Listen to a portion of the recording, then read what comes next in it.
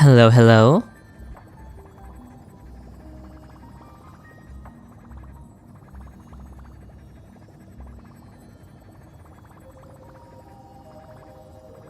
Welcome all, welcome all.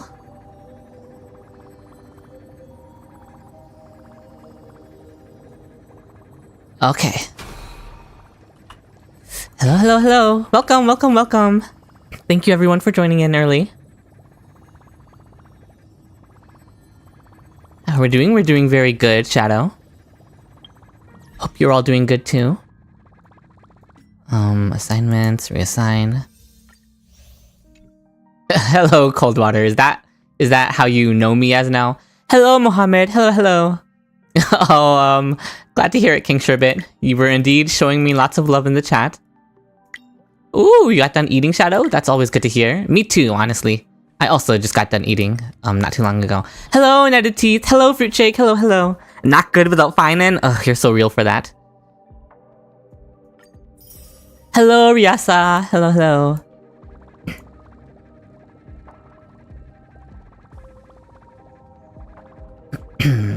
Okay. Did I watch the new trailer? I did, Coldwater. I actually posted my reaction to it from the stream on YouTube. So you can check that out on YouTube. It should be its own video. Yeah, the Fables about the Stars Part 2 was so good, Zool.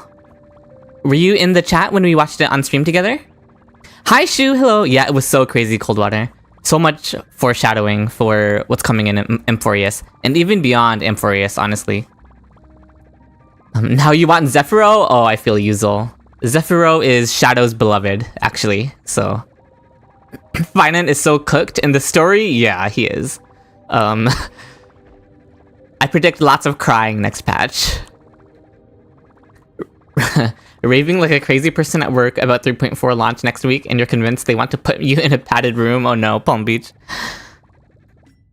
I can't believe it's actually here though, it's actually next week.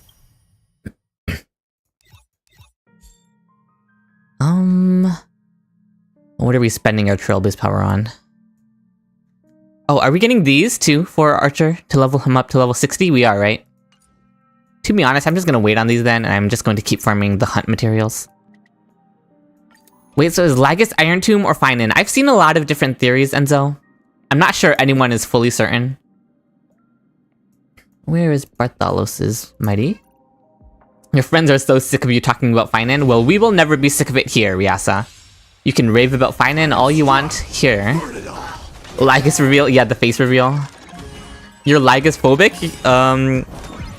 I am too, Zol, but you know, he has a very pretty face.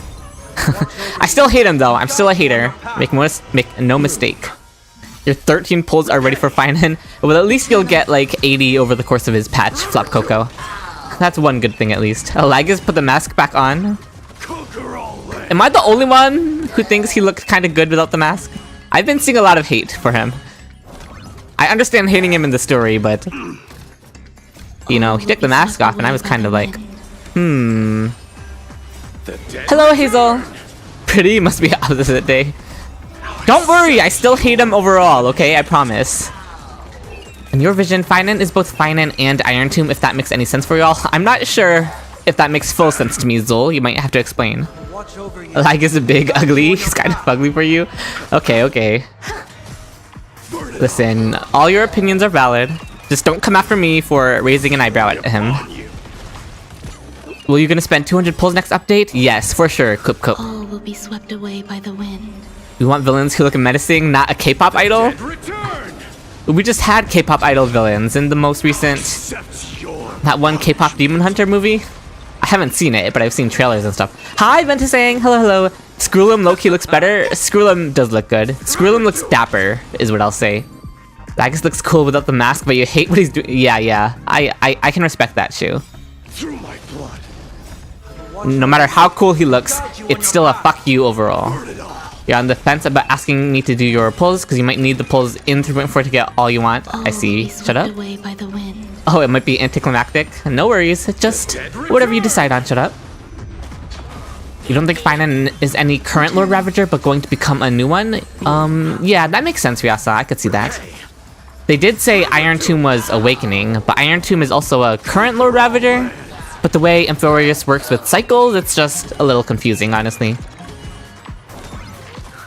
Like, his personality is so fugly that even though his face is conventionally pretty, he is still ugly. You know what? I can get behind that interpretation, Elder Seal. Okay, so after this, we are going to be doing Divergent Universe, my runs of Divergent Universe. And I'm gonna let you guys pick which characters I use. So use the did I forget my own command? What's the command for picking my characters? Oh, it's just a redeem. It's not a command. Yeah. So only one person can redeem it every minute. So it's a first come first serve. The first 4 HSR character redeems will be the 4 characters I use for this Divergent Universe run over the next 4 minutes. So Hazel got the first one. Hazel gets to pick the first one, and then the redeem has a 1 minute cooldown before another person can redeem it. So this way, not everyone is spamming it as much. So I'm just letting you guys know beforehand, so you guys can be ready to redeem 4 characters for me to use. Natan, I'm borrowing my friend's E6 Mighty. This is an E6 S1 Mighty. Do not compare it to your Mighty. He's fully whaled out. Hello, Darkstar. I am struck. Burn it all. Oh, Hazel picked Pella. We can work with Pella. You always use Mighty on DU because if you use Aglaya, you just end up with your team dead. At the higher level DUs, Begri. That makes sense. Eternal. Oh, that's an early stretch redeem from King Sherbet Cookie. Okay. Oh, High Ground got the second one. Are you guys just like spam clicking the redeem or something? Because it's a first come first serve now. The Welt again? You want me to use my level 20 Welt again? I used Welt in my previous Divergent Universe run during the 10-hour stream, High Ground. But okay, it's a Pella Welt angle. It's a Nihility angle, I guess. How is E6 Mighty? Very good for auto farming and grinding. How does one join the Phainon pull event? Ventus Aang, you would just DM me on Discord, basically. Someone should choose QQ. I love QQ, so I would be down to do QQ propagation. Not the level 20 Welt. At least Divergent Universe automatically levels him up. 7 days until Cerebra Beta? Yes, you mean 7 days until Phainon V7, Blidisi. Do Hypercarry Hyacine? I do not have Hyacine, Coop Coop. I don't have any Emporius characters. I skipped the entirety of the Emporius patch to save up for only Phainon. Yeah, Zul, DU levels him up. So it's doable, it's just... Oh, Zoisimos got the third one. You're gonna keep picking him until he's leveled? Oh no, High Ground. That's a threat. Sunday? Okay, we can work with Sunday, Zosimos. Hypercarry Yukong. You guys realized the last time you guys picked my DU characters, you picked Yukong, Sunday, and Welt. So you guys are just picking the exact same characters again. With the exception of Pella. Hi IK, glad to hear it. We're picking a real team today? Well, we still don't have a DPS, so we'll see if the 4th picker picks a DPS. Yeah, I don't have a sustain, so we'll see. Cerebra is only September 3rd, so yeah, we'll be waiting for quite some time, yeah.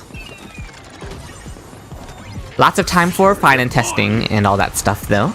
The real team being Arlan? Please don't. I don't have a healer or a shielder on this team. Arlan wants a shielder, not a healer, right? All will be swept away. I did not like your Yukong team enough to try it, shut up. That was an accident. Someone pick Yenching so we can blame him over nothing. Oh, Walpurgis got the 4th one. Okay, who's my 4th Divergent Universe character, Walpurgis? How about Gallagher's Super Break Hypercarry? I would have been happy to do that Cup, but the chat has decided against it. Listen, Walpurgis, all of the power is in your hands now. You get to pick the 4th character. The team so far is Pella, Welt, and Sunday. Pella, Welt, and Sunday. Oh no. Who's gonna round this team out, Walpurgis? Yes, that is a Mighty. That's an E6 Mighty that I'm borrowing, Topaz. For grinding, because it's very convenient. Oh, there's the Clara Pray emote that I recently added. You guys can have fun with that one. That's me right now. That's me praying that Walpurgis picks something good. Yeah, I know, right, Kippis? Only 7 days. Can you believe it? Hi, Kitty. Did you see the thing with Joshua this morning? Oh, I did not, Kitty. What did I miss?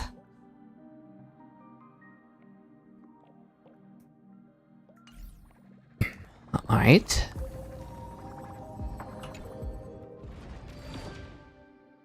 Listen, no matter what, I'm probably doing a low difficulty level because you guys have picked the most cursed team.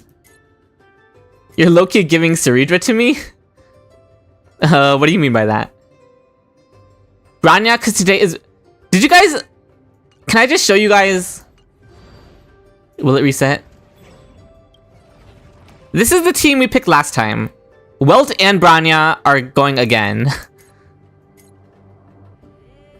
A Sampo Super Break request? Honestly, that sounds kind of fun. That sounds really fun against Hule, honestly, but people have picked. Where's Sunday? And where's Pella? What is this team? This team is not surviving Hule. Right? Like, Hule is wrecking us. Good morning, or evening, yeah, Robin Hoodie. Oh, an upload to his YouTube channel? A cover? Nice. Maybe I'll look at it. Welt carry Believe. Okay, how is this gonna go? This is not gonna go well. Okay, Elder Seal, sounds good. Yeah, Hule is gonna zero cycle me, you guys.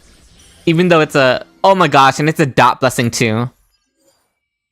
Well, it is Nihility path, Zool, but it's a DOT path. Which I don't have any DOT on this team. Oh my gosh! It's the Kiryu that advances enemies and I don't have any sustain. The sadness in your voice from DPS Welt. Hi, Ukiora. Welt shall be your Phainon placeholder for now with that team. I have no faith. Hule Showcase Zero Cycle Run. That's what we're about to see for sure. Day of peaceful Show your courage. This is gonna go so bad.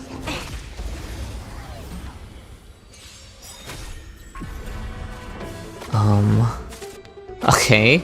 And the Hycelin's buff just kills these guys, at least. Hule having 270 speed. Yeah, and also getting advanced because of the Kiryu is diabolical. I don't even know if I'm going to survive until Hule, honestly. This team is pretty cooked. You made a new account, you're gonna get Sunday in debating between Tribi and Phainon? Tribi is just Tribi, right? You can never go wrong with Tribi. But Phainon would probably be really fun for a new account. Oh, actually probably Tribi or Saber. You'll have a long time to get Saber, Ukiora. Her banner doesn't even have a set end date. So you should definitely pick Tribi over Saber. This run might be cooked. This run is definitely cooked, Shadow. I have no faith in this run. This team is fire. What you talking about? There's Sunday. Sunday is not going to be doing damage. This Kiryu is the only reason I might survive. Or not Kiryu, this Blessing. It was Clara food? Oh, Scope would have been eating. I was panicking yesterday about Phainon being evil. Yeah, but honestly, it kind of just makes him hotter, you know what I mean? But I don't want to see him suffer is the thing, so. Polar Grace, thank you so much for following. You're hyped for the new version? I know, right, Enzo? Can you believe it's only 1 week away? I'm not ready for the banner. Well, I am ready for the banner, actually. The banner can't come soon enough. But I'm not ready for the story to completely destroy me. We'll see if I end up crying on stream. You have E1, S1, Tribi. You're 100% going for Saber. Nice, Darkstar. It's a good plan. Now, Ceridra kit is out. Ceridra's kit is not out, Talal. Those were fake kit leaks, if you saw those. Is Phainon's E1 speed buff forever? It is. It is. Phainon's speed buff does last forever. I kind of want the skill points. Phainon's gonna make the choice the nuke didn't. He'll join the Trailblazers. I would love that.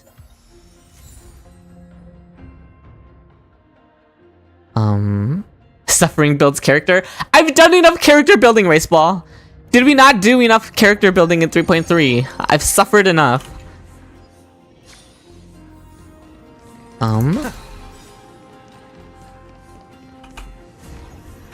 1 week away is too long, bro. Can't say for leave already. I know, right, Flamestar?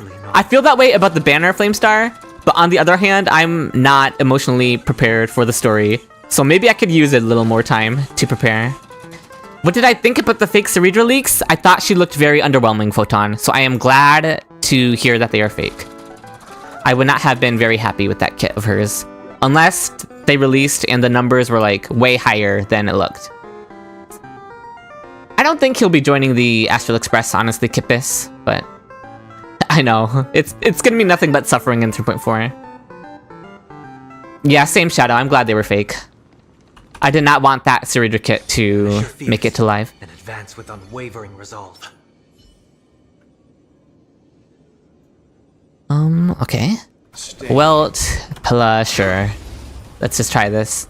The new trailer we got yesterday was, I'm fine. Enemy data secure. the plan of killing Noose, the first time you thought Thurda becoming the next Aeon of Erudition. I don't think she'll become an Aeon, Walpurgis. I would just be surprised if they made a playable character in Aeon, I guess, is my thing. Let's begin. This mortal watch over you and guide you on your path. It didn't seem like Biss support to me at all. She gave very little stacks, is for sure. Shadow. We've entered the storm. Surely our Emperor will save us. Ceridra, yes. Ceridra, please save us. Why is my Bronya going ahead of my Sunday? Whatever. Okay, well, it's kind of cooking. Leave it to me. You're sad Acheron didn't join the Express. Yeah, I guess it didn't really fit her, you know? That kit had good bones, but her ult being locked into Phainon team via her T2 was really suspect. Her ult also not even targeting Phainon, so she couldn't build up stacks for him very well. I did not like that. Her buffs being the type of buffs that Phainon is already oversaturated with, that being attack and damage percent and crit buffs. I did not like that. And then her extra turn feeling clunky to work around from the way they described it. I did not love that, so I didn't like anything about the Ceridra fake kit leaks, besides for her base speed buff, which sounded good. What am I doing? What do I need to get? Oh, I need this for the heal. Let's just get rid of this. They already made a playable Aeon. Phainon is the Aeon of hotness. You're so correct, Rice Ball. How does it feel to be the most correct person to have ever corrected? Yeah, the crit damage attack percent just felt wrong. I still wouldn't put it past Hoyo to do that. Yeah. The freeze could be good.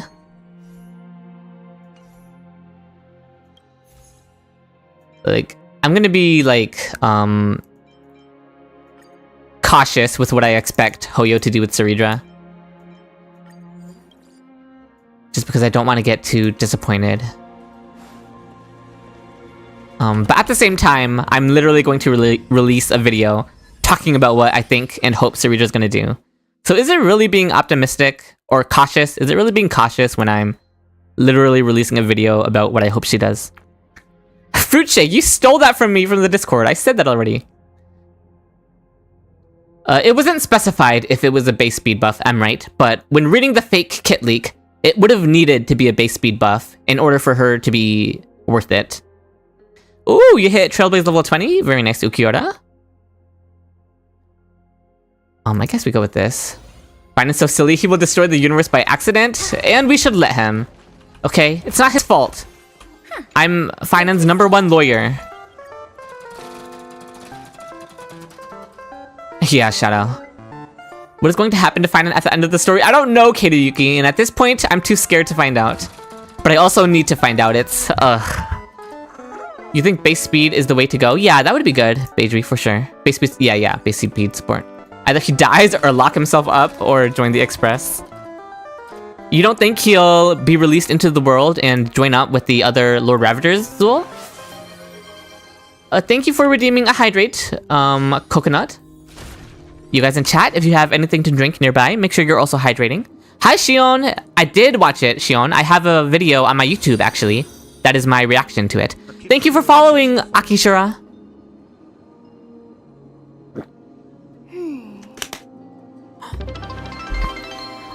Ooh, that was the 220 follower goal?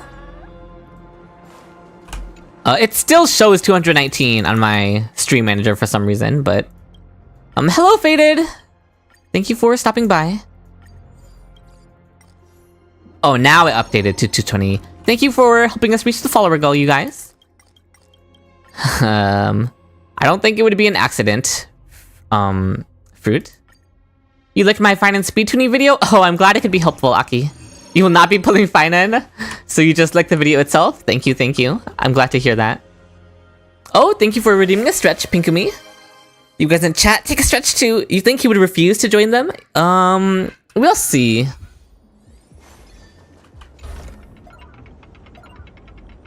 Oh, it's cool outside for you, shut up. That's nice for you. I'm jealous. It's so hot out for me. 4, so it's 1, 2, 3, 4, right? I have to stop it when it's right here. And this one is 1, so I have to stop it when it's there. Let it rotate. Iron Tomb's original enemy was Noose, but with Phainon personally, he may change his target to Nanook itself, the Destructor of Destruction. Maybe Noose becomes his enemy because Lygus is connected to Noose, you know? Maybe. Oh, nice, J-Mike. You're done farming Phainon's mats. I definitely sounded jealous with the heat. Yeah, 100 degrees? Oh gosh, Tetra, I'm so sorry. Well, thank you so much for following, Consumer 500k. Heatwave is insane, it really is. I will give you all the luck, Zachnol. Now that you have visited my stream, you will now walk away from this stream with my luck. You missed the cold, there's yeah, unbearable, or high ground. I feel the exact same way. You guys want us to gamble? Let's gamble. We can get 10% to 200% of the cosmic fragments that we lose. Oh, Kiri, thank you. So 600. We almost have a pretty crazy number, but 667. Let's see what we end up with. Ooh, we doubled! We doubled! That's huge! We like actually completely doubled it. See, that's the good luck you guys were asking for, right? That's foreshadowing the Phainon banner pulls. Another adventure. You heard that Sunday Silverwolf with Archer is a lot harder than other supports. Archer is less comfortable for sure if you don't have Sparkle. You're hacking? Listen, I have to get lucky sometimes. I'm changing to Fei Xiao just for this. Save your pulls, Chewy? I will, I promise. Let's see. Ukiora, you could check Hakushin, it's a website. Or HamDGCat. Honestly, if you Google Phainon Light Cone, you can probably just find a website that shows what it does.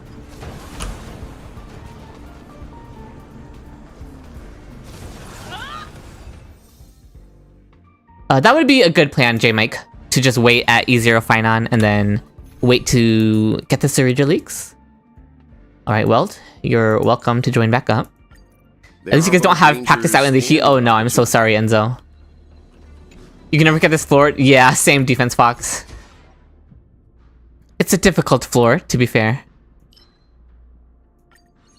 His second best was Aeon, right? Phainon? His second best... Aeon is his best free-to-play light cone. His second best light cone is actually Dill's light cone, though. Fei Xiao Super Speed still looks funny? Fei Xiao, the Trotter's Nightmare. Oh, I love rounding them all up.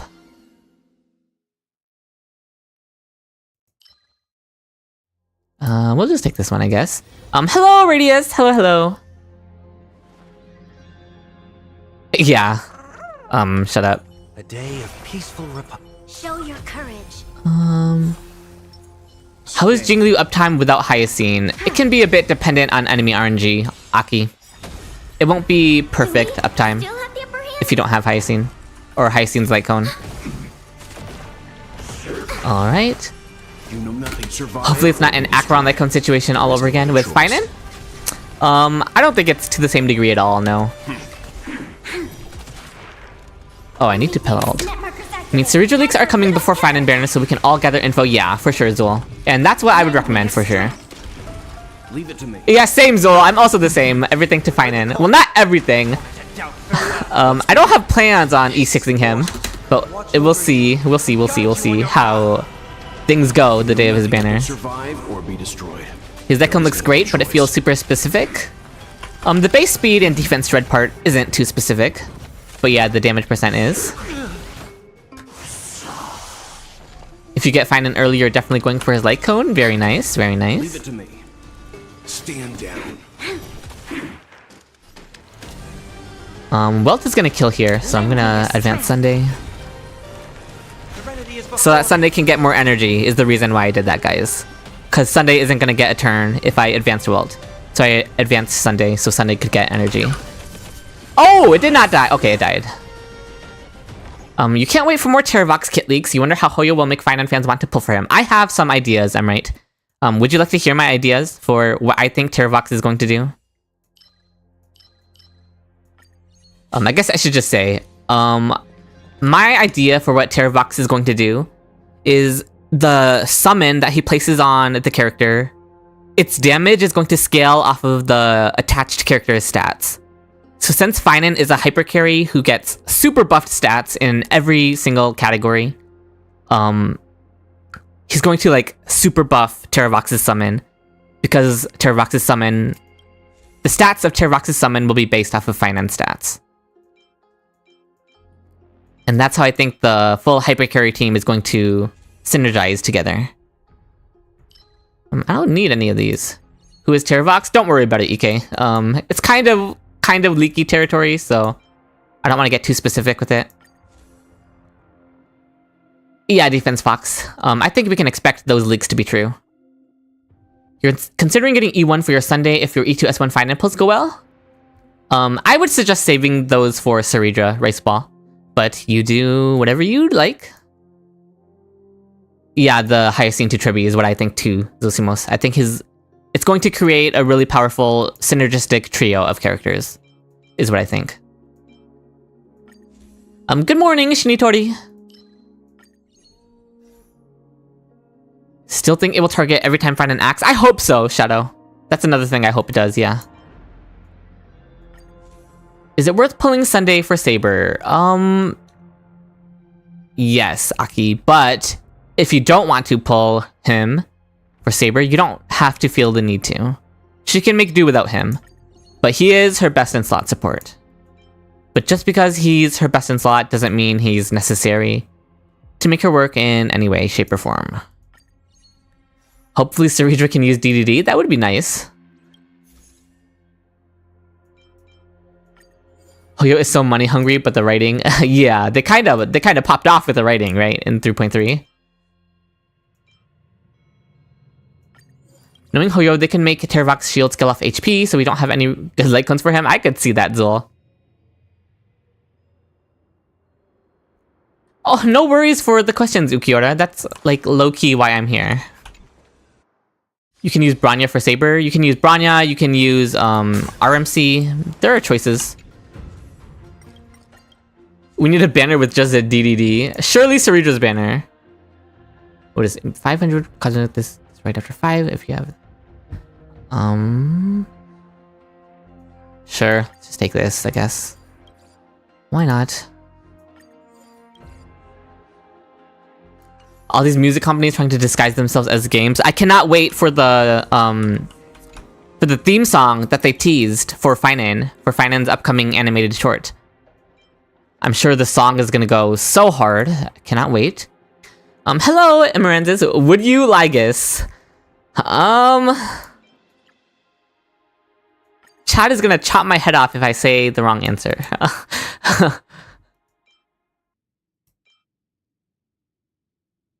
Listen, it depends on what he does to Phainon in 3.4. If he hurts and traumatizes Phainon too much in 3.4, then nothing can save that man for me. Tweet does make guides, chat, don't worry. Yeah, don't worry about asking me questions. The 3.4 theme song is gonna... Yeah, I know, right, Palm Beach? I cannot wait. Let's take the weakness break efficiency one. Wait, we can't even weakness break Hule, so with this team at least. Quietly. That's kind of useless. I forgot. I guess also obsessed with the number 4.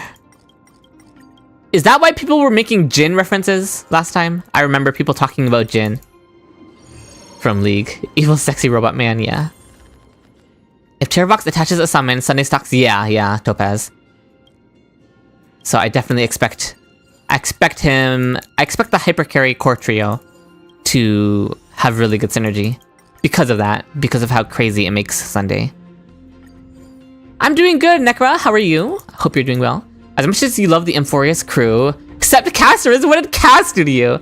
This whole separate situation and the fact that hurt us here, I just think that Poka is going to find out and kill everything in Emporius, sadly. Does Poka scale that high? I know Poka scales pretty high, but I don't know. 2 echoes of war during its first story cycle? Yeah, because it's longer than most others. What do I think about Gabimaru opinions on Archer Best in Slot? I actually left a comment on Gabby's video.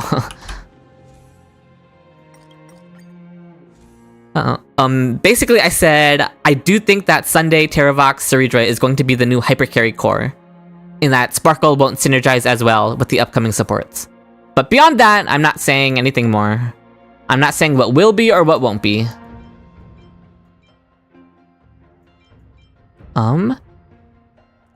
Oh, Darkstar, you're waiting for phase 2 of 3.4? Poka has just been killing nerds up to this point. I don't know, I kind of don't like the idea of her scaling too high above all of the Aeon level stuff happening on Emporius. Like for most DPS right now, for most Hyper Carry DPS's Shadow.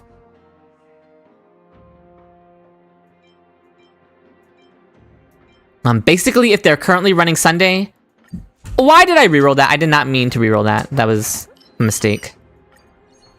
I've saved about 600 pulls for Phainon Chitoge.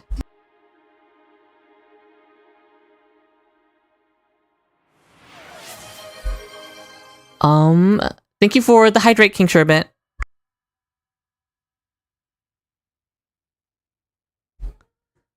So like Aggie and yes, like Aggie, Mighty, Anaxa, and also 1.x hyper carries like Jingliu and Blade. Well, not Jingliu and Blade because they don't use shielders. But what am I doing? I can't be bothered to overwrite these. Do you think Phainon animation is tonight? I'm not sure, Topaz. Does the Phainon mains Reddit have like a projected time of when we expect all of the stuff? That would be helpful. None of these are useful. In fact, let me overwrite one of these. I don't need this. Poka should show up if Noose's life is on the line, but yeah, it would be anticlimax if the outcome was, yeah. Especially because she's a character that has not been built up at all during Emporius Be Consumer. So I would be pretty disappointed if Poka even got involved in any type of, big way, I guess. You're worried, will there be 4-star drops in the fake There will be 4-star drops, Shinitori, there's just no 4-star rate ups. So every 4-star is rated up the same. Oh, Mighty doesn't use shielding too? Okay, that's fair, Shadow, that's fair. I guess Terravox just wouldn't be part of that then. What chances Saber and Archer getting trailers? I don't think they will, Buzz, honestly. The only build-up she's had was side content, right? Yeah, the simulated universe domain that was really bad, basically. I'm gonna pick Ceridra just to show my loyalty to our queen. I know, 7 days. 7 more days until Phainon blesses us. The Ceridra leaks is fake? Yep. And I'm glad they are, Zionic. Is this difficulty 5? Soup Bear, who do you think... Do you think I'm gonna do difficulty level 5 with this team? Look at the team chat forced me to play. I am not doing difficulty level 5 with this team. Still have the upper hand. Ready for another? Is Ceridra kit come out? No, it should be in 1 week as well, alongside Phainon's banner, Necra. You think Lagus is either Iron Tomb or Rupert III? Or both? Yeah, I'm not sure what to think about Lagus's identity, honestly. Same rate up, S5 DDD in a single 10 pull? Is that how your normal rate ups go? Cause then maybe.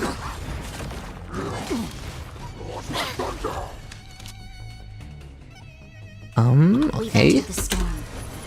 To guard and defend. Yeah, Buzz is the #1 Sparkle hater. Let's begin. Buzz, you get like 2 messages of hating Sparkle per stream, and then it's done. Not because I disagree with you, but just because it's a little much. You know nothing. Survive or be Ooh, you got breakfast, Hazel? What did you get for breakfast?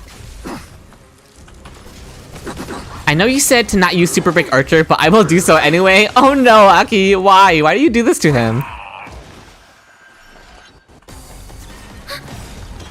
Isn't Rupert dead? Or that's what he wants you to believe? Enemy data system net markers activated. Time for a good old counter. You feel like Lygus has made a few comments suggesting he's not a Lord Ravager? This battle is lend me your strength. You know nothing. Survive. Ooh, we have a Sparkle lover versus a Sparkle hater. Lygus is probably the one operating the scepter. Thoughts on the other Lord Ravagers? I love all of their designs, honestly, Palm Beach. They all look great. Super Break Archer is not cooking. We've entered the storm. Okay, Buzz. If Lygus is indeed Rupert, Poca will visit Emporius. We'll see. I'm not on the Poca hype train. I know a lot of people are. I am not.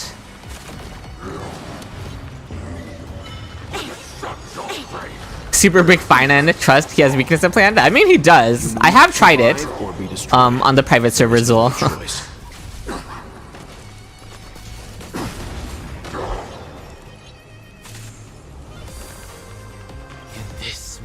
Phainon is the Iron Tomb because he inherits the image of Nanook in his form. Lots of theories going around. Good night, Faded. Thank you so much for stopping by. Commencing support. Enemy data system net markers activated. Time for We will interrupt Hule with Welt's thing. You know nothing of The girl or Ravager reminded you a little bit of Void Archives? There is no So it reminded you of Luocha, is that it? This trial is fitting. Are you beta testing? Something like that. Something like that, Chitoge. I have access to the characters early, is all I'll say. So yes, I have been playing all the characters, which is how I make my guides. You don't think Sarita will replace Sparkle at all? She's only in contention to maybe replace Cypher Silverwolf in Archer teams? Not good. We'll see. We've entered the storm. To guard and defend. What team is that? Don't ask, Nekra. My chat put together this team. My chat forced me to play this, okay? Do not go thinking that I'm playing this team voluntarily. I am absolutely not. Serenity is before me. Poca has been slacking. Can't believe she left the scepter running for it. True. or be destroyed. There is no Poca, more like Fradka. I don't know. Watch over you. The Lygus glow up shocks me a lot. We cooked, to be honest. It's because this is a relatively low level of DU. So it's... the buff just carries. The combat report will be ready. Like, yeah, seriously, Palm Beach Duke. Nice one, Chewy. Thanks, I guess. I'm not proud of this, but... oh, the Fradka. Misery. That sounds like I'm calling Kafka a fraud. Same no matter All skill, no luck. Don hung SP with Sunday might be the end for all other Hypercarry supports. I do think that, too, Buzz.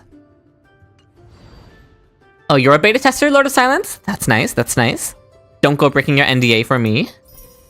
Oh, I can't claim these. Let me go ahead and do one run of... what should I do? I'll do one run of Lushaka. I do Lushaka just in case Saridra will end up needing it. Where's my mighty Bartholos? Thank you. Why did you call Kafka a fraud? I mean, that's not too far off either. What has Kafka done in the story lately? Kafka has been gone for forever. You're a Fate series hater, but people are gonna assume you play HSR because of Fate characters when in reality you play because you like Phainon gameplay. I don't know if people will associate Fate and HSR that much. Am I going to make a guide for the Fate collaboration? Darkstar, I already have. Darkstar, do exclamation point Archer and exclamation point Saber in the chat. And the bot should link you to my guide videos for Archer and Saber.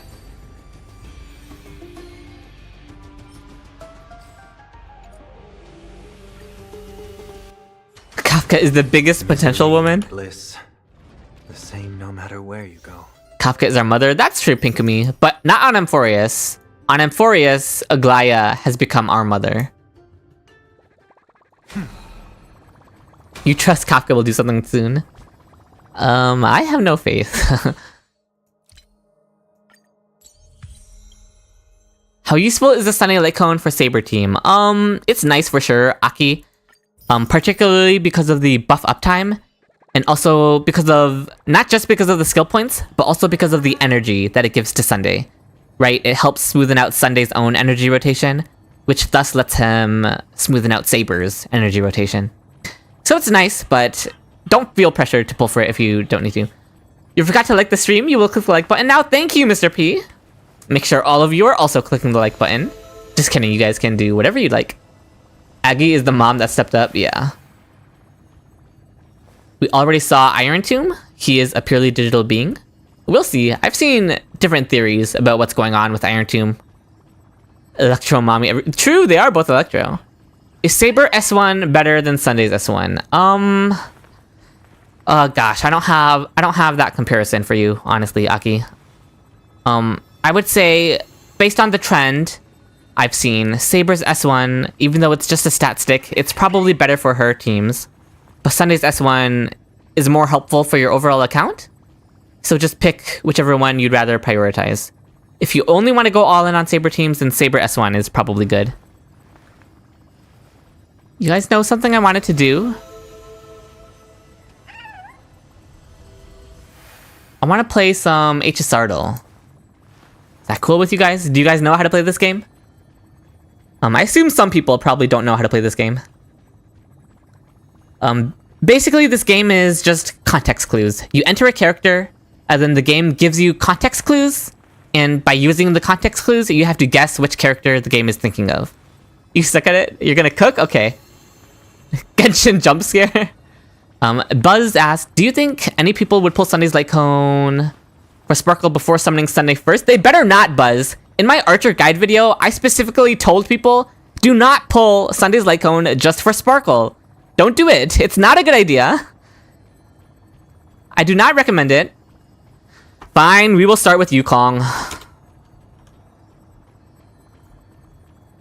A go girl, give us nothing. Oh, she gave us Shenzhou.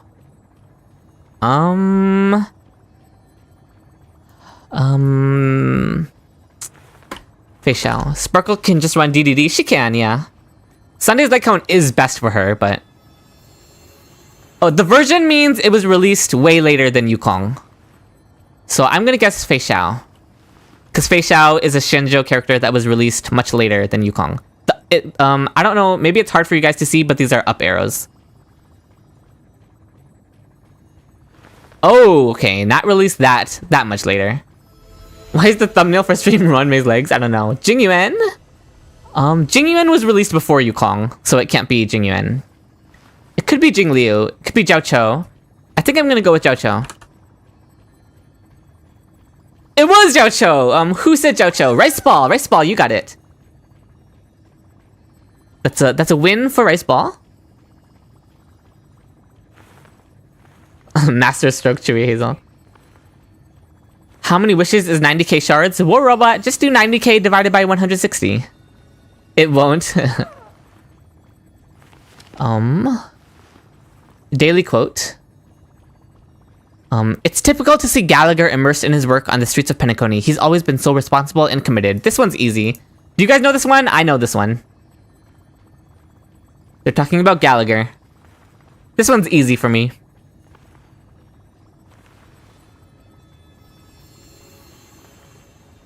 Go ahead and take your guesses, chat. Oh, yeah, okay. Chat all knows it, yeah. Easy, Misha. If Ceridra Light Cone is as good as Sunday, should Sparkle fans pull it instead of Ceridra herself? Buzz, that's a lot of it depends. Daily ability. Oh, these ones are the ones I'm really bad at. What is this? Is that a scythe? Is that a scythe? Is this Casterus? No, it was not a scythe. I thought this looked like a person holding a scythe, maybe. You think that's Jing Liu? I'll try it. If you're right. Oh, no. Oh, wait, what is this? What am I looking at?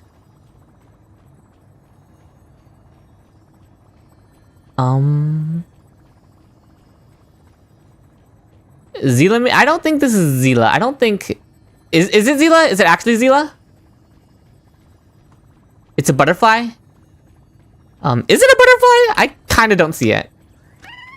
Okay, it was Zila. I should have just... Oh, I see. It, Okay. Gonna pull Phainon. What is his best second team DPS? What do you mean second team DPS? John Labu. When I thought this was a scythe, so I should have just guessed Zila. I would have gotten it correct for the wrong reason. I see, it's one half of the butterfly. Okay, daily emojis now. Robot. It's not Screwlim! Who's a robot? Shui. It's Shui. No? Count Boothill? Okay. Okay. Azul, not you guessing Screwlim. Okay, now that you guys are making your guesses, there are a few different possibilities for what it could have been, yeah. In fact, let's do some more emojis. This one's fun. Fire? It's literally just a fire character? That could be literally anyone. But who do I associate a lot with fire? Oh, it's Fugue. No, it's not. It's... Boothill is a cyborg? Actually, yeah. Fire Fist. Hook? You think it's Hook, Chestnut? I saw someone else suggest Hook as well. Nice! It is Hook. Oh, Shinitori, Gallagher was a good guess, honestly. Gallagher would have made a lot of sense. Gallagher or Hook would have been good.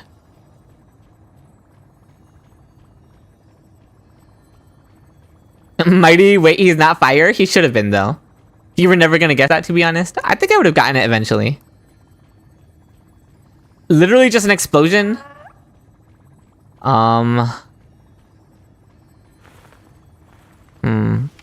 Who does explosions? Tribby does. Hook? It can't be Hook again, right? Are they... Is it, like, it's literally a Hook. Is this just Hook twice in a row? Like... Do I just send the Hook twice in a row? Okay, it was just Hook twice in a row. Leave me alone, Hook! Oh my gosh. A double whammy indeed. Okay. Oh! Oh no, this is calling someone out really hard. Who is the emoji calling out? It's Ratio, right? It's Dr. Ratio? It's calling Dr. Ratio out?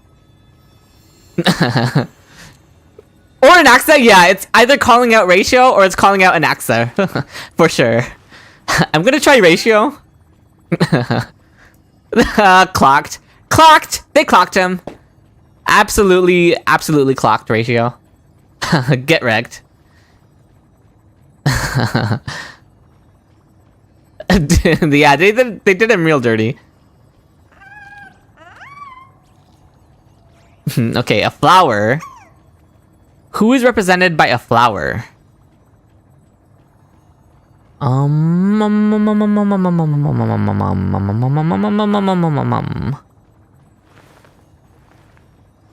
Run, May? Is she? I don't think she is. Castress because of the Sea of Flowers? Maybe. I don't associate anyone with flowers, honestly. I'll try Cass. Okay, oh, it's a guy. It's a guy with flowers. Right? This is telling me it's a dude.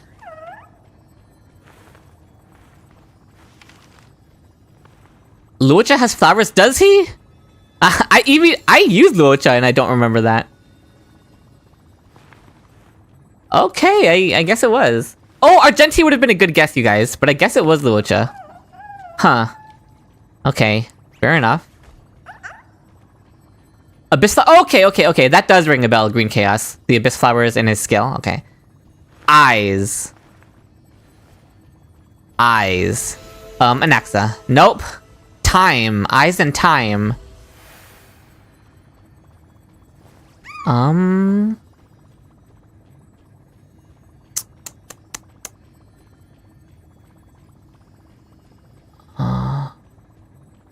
Jingliu, really? Acheron? Why would the eye for Acheron, though? Cypher Aglaya? I don't see how the time... Oh! Whoever guessed Fushman is correct, yeah. Yeah. Fushman. Let's do some quotes. Let's see how well we know quotes. The longer one works as a judge, Hanya... Okay, easy. Next round. Can you guys read the quotes, or...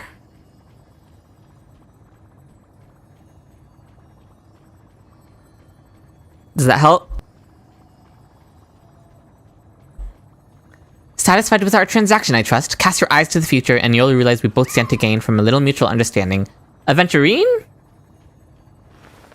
Topaz, Tingyun? Jade? You should do HSR bracket fights? What is that, Fruitcake? Jade? Okay, chat is saying Jade. I would have guessed Aventurine. Okay, I'm guessing Aventurine now. Yeah, I should have just gone with my gut. I know my boy. Finally time to go home. I hope no one notices me. Who the heck?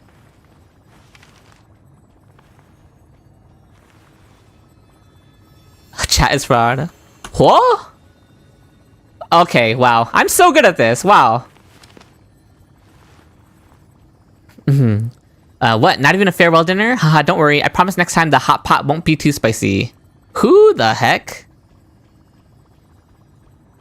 Gwynny? No, not Gwynny. Susang? No.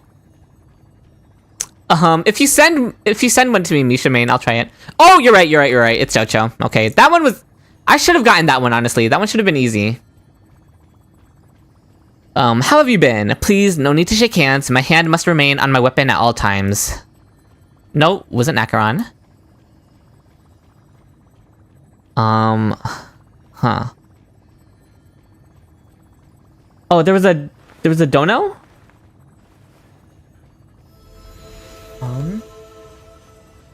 Okay, Ultimate Blazes said, "Hello, Chewy. I've been watching your videos about Phainon, and I'm just as excited for you. You have about 500 plus pulls for him. I wish you luck with him." Thank you so much, Ultimate. Thank you so much for the donation. Thank you. I wish you luck too. 500 plus pulls is a lot. I'm not sure if you'll need the luck, but you and I have a pretty similar amount of pulls for him, honestly, Ultimate Blazes. So, yeah, thank you so much. Thank you.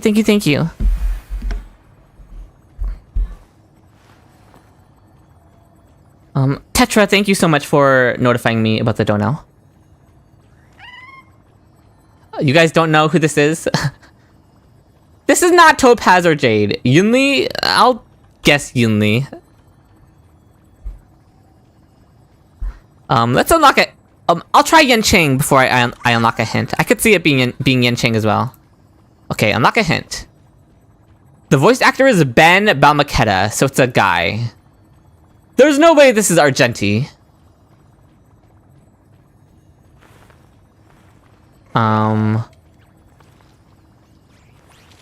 Moza... oh, you guys know his voice actor? Okay. Low-key cheating, but... let's do normal mode. Do you guys want me to open with Yukong? I feel like Yukong doesn't even give us that much information, but... Sure. Harmony weekly boss. If she's using this weekly boss, she has to be... it's Branya. Yeah, this is Branya. No... Oh, of course Branya uses Yurilo. It's Asta. Yeah, it's Asta. Yeah, it's Asta. You unlocked the hint? How is it cheating? That's fair, Kiri. Well, I didn't know what the hint was going to be, Kiri. I don't play this very often.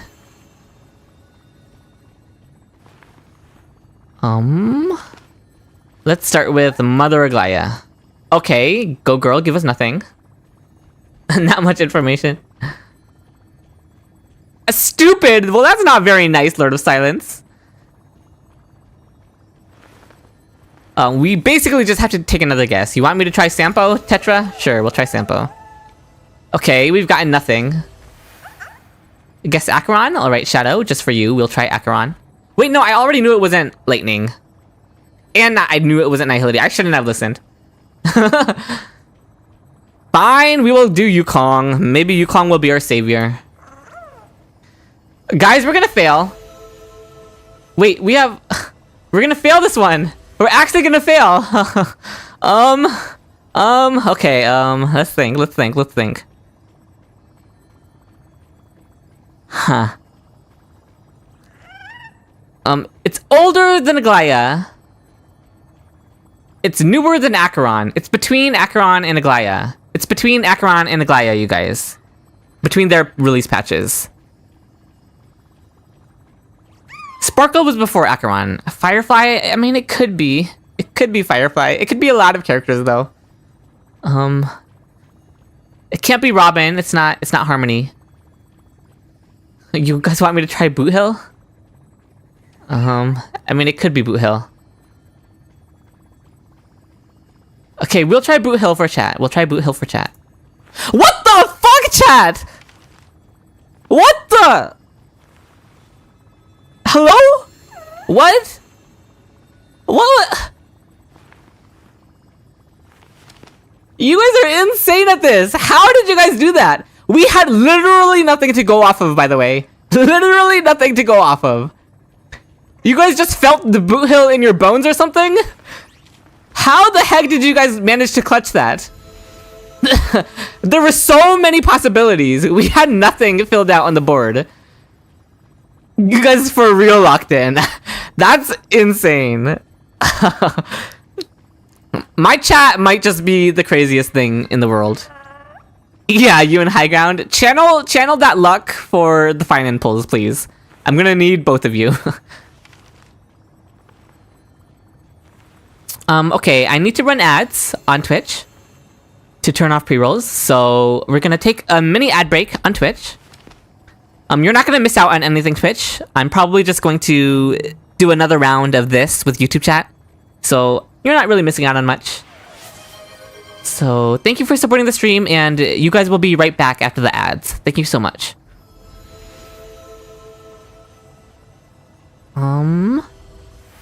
Okay, ads are running on Twitch. Okay, there we go.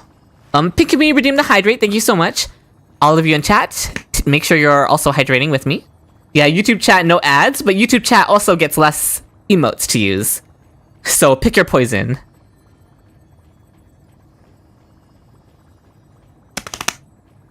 Okay. While Twitch is on ads, let's do another round. You get Whiplash from the Firefly skin. You play PGR and all of the skins are amazing. Oh no, Lord of Silence. Firefly's skin is a classic Hoyo skin. Who do you guys think is a good starting character? Like, which starting character would give us a lot of information?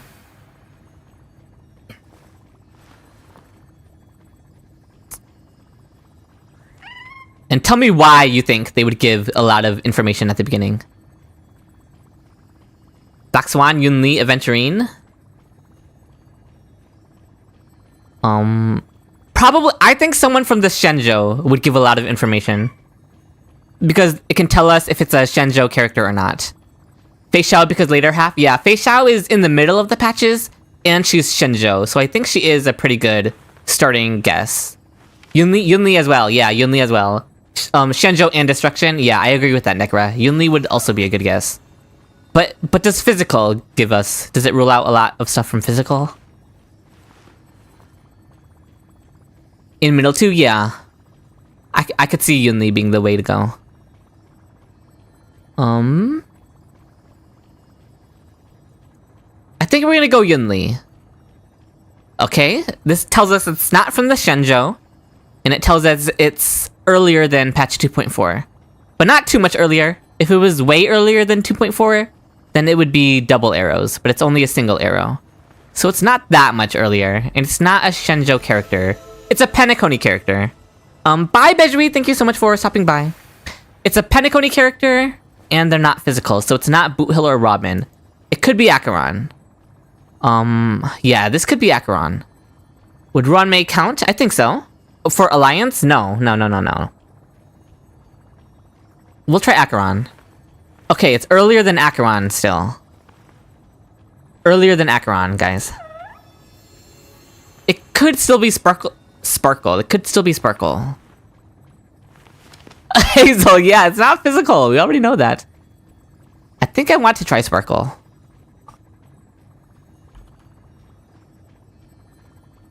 Okay, it's not Sparkle. It's earlier than Sparkle. It's not a Harmony character.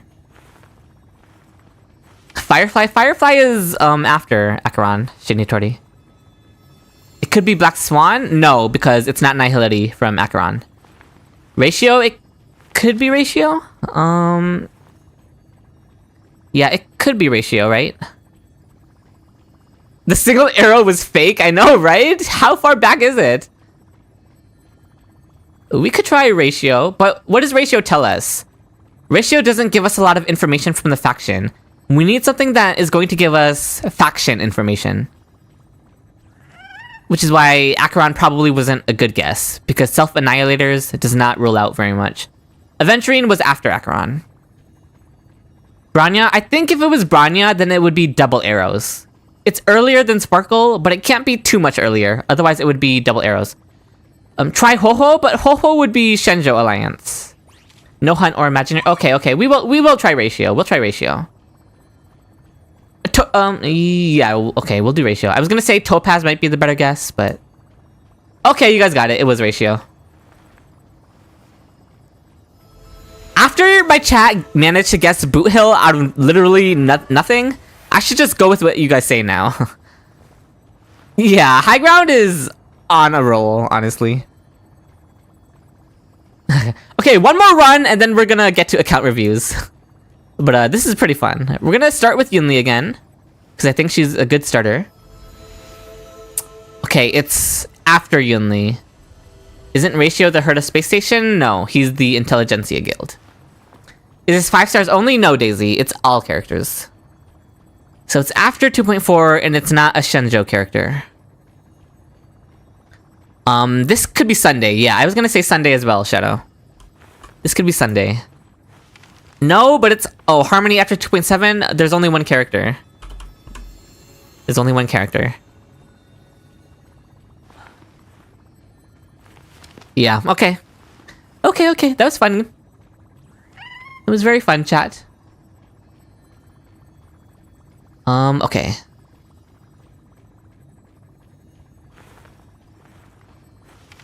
Alright. That was fun.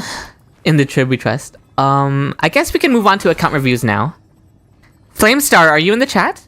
We might do your account review first. If you're in the chat, that is.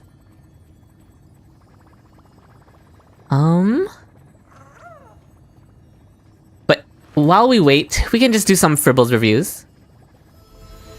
Oh, Flamestar, you're here? Okay, Flamestars, I'm going to need your email code verification then. So let me log out of my account. And we will do Flamestar's account review. We're on the idle screen. While I log in.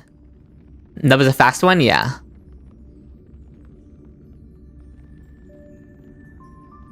Alright. I'm getting Flamestar's information. Flamestar, what server are you on?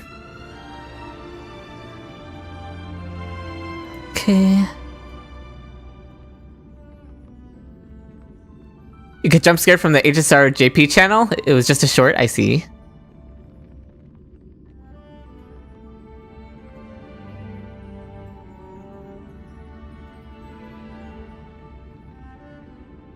NA? Okay, and Flamestar, get ready to send me the verification code in your email.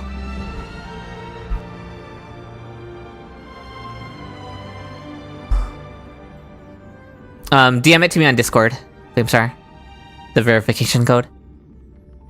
Hello, Alexander! In 57 minutes? Okay, Zool. Make sure to remind me then to check. Okay, Zool? Final trailer will be tonight, trust guys. If it is, that's gonna be absolute cinema. Whenever you get the code, Flamestar, just DM it on Discord.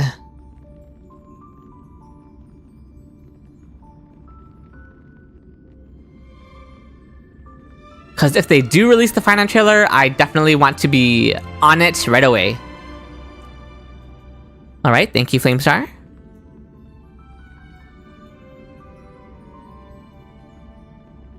And we are in, and we get to stay on the NA server.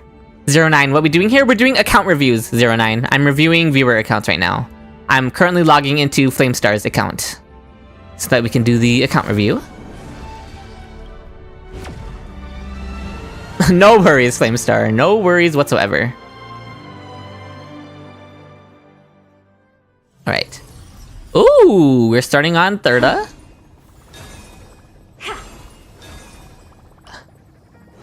Yeah, Mishamain, that was a pretty crazy myriad. You have not seen one good for a Saber Guide video? What do you mean? Do you not like my Saber Guide video, Darkstar? You see why the stream is censored? Yeah, 09, yeah. I was logging in. Alright. This is Flamestar. They didn't tell me how much they spend on the game, which is fine. You don't need to tell me. Okay. You have a Saber Guide? Yes. Do exclamation point. 09, thank you so much for subscribing. Thank you, thank you, thank you. It means a lot. Thank you. You can do exclamation point Saber if you want to see my Saber Guide. You have a lot of pulls if you want to see. Let's look at that now, Flamestar. Oh, cinema! Lots of 4s and 5s. Now you're a member? Thank you, 09. Thank you. You have access to the YouTube emotes now, 09.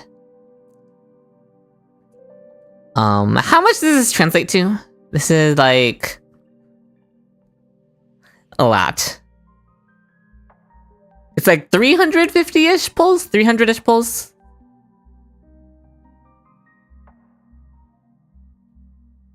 Somewhere between 300 and 350 pulls that Flamestar has. Very nice.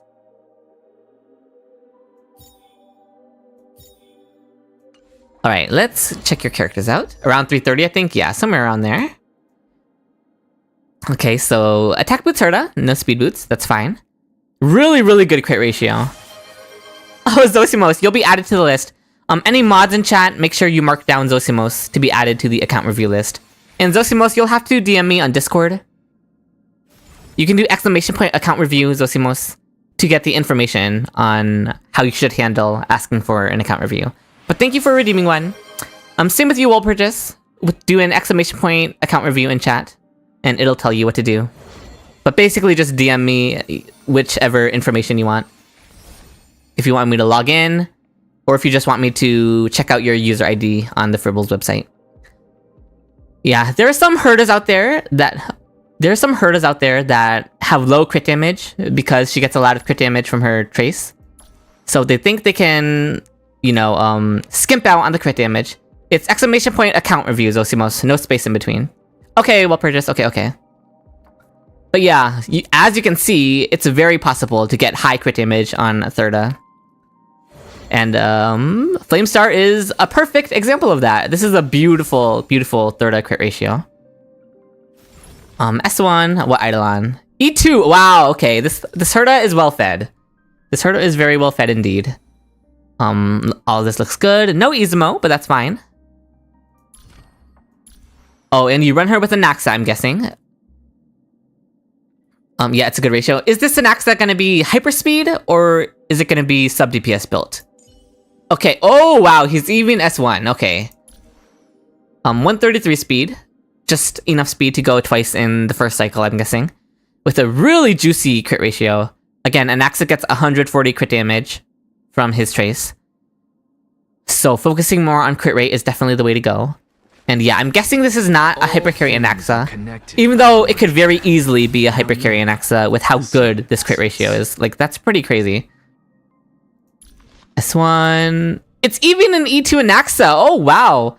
You are feeding your Herta and Anaxa. Anaxa is the boy, King Sherbet. That's actually low crit rate for Herta? Well, it's not 100%. Yeah, but... Rudolent. Okay, and he is on Eagle, so he is actually getting more turns. It's like a hybrid between a hyperspeed battery build and a damage build. Yeah, E2 Anaxa is pretty crazy. Thank you for redeeming an account review, Aki. He only gets 140% crit damage if hyper... Oh, that's right, Zul. That's right. I'm so used to viewing Anaxa as a hypercarry. So this crit ratio is really good. That's a support Anaxa. It's like a hybrid, I would say, Zeonic. S2 Anaxa is greater than E2 Anaxa. Okay, the Enigmata follower in my chat, ADM. Oh yeah, you're the S2 Anaxa haver, ADM. Oh no, I remember now. The Robin. Thank you for following 09. Thank you. Is she gonna be E1? She is, isn't she? Wow! Okay, so you pulled E2 on Herta and Anaxa, but you didn't get Robin's E1. Okay. Now you're on both? Thank you, 09. She is on Von Mac, and she does have the correct speed. Very good. And you have her on the 4-piece Musketeer, I guess to help you reach that 120 speed threshold. That's completely fine, because she's still hitting 4K attack at least. Yeah, this team looks like it cooks. I kind of want to try them out. And the Aventurine, probably E0. Yeah, you probably saw no reason to invest in him. Japard's Light Cone, very good. 5K defense is really good. Honestly, he mainly needs more speed.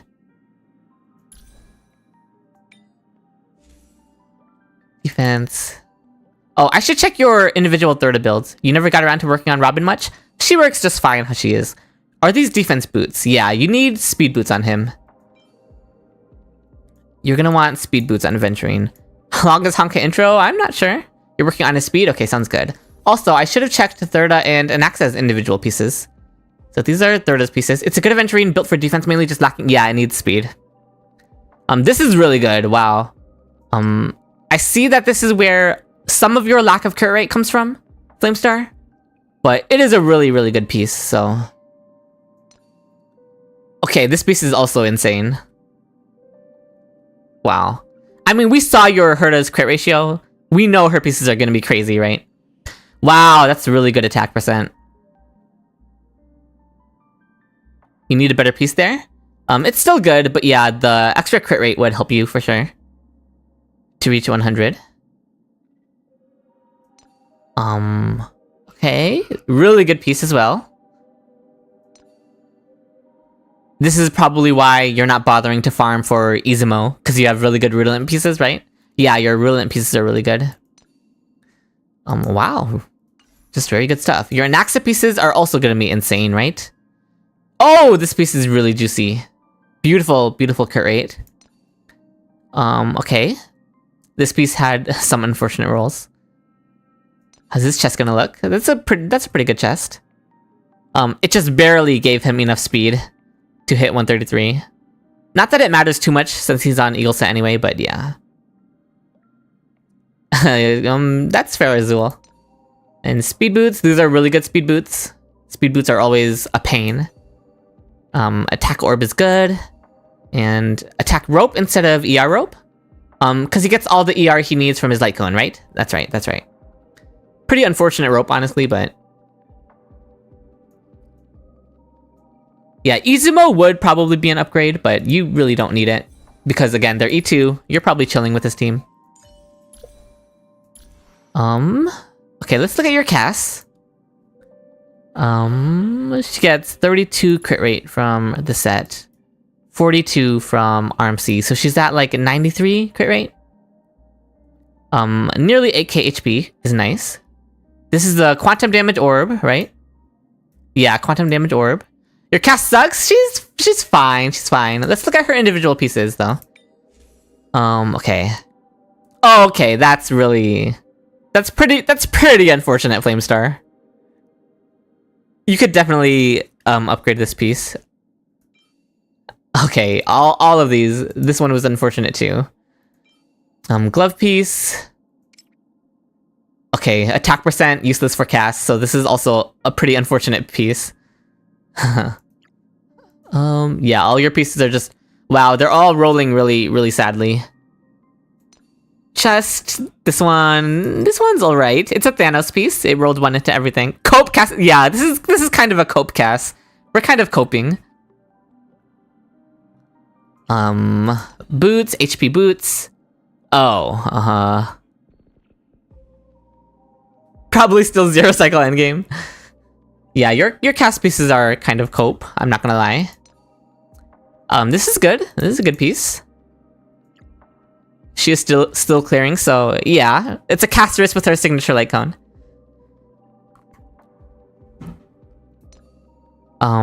Okay. Useless speed stats is very, very sad. This cast is cooked. Yeah, her build is definitely kind of sad. Quantum over HP? I think Quantum is fine.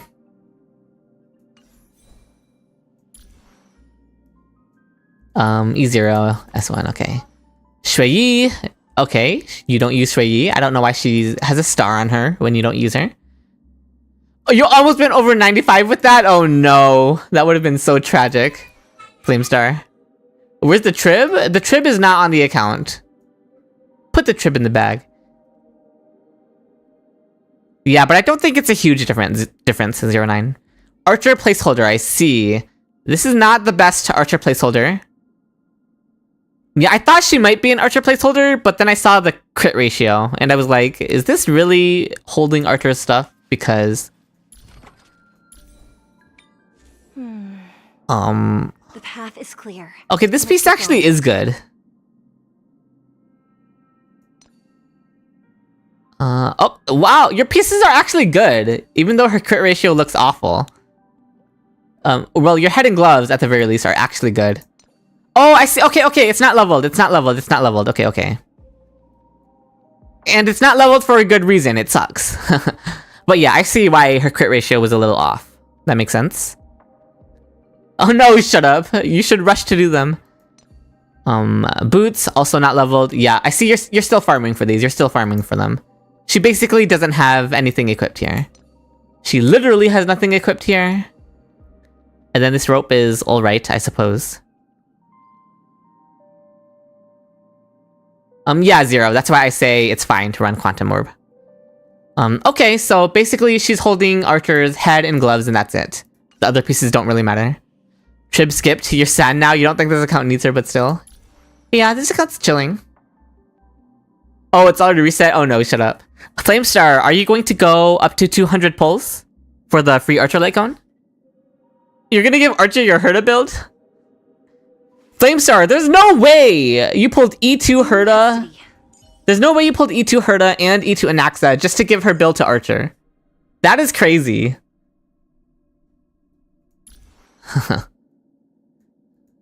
Clara gets no love. Very sad. A random topaz on the account. Okay. A topaz with no relics, by the way. This is an account review, Nana. Yes. You're gonna use Herta still, but when you use Archer, she can clear with half relics. Wow, you really hated your topaz, huh?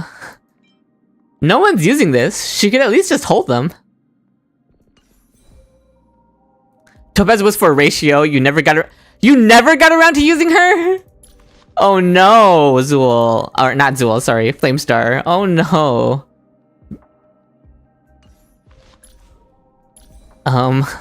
Fully maxed out traces too. So, you pulled her just to bench her is what I'm hearing. That's very sad. Himiko, not being used. RMC, used for, Casterus. Anaxa is the lowest class clearing 0 cycle. He is. You got her just for fun. Actually got Topaz just for fun. That's wild. This is good speed and good crit damage. You use cast with Runmei, right? So Runmei is giving 10 speed here. Maybe she was helpful for exploration? True, Zol. Pulling for exploration in Honkai Star Rail is crazy, though. It is not the same as pulling for exploration in Genshin. Okay, it's on the speed one. Reese Relic set with Broken Keel, that's fine. Alright, your Ruan Mei. Is she gonna be E1? She is E1 and S1. It's pretty nice. Pulled for Numby, not Topaz. What's her break effect? Once she hits the 160 breakpoint, which is pretty easy with her light cone, to be fair. She's on Thief, sure. I guess her relic set doesn't really matter when she's being used with Cass. And Von Rack is good for her. You'll be pulling for Phainon mainly for his technique? Oh no, 09. Japard, who are you? Sparkle, I doubt you get used. She is geared though. Oh wow, this is a beautiful piece. If you ever get Sunday, Flamestar, you got... What do you mean you got her E1 for free? Oh, the Ruan Mei, okay, the Ruan Mei. It's convenient to clear DU, just don't go to combat domains, 09. Sparkle is benched for now? Yeah, we see that. Are you gonna be pulling for Sunday, Flamestar? These are some... Wow, 28 crit damage is pretty crazy. These are some decent pieces for Sunday. If you ever decide to use him, or pull for him. What the heck is this? No Sunday? Okay. You'll unbench her after Archer? That's true, that's true. This speed is pretty crazy. 10 speed, by the way. Yeah.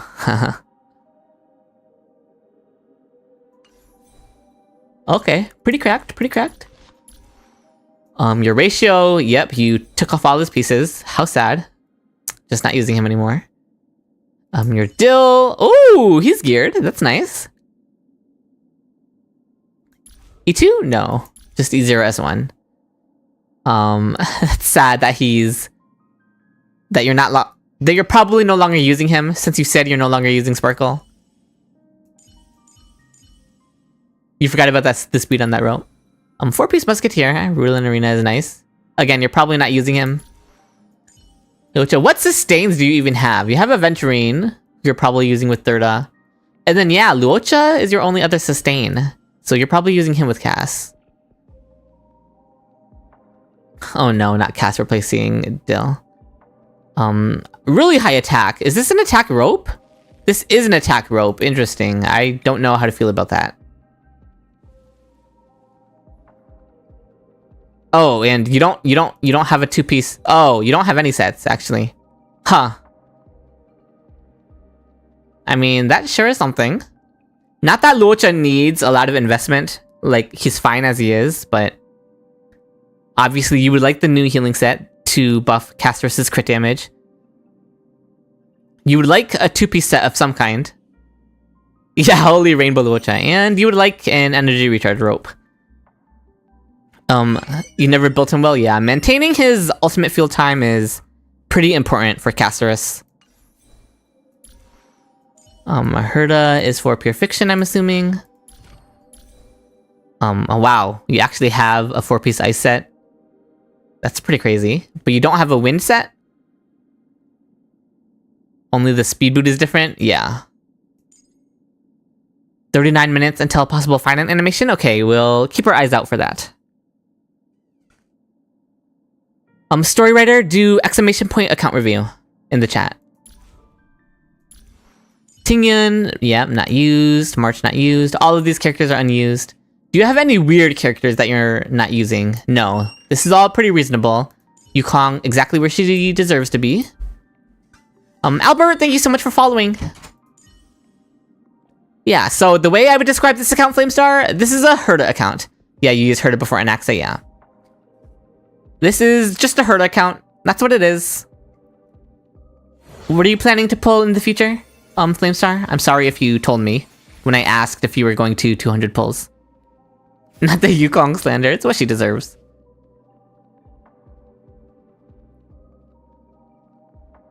The Luocha, good speed, even without the 2-piece speed. I wonder if he makes good use of that light cone without the ornaments, though. He would want an energy recharge rope, Cutie, so... Yeah, I can tell you like Herda the best, Flamestar.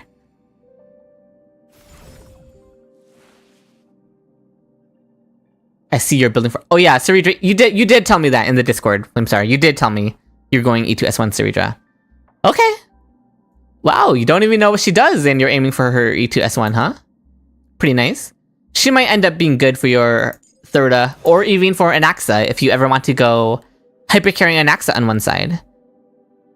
Here in this channel, we are against Yukong propaganda, and Yanqing is the scapegoat for everything, indeed. Okay, very good stuff. Thank you for letting me your account to review, Flamestar. Was there anything specific you wanted me to look at? I'm just gonna check your DMs one more time. Okay, nope. Let me switch to idle mode and I will log out. You want us to try it on Mach? We can. The reason I don't normally try Mach on these accounts is because I'm trying to move quickly through the account reviews. So trying Mach with them, you know, it stalls things, but we can try. We'll just use the Thirda team. It's the wrong order. I need it to be Thirda, Aventurine, Robin, and Axa. And we're not really going to do the second side. Yeah, J-Make, I wish that too. Is that it? Will a month-old beginner account be interesting to review? Potentially, Ventusang. Ventusang, it's not about the fact that it'll be interesting for me to review, but for me, I think it'll be more that it'll be helpful to you to get me to review your account and to tell you what I think you should be investing in. Feeling lucky. Feeling lucky. Let the show begin.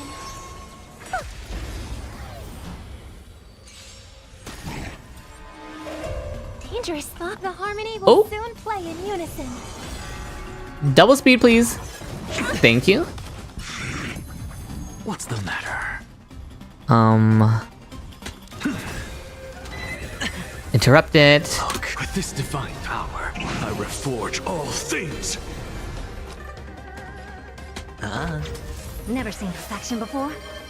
Alright, thank you for redeeming the account review, Ventusang. Oh, it's E2, right. She gets a free one of this. Kind of wasted, though, because Robin didn't get her ultimate. We wait for Anaxa to take a turn Watch your head. before Robin ulting. To the soul, insanity. Tonight, stars echo. Herta could have ulted there too, but I don't want to Herta ult without Robin's buff up anyway, so. The dice had bust. Hello, Kitty Pillow. Hello, hello. Take it off.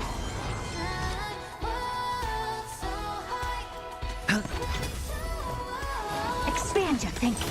Curiosity. Endless riddles. Nothing but a void.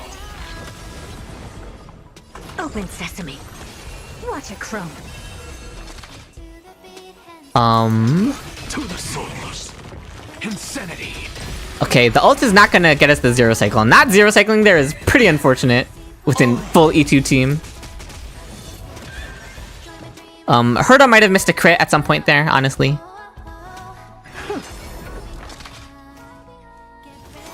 Do this so that we can open up with our skill against Hule, or... Oh, we're not even against Hule! Why did I think we were against Hule? Look, with this divine power, I reforge all things. Yeah, that damn horse. Anaxa on the win set didn't do enough damage to get us the zero cycle, I think, is what it was. Because the win set didn't really get him an extra turn in that cycle. He needed the extra damage from using a damaging set there. Would have helped us zero cycle that more. But it's fine, it's fine. Expand your thinking. Glimpse the unknown. Robin wouldn't have been annoying if they made her sing classic orchestra song, I guess. I thought about Hule because you're Anaxa hypercarry coded. True, Zool. Well, Zool, it's because I recorded an Anaxa run against Hule on the private server not too long ago. So I saw Anaxa and I just my mind went to Hule, I guess. Wow, she just one-shots that. That's pretty crazy. That blue horse that scares you. Thirda lost her shield, but that's fine. Watch your head. Yeah, I agree, Shadow. I wish we could select the theme that she played.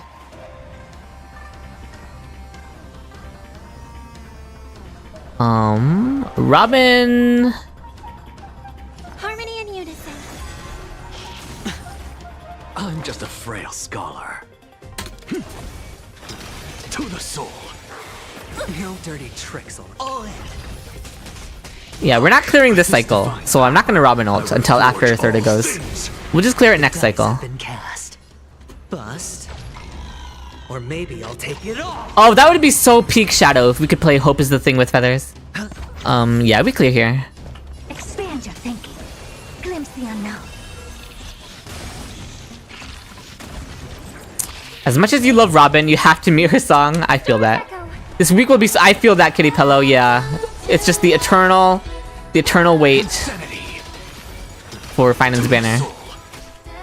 Open sesame. Curious, endless riddles. Mock, yeah, we're doing mock with the E2 Herda team, just for fun, just because chat wanted to see it. Hello, Jacob. Hello.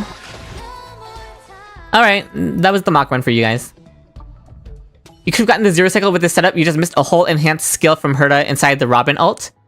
Did I, Kitty? I guess I missed the fact that E2. I don't see where I did, Kitty.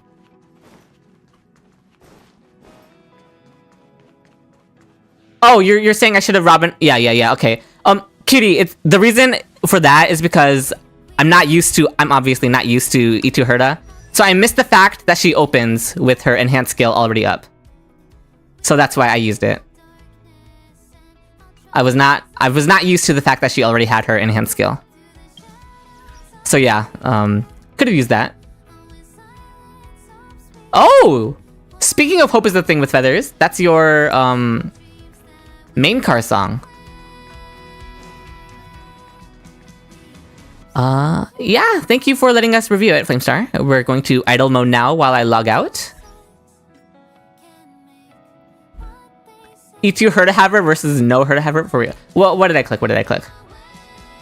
Yeah, Kitty, yeah. If I remembered what E2 Herda did.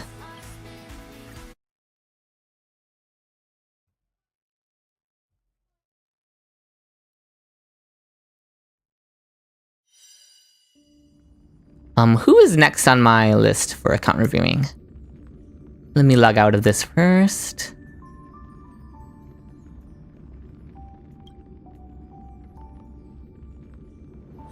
Thank you for following, Hackplayer, and welcome, Ishmael. Glad to have you here. 345 just followed. Okay, next on the account review list. Zool, you're up next. You're in chat here, right, Zool? Where is Zool in my DMs? I believe you sent me your user ID for a Fribbles review.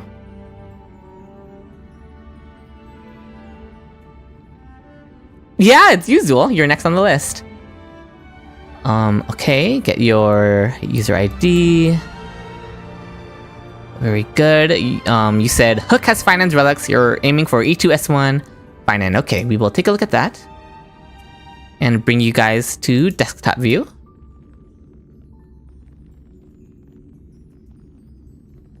Alright. Let's look at Zool's. So what have we got here? Oh, we're starting with a Luocha. Let's see. He's on Sacerdos.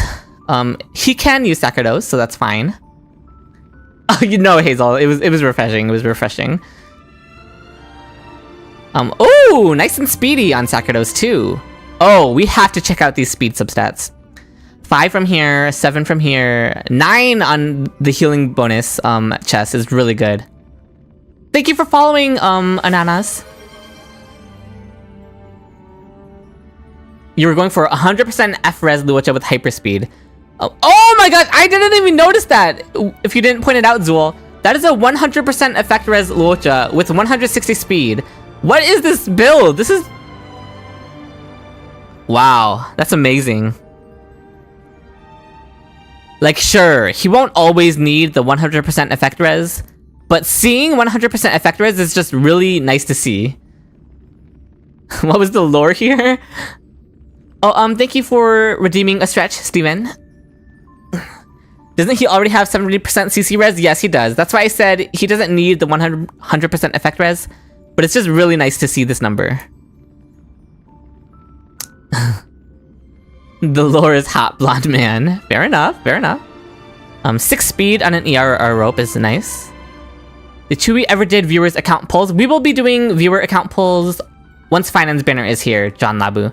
And if you want to take a part of that, then you have to head on over to the Discord server. It's the request for that is on the Discord server. Yeah. Alright, let's check out your adventuring. You have your 2 sustains up first. I see you enjoy your hot blonde sustain men. It is S5.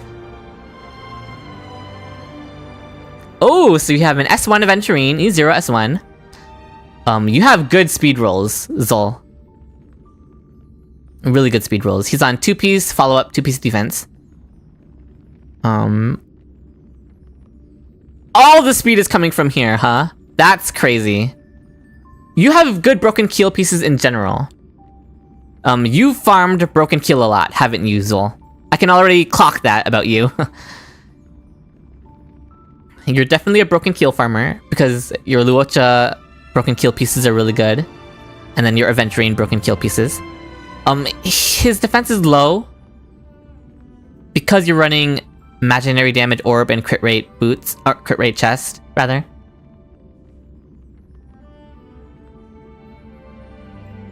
You were farming for Rudolent, so yeah, that makes sense. Yeah, defense is just pretty low. I would be a little cautious of this. He would probably want a defense orb or a defense chest, either one. This chest is really good though. I see why you're using it. You're part of Zool, that's a crazy thing to say. Yeah, I'm not reading that out loud so I don't get clipped, but okay, let's check out your Thirda. What the heck is this? This is crit rate, by the way. This isn't crit damage, this is crit rate. Lord of Silence, you could have taken that to your grave. Yeah, this is absolutely crazy. Yeah, 5 rolls into the crit rate. That's what I was aiming for with my Phainon, but I could never achieve it. The rest of the pieces are good too. Well, the head at least is good. Gloves are alright. Gloves could be better. Yeah, this has got to be your best piece on the account. If you have a better piece than this on your account, that would be crazy. Chest is alright. I always think getting at least up to near 9 crit rate on a chest, on a crit damage chest, is good enough. Thank you for following, Churro. And Izumo gives you 12 crit rate, so you're at like 97 crit rate, 162 crit damage. Very, very good. Your Yunli rope? Okay, we'll check it out, Yes, we are account reviewing, Unknown. Thank you for following, Call Me Wise. Thank you for following, Chromarin. This is a decent crit ratio for a damage percent orb. Orbs are always the hardest. The attack rope is tragic, very tragic, but I understand that you needed the crit rate. How's the list looking? We're moving through it as fast as we can, Unknown. Maybe not as fast as we could. E0 S1. Your Herda has a 5 roll on her feet as well. Yours is on crit damage though. Oh, you guys are birds of a feather then. I know, right, Chromarin? These pieces are, I mean, these boots, just to die for. Let's save your hook / Phainon for the end. Let's go to Fugue. Where are you using your Fugue? I guess you just didn't show your other break characters. Oh wow, yeah, you are a very blessed account when it comes to speed rolls, aren't you? Yeah, Sheesh speed is correct. T-Pain, thank you for following. 1995 just followed. You don't use Fugue? You got her just because? Oh no, Zool. Okay, well at least she's well built if you ever do want to use her. What do you mean you use her for Fei Xiao Acheron team? That's a crazy use for Fugue, Zool. I don't even know what to say to that, but anyway. She does have good speed. And decent-ish break effect. But that's carried by the break effect rope, right? Fei Xiao stacks generator? What? It's fun, I swear. I don't know what you're cooking, Zool, but I'm not sure if I'm eating it. You did the same for Argenti? Oh no. We have some interesting Fugue users in here.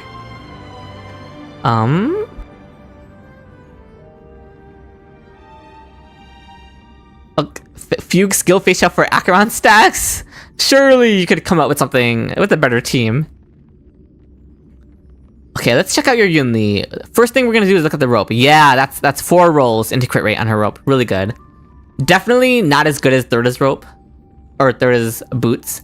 Not just because Thirda got 5 rolls compared to Yunli's 4 rolls.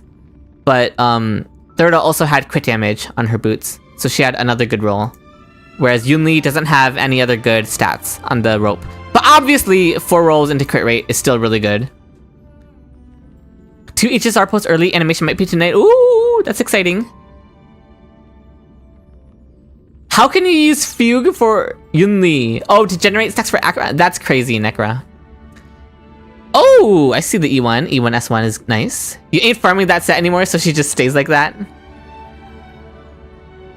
Yeah, these boots are really good. Chest, not so much. Chest is pretty unfortunate. Head is also pretty unfortunate. Gloves are good. Gloves are good. And then, oh, this is sad. But it's a lot of crit rate. The crit damage is really sad though. Obviously because you got no crit damage rolls whatsoever on your head, your chest. 4 pieces with no crit damage whatsoever is really sad. It's better than yours, Unitordi. Thank you for redeeming a hydrate, Ishmael. Everyone in chat, make sure you're also hydrating if you have anything to drink nearby. But it's alright, Zool. You'll have a new physical destruction character to play with soon. You really like your face shout too? Okay, okay. Oh yeah, I see. She's close to hitting 160. Ooh, that crit rate is really juicy. I see she's on ratios like Cone. Really good for her. Yeah, this is what she's stuck on. Oh wow, these are really good boots. Really good attack percent rolls. Decent chest. The effect res rolls, obviously very unfortunate. But when you have a crit main stat with a crit substat, and it rolls into the crit substat at least once, I think like you can't really ask for much more than that from a chest. Chest pieces are so difficult. Hey damn, do not call him that, even if it's kind of true. Also Zool, I'm sorry, I said him. I'm assuming there. Hag Player, thank you so much for subscribing with your Twitch Prime. Did you guys know that if you have Amazon Prime, then you get a free Prime subscription to a streamer of your choice every month? So thank you so much for using your Prime on me, Hag Player. Thank you. Oh, the attack orb? Yeah, I didn't notice that. Is this better subs? Because these subs aren't that great. But judging by your... I don't know. I don't know where I was going with there, but yeah. You're building Bronya for Phainon. She was stuck at 158 speed. You just recently got a better rope to make her go into hyperspeed. Okay, we'll check that out. Hi, Moon. Hello, hello. Yeah, your face shout could definitely be improved upon in some of these pieces. But the ratio still looks really nice. And this ratio down here also looks very nice. It is a him? Okay, okay. Checking your Bronya now. Wait, face shout was E0. Your Bronya is also E0. Interesting. Not having 195 speed Bronya is a skill issue, truly. Oh, he looks very nice. Oh yeah, Cormoran. Oh! 163 speed is very good.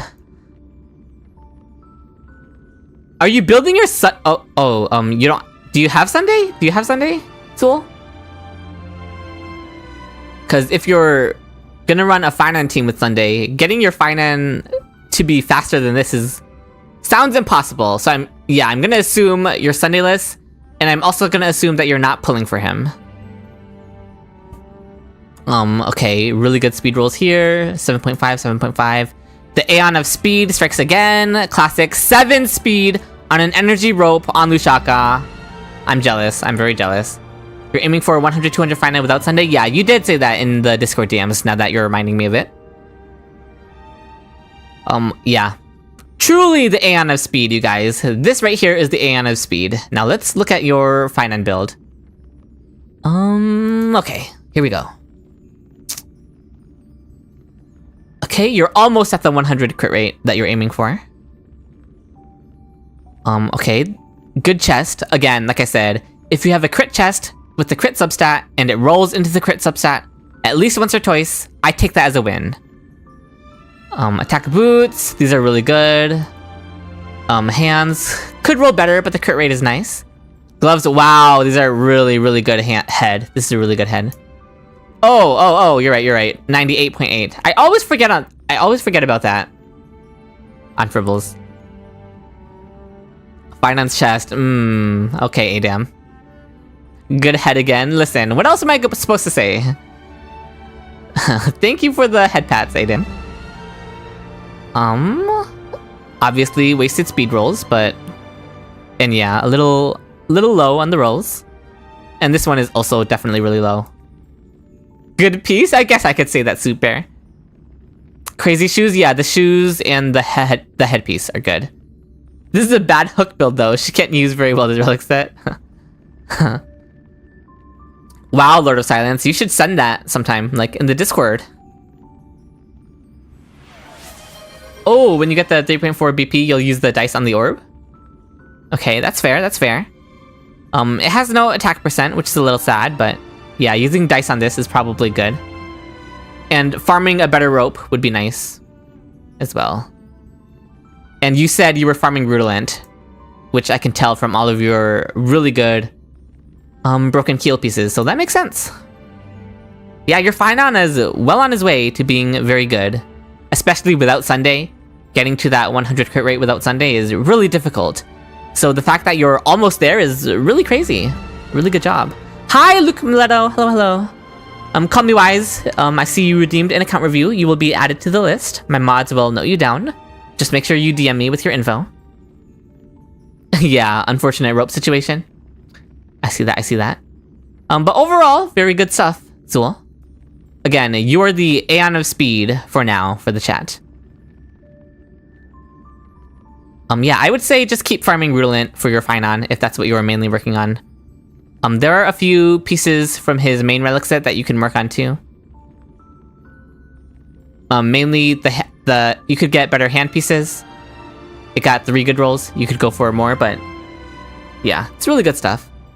Is there anywhere to see the list? There is not right now, Aki, but I should make a way to see the list for sure. What stats are considered like very good for Phainon? I mean, just really good crit ratio and good attack, mainly. He doesn't need speed. What's Phainon's most premium team currently?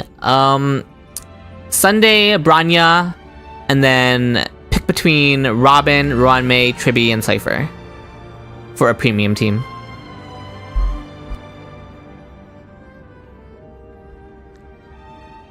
Okay, thank you so much for letting us review your account as well. I'll go to Idle now and check who's next on the list. That's Zool off the list. Okay, Dudes is next. Their name is Dudes on Discord. I don't know if they go by a different name in Twitch. Where are they? Alright, it's another Fribbles review.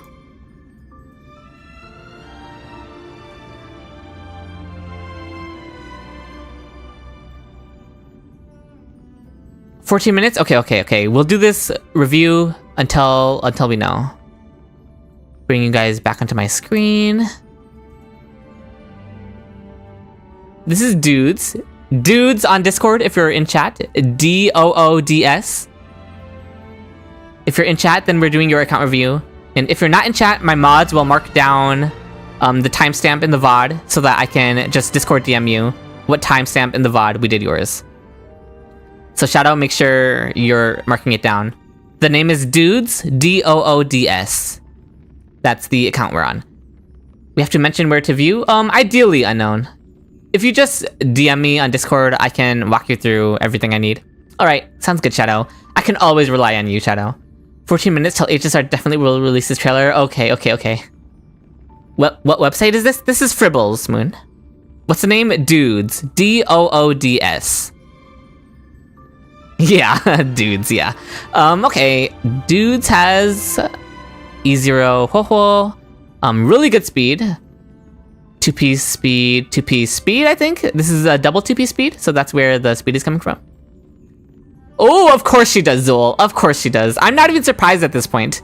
You're the Anne of speed for this stream.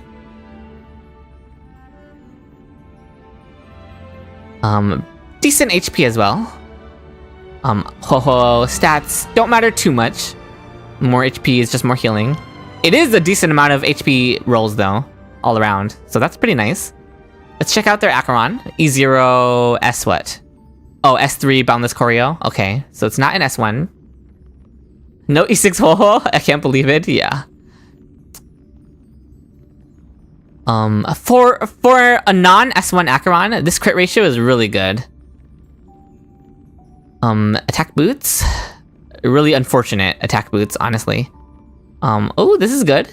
3 rolls into crit rate on the crit chest is really good. Really good head, and really good gloves. They only rated it an A+, but these gloves are honestly, like, I would be so happy with those.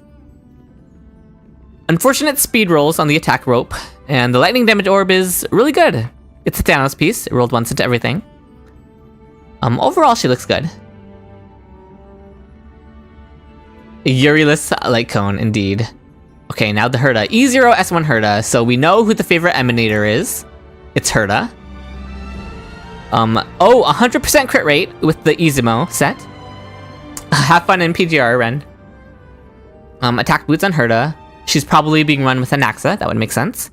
Really good boots. Really good chest piece. Again, 1 crit roll, and even 1 other good offensive roll is really good. Ventus Ang, thank you so much for gifting a sub to Kagano. Kagano, make sure you thank Ventus Ang for gifting you the sub. Thank you for your generosity, Ventus Ang. It really means a lot. Thank you.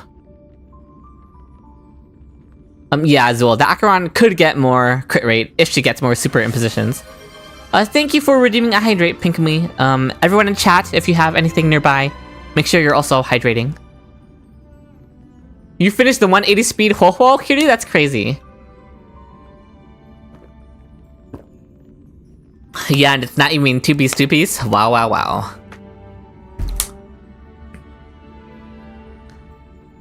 Okay, unfortunate headpiece. Well, oh, this is crit rate, not crit damage, so it's actually better than it looks.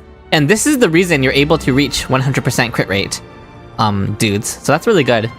Really good gloves. Yeah, just solid all around. Dies of dehydration? Please don't. Now let's check out her teammate, Anaxa. Loading. Okay, he's on the anniversary event light cone. Decent speed 136, built for damage is nice. A wind damage orb instead of an attack orb, but I see why you're running wind damage orb. These substats are really nice. And energy regen rope, which is nice when you don't have his light cone, and you're also not using him on pass key because you want to focus on his damage a little bit. But honestly, not having an attack rope and also not having an attack orb kind of hurts Anaxa quite a bit.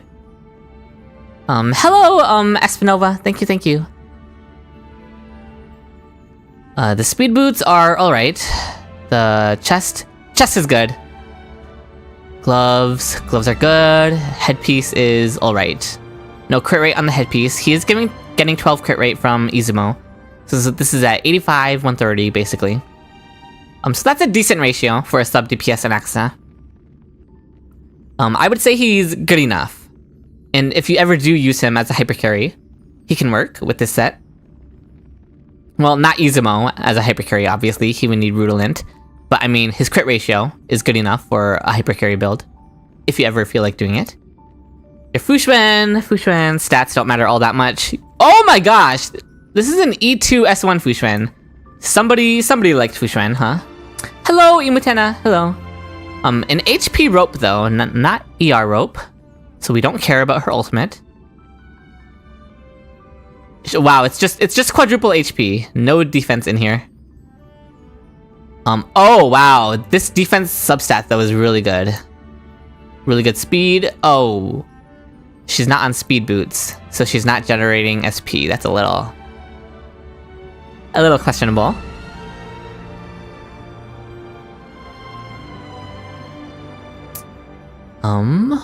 We shouldn't drink tea too much. Is that what's going on here? Let's check out your RMC. There's usually not that much to talk out with our... is this right? This can't be correct, right? Are you guys seeing what I'm seeing? This is this... It's nice speed because they're using Aglaya's light cone, which gives speed. This can't be real.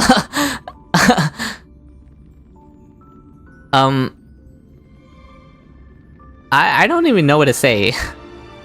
Why did they pull Aglaya's light cone for RMC? Is that not crazy? Is that not like one of the crazier things you've ever seen? Unless Aglaya is somewhere else on their account and she's just not being showcased and RMC just happens to be holding her light cone right now for some reason. I don't really understand what's going on here. The speed is nice. Maybe it was an accident while pity building? Yeah, I would have to ask them. The speed is nice, don't get me wrong. Maybe lost 50-50? What do you mean? They won! They won it! Crit damage is nice as well. I mean, it's a good build. Yeah, it would be a very weird pull if the person doesn't have Aglaya. One second, let me mute the stream. Let me just finish this first. Okay, run me. Oh, that's you, David Dudes? I'm sorry if you're late to the... David Dudes, can you explain the Aglaya light cone on your RMC, please? I need an explanation for this. Yeah, care about informing us on the lore. What happened here? What went wrong? Where did it all go wrong?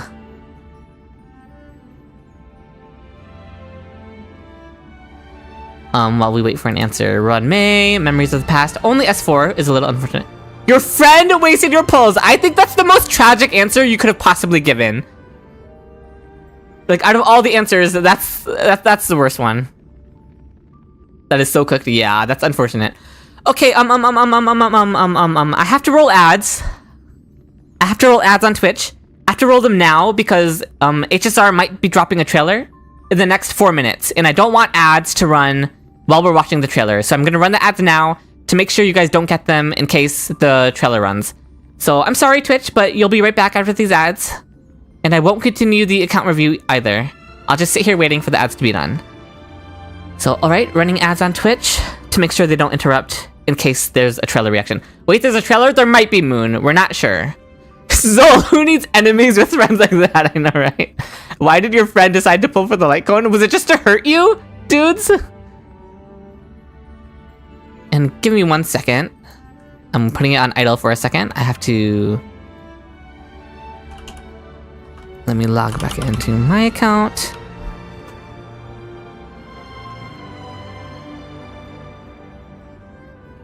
Phainon trailer? Perhaps, Imutena. We're not sure.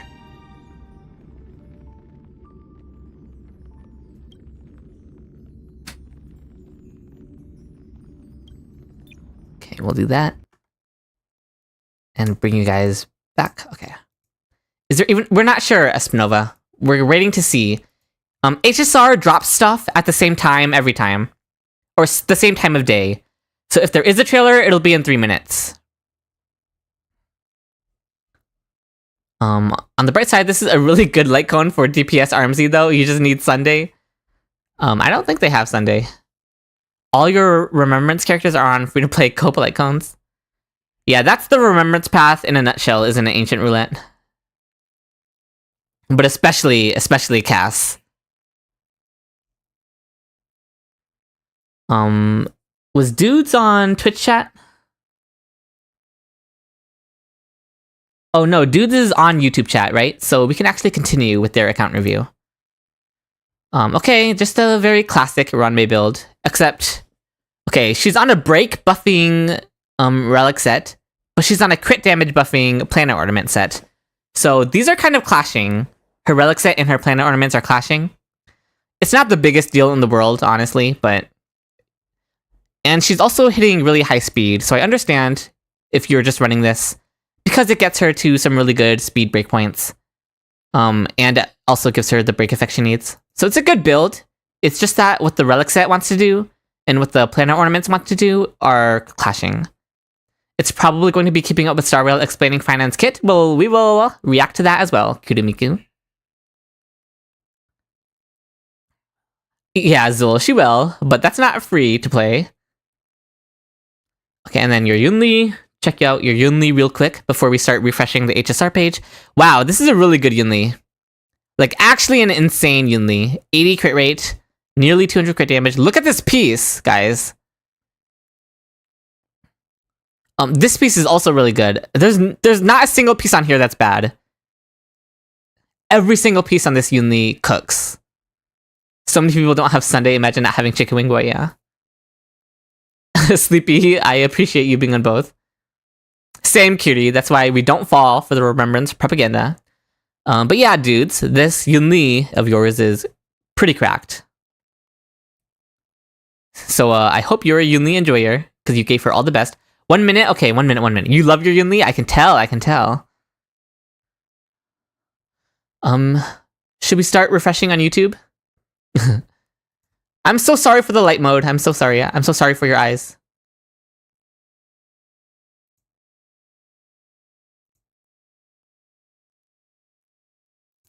We're gonna be refreshing now. I'm sorry. I'll wait until it actually says 11 o'clock before I start refreshing. Because I know you guys hate the light mode. Okay. Here it is. Refresh. Keep refreshing. Please deliver.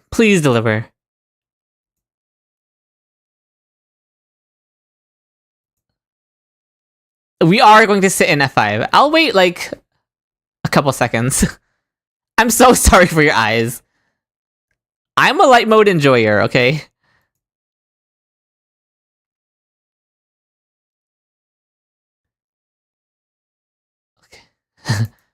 It's already on Twitter. I don't want to go on Twitter on stream though, so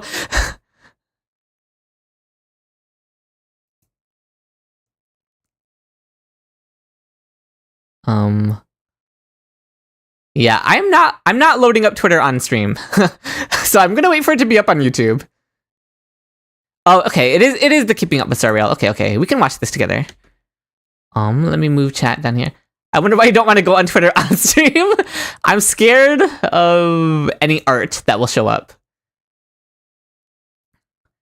I'm definitely not the first commenter. It took too long. But we will be one of the first. The deliverer has delivered there. We could possibly be on your Twitter, Chewy. Listen, it's not my fault. I'm not putting anything weird on Twitter. Okay, it's just that Twitter has some weird stuff on it sometimes. I don't want to be showing that. Okay. Let's watch this.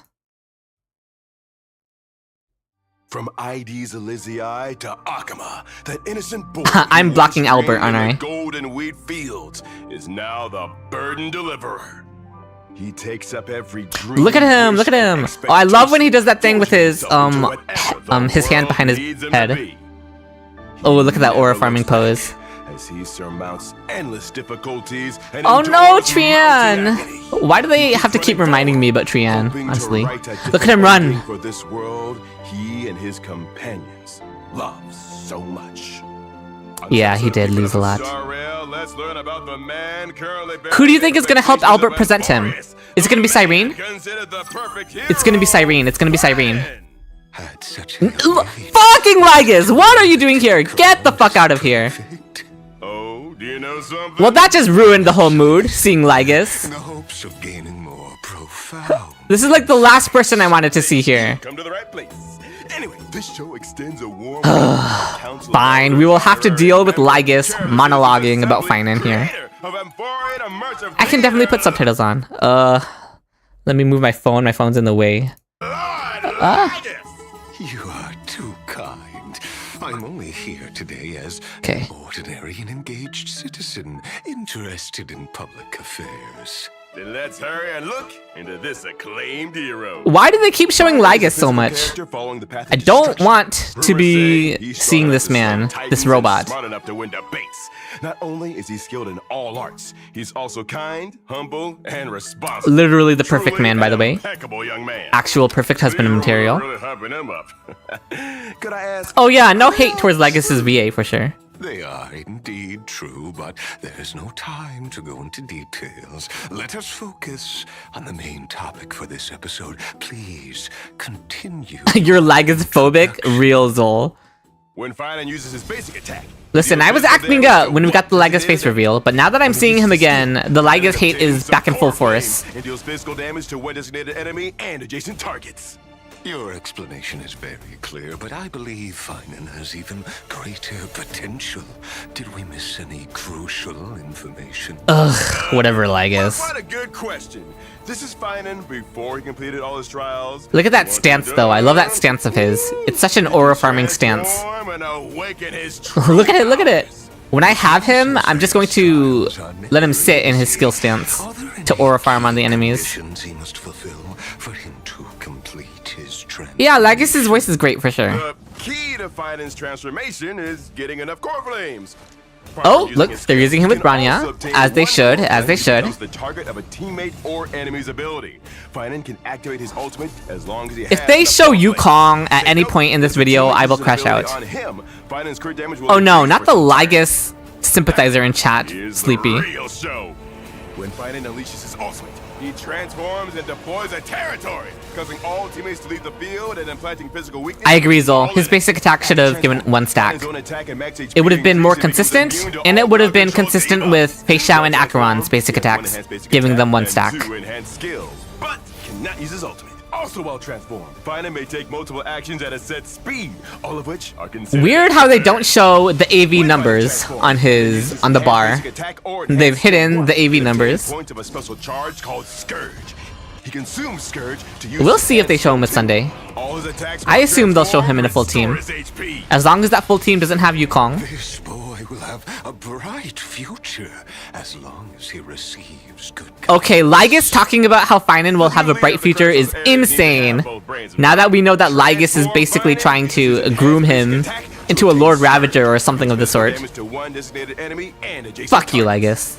Using his enhanced skill 1, transform Phainon obtains the same amount of. I know, right? Why is it Lygus? And 1 stack of Soul Scorch. I don't think a single Phainon fan wanted to see Lygus here. While possessing Soul Scorch, Phainon takes less damage in every enemy action and increases Soul Scorch by 1 stack when all enemies have taken action. Okay, yeah, we know how this works. Deal 1 instance of physical damage to enemies and some instances of extra damage to 1 random enemy. Duncan, the Yukong hate is like an inside joke on the channel. Don't take it to heart too much, Duncan. Enemies wish to hurt me. Can Lygus just explode? Real. Okay, Albert, calm down. Could you possibly have profound? Yeah, his animations are the best in the whole game, Kitty Pillow, for sure. No. I'm just gonna talk over Lygus every time. Using his enhanced skill 2, transform Phainon dispels all debuffs on himself. Look at that, beautiful. Can he do that to Lygus?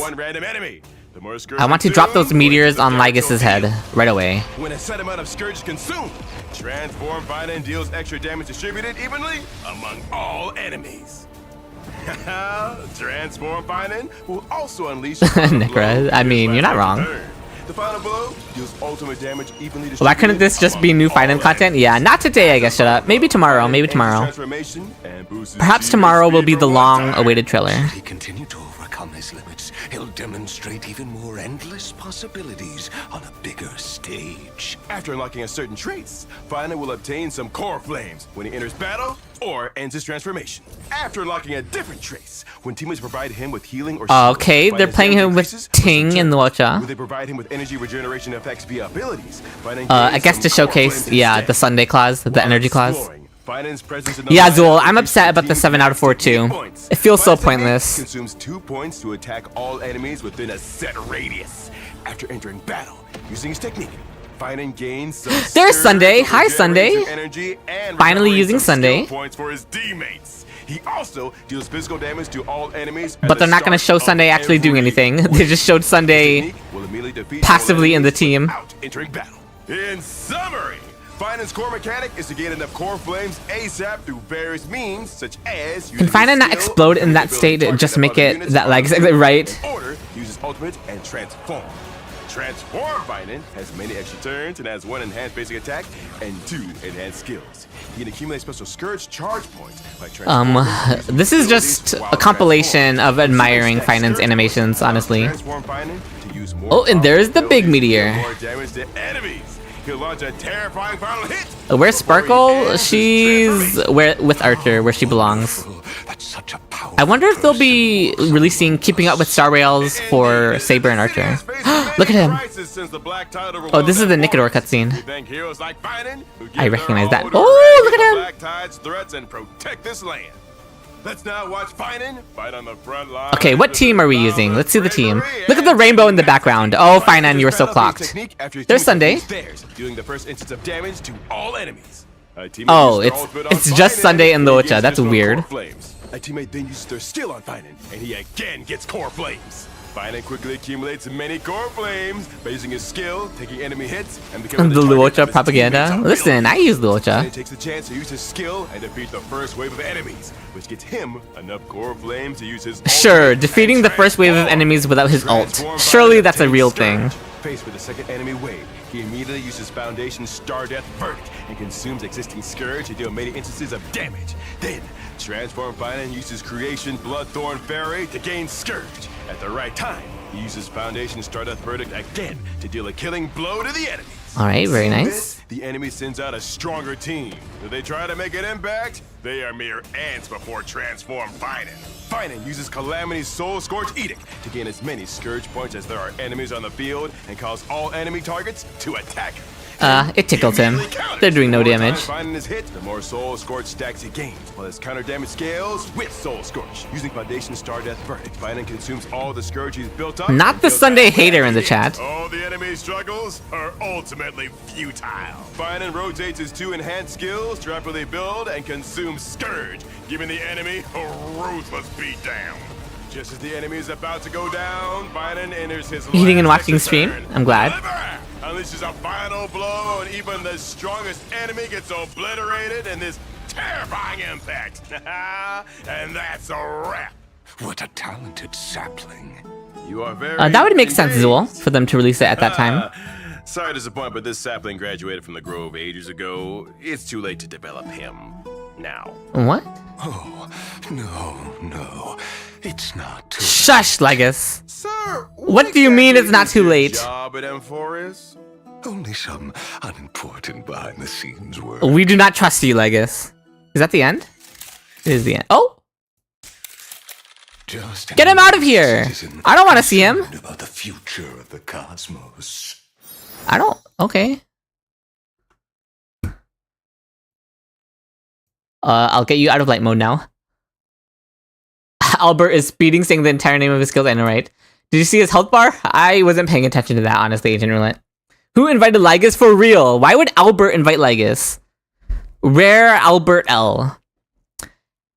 Ooh, rice and beef dumpling soup sounds good. King Sherbet. Can't wait to hear the voice lines for... True! I'm really excited to hear Phainon's voice lines.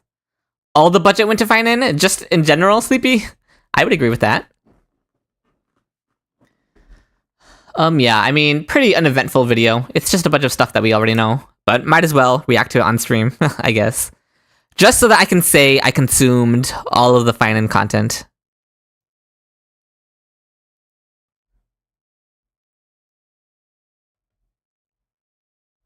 Okay. Lygus is... Okay, Sleepy. Lygus glazing is not allowed in this chat. I'm just kidding. You can enjoy whoever you'd like. Let's do the next account review, I guess. Let's see, who's up next? We did dudes. SS Juhan 22 is next. If you're in chat right now, SS Juhan. Okay, we are on idle. Okay, Shinitori, that's crazy. Am I still doing account reviews? I am, Hack Player. Going through them right now. Okay, okay, this is another login account review. Oh, so I need them in chat to do this one, so I can't do it right now. So we'll be skipping over SS Juhan for now, unless they speak up in chat and say that they're here. So let's try Super Hats. I believe you go... Is this T Hats from chat? On Discord, they go by Super Hats. We will be doing their account review now.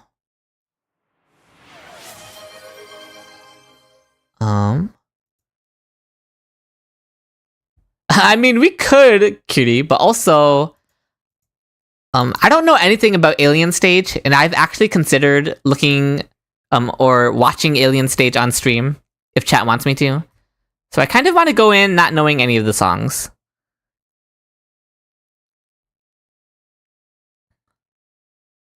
Yes, we are doing account reviews. Thank you for redeeming an account review, Hack Player.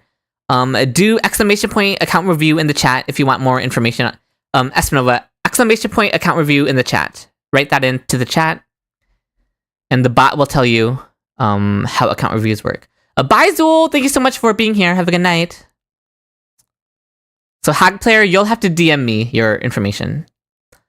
But yeah, for any mods in chat, this is Super Hats. So make note of the time stamp in the VOD for Super Hats account review, so that I can DM them so they can go find their account review. Oh, okay, you're here, Super Hats. Okay. Yep, we're on yours, Super Hats. So Sunday.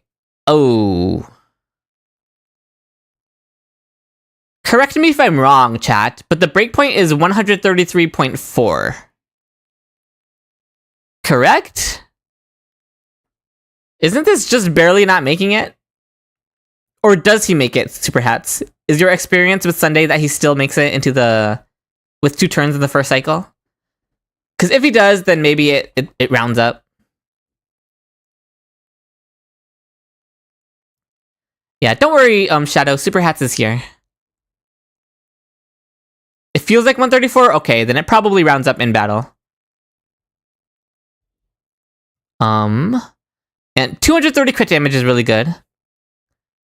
Really good crit damage here, good crit damage here. You don't need the speed because he already reaches the speed breakpoint. Yeah, Sunday, fairly straightforward to build. Ooh, wait. Are you using Sunday with your Aglaya? I feel like Sunday should be faster if he's being used with Aglaya.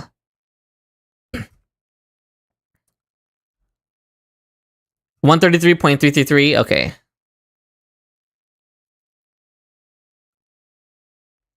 133.4 is just to be extra safe. Oh, you're not using him with Aglaya right now? You're using him with Mighty right now then, probably. But yeah, when he's used with Aglaya, he probably wants more speed. Oh, Aglaya is on 4-piece Musketeer. That's interesting. She's S1. That's nice. Your Sunday was also... Oh, your Sunday was E1. I missed that. Your Sunday was E1, S1. Very nice. The crit ratio, I mean, could be better. Sunday helps the crit rate a little bit. Good speed here. This is a good piece. This is a decent piece as well. The chest piece is pretty unfortunate. Good boots. Really good boots, actually. A good sphere. But your sphere and your rope are lacking crit rate, which is what's causing your crit rate to be a little low for your Aglaya. And also, of course, 4-piece Musketeer, not the most ideal for her. But let's look at your Mighty. Yeah, speed tuned perfectly to go with Sunday. Thank you for redeeming a Hydrate Pinkumi. Everyone in chat, if you have anything nearby to drink, make sure you're also hydrating.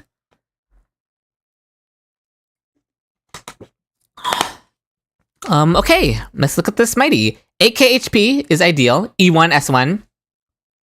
I see you love your Mighty. Good piece. A decent... Oh, okay, it does have HP. I saw the one roll into attack percent, and I was like, that's unfortunate. But it also has an HP percent subset, so that's good. Oh, this is... Well, this did not go the way you wanted it to, right? At least it gives you the speed that you need. Speed boost is good. The HP substats are good. This actually helps you reach 8k out of combat, so that's really good. HP percent orb is good. The rope is fine. Honestly, not the best mighty in the world, but it's mostly just because of unfortunate substat rolls. There's not much you can do about that. Like if these just rolled a little better. Okay, it's the chest. It's the chest, honestly. It's the chest that's really bringing you down. Your mighty would really benefit from a better chest, but I understand that it's difficult to get a chest that gives you just the one roll of speed that you need for him to go before Sunday. Yeah, it's always your chest pieces. I understand why you're struggling with this chest. Because again, you need this speed roll. Does alcohol count as hydration? If you want it to, Duncan. Alcohol can count as whatever you want it to. But he's E1 S1, so he probably still clears just fine. But again, just could definitely use improvements here. Okay, your Jiao who are you using your Jiao with? Because if you're not using him with Pella, then he cannot get the energy from tutorial. So maybe you're only using tutorial for the effect hit rate. You are very high on the effect hit rate, though, I will say. Like, you probably don't need tutorial's effect hit rate.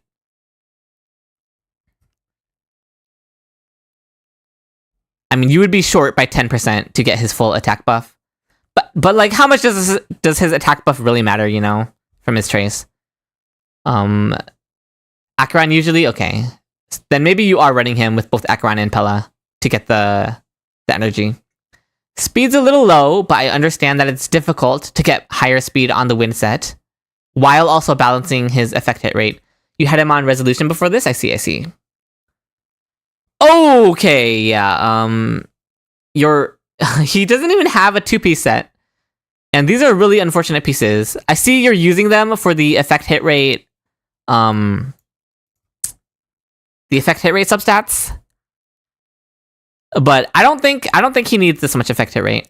Yes, he technically needs 170% effect hit rate to perfectly land his debuffs. But I mean, you can gamble a little bit. I personally would gamble with the effect hit rate a little more in exchange for higher speed. Yes, I am doing account reviews 77. But again, I understand you want the comfort of 100% landing his debuffs for Acheron. But yeah, it just makes him a little slow.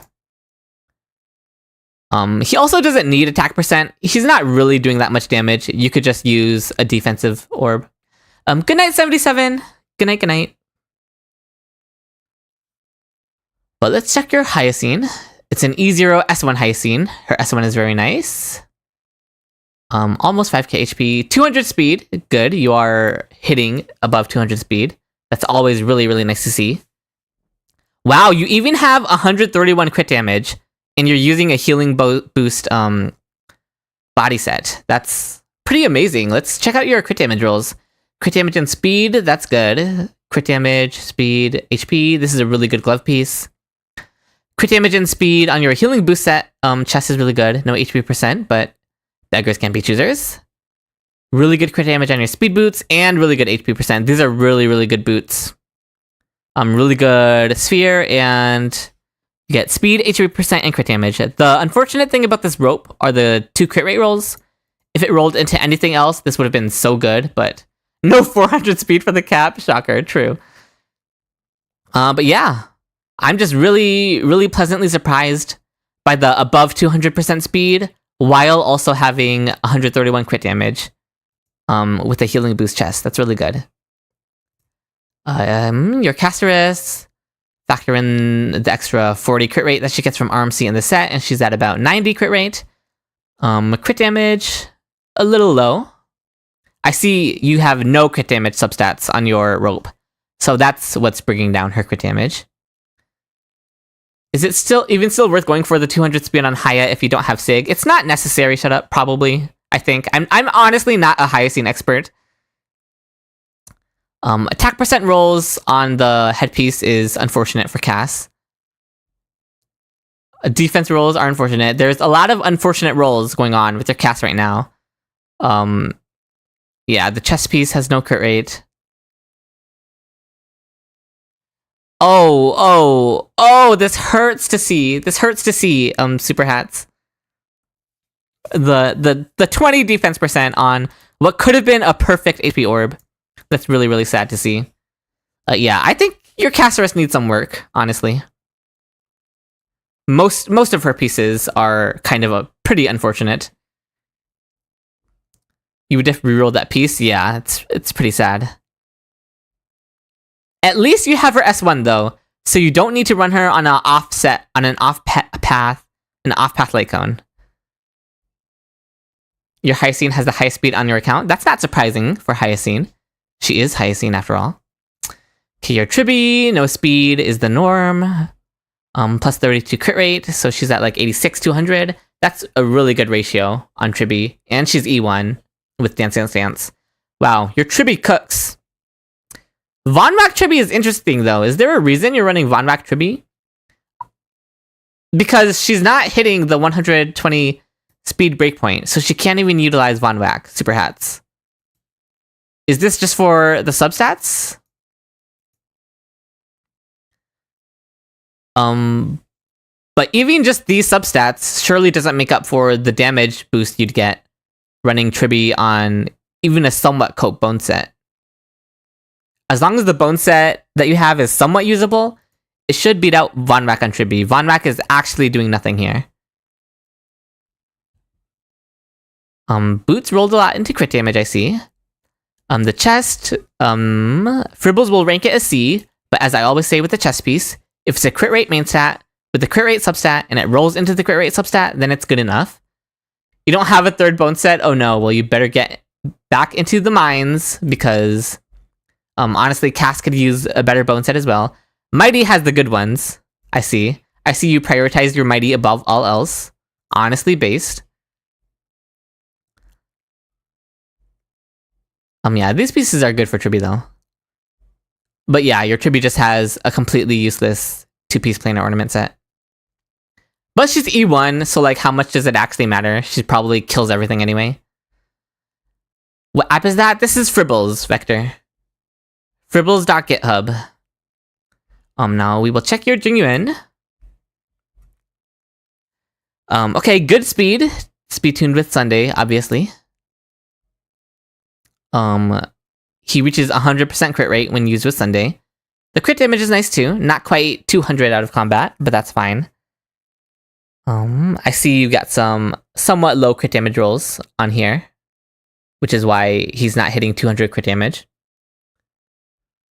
Headpiece is kind of unfortunate.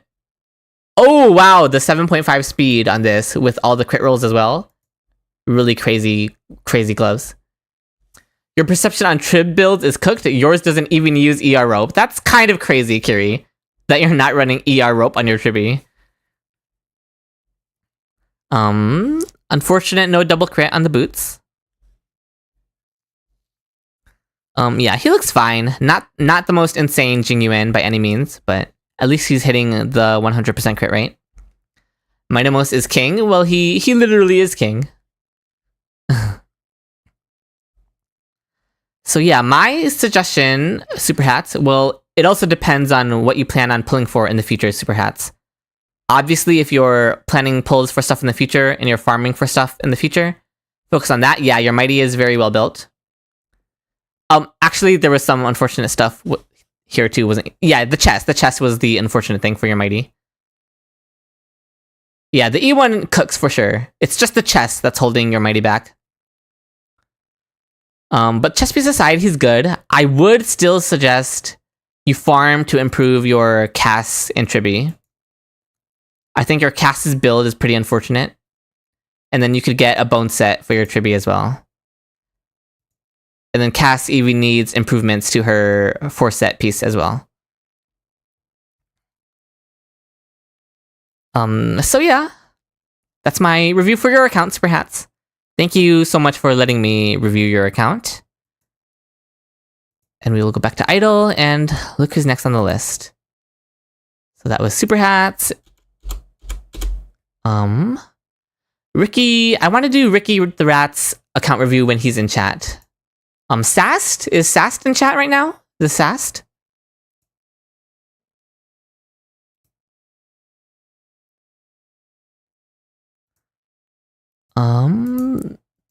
Vinyl? Is Vinyl in chat? Vinyl too?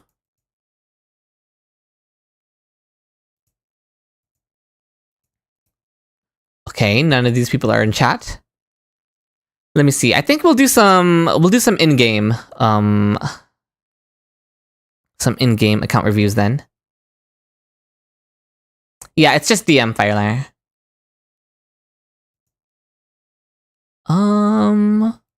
We'll do some in-game account reviews. Let me go to my Oh, you're here, assist Juhan? Okay, we'll do yours, Juhan. We'll do yours. Juhan, yours was a...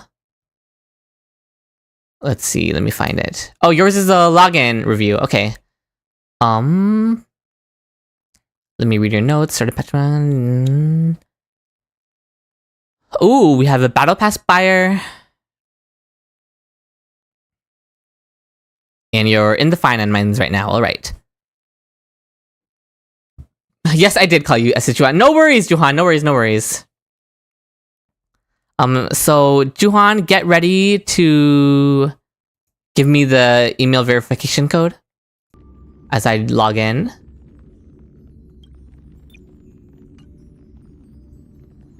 Preparing to log in right now. Okay. Thank you so much for redeeming an account review, Kumarin. You'll be added to the list. Okay. Okay, DM me with the verification code, Juhan. Thank you for redeeming a stretch, King Sherbet Cookie. I will be sure to stretch. Everyone in chat, make sure you're also stretching. Oh, I'm getting a lot of DMs, huh? Yep, thank you, Juhan.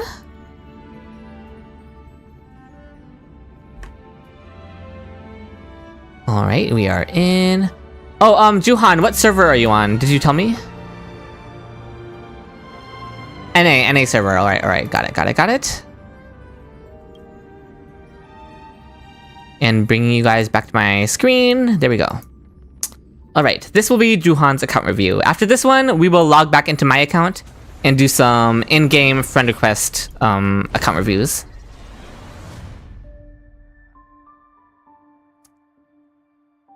So Juhan was playing for Jingyuan. They quit for a while, and then they came back when Sparkle buffed Jingyuan.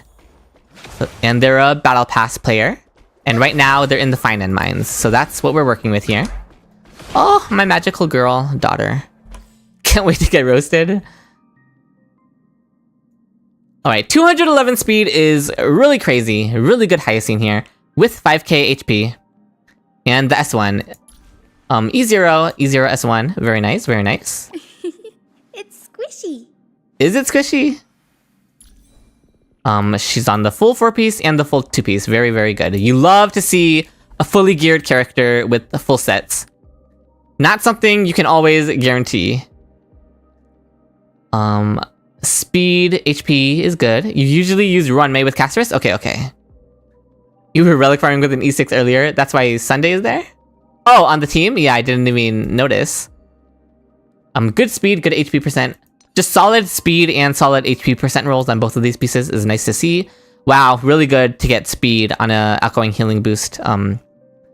Chest, speed boots, no HP percent rolls is unfortunate. Crit damage rolls is good, and I mean flat HP is fine. Kato Yuki, type in exclamation point account review into the chat. Always the Radiant Feldspar, yeah. I'm always there too. Oh, I'm glad to hear it's going good, King Sherbet Cookie. I mean, it's a decent rope. It has some speed. The crit rate is obviously the really unfortunate part. Juhan, that sounds really suspicious when you say it out loud. Wait until you see my Lingsha's chest. Is that not a crazy sentence? Like, this rope is really, really good. Yeah. all good rolls on the rope. On an ER rope too is crazy. Pause, yeah. Aware. Low speed on your RMC.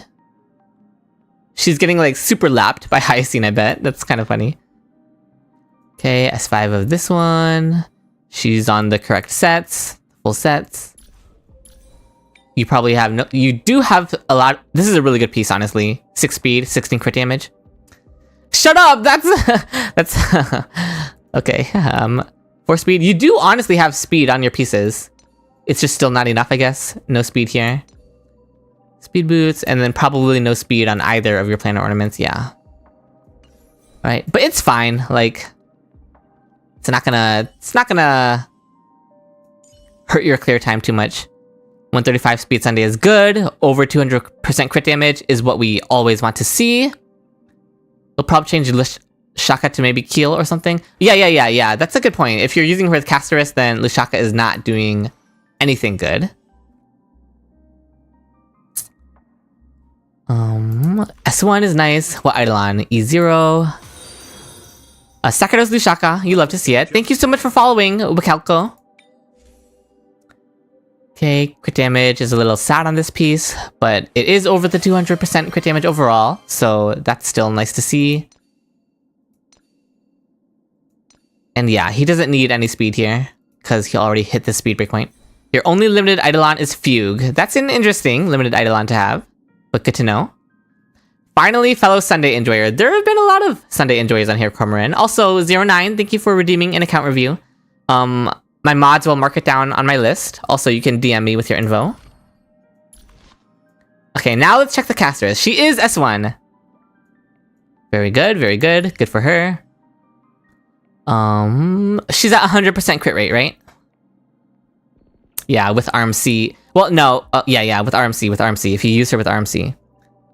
You were a huge Firefly enjoyer? Okay, I can't wait to see your Firefly then, Juhan. Still debating on her E1. The Casterus is really good. She's at like 9k HP, 100 crit rate, 200 crit damage. Really, really good. Yep.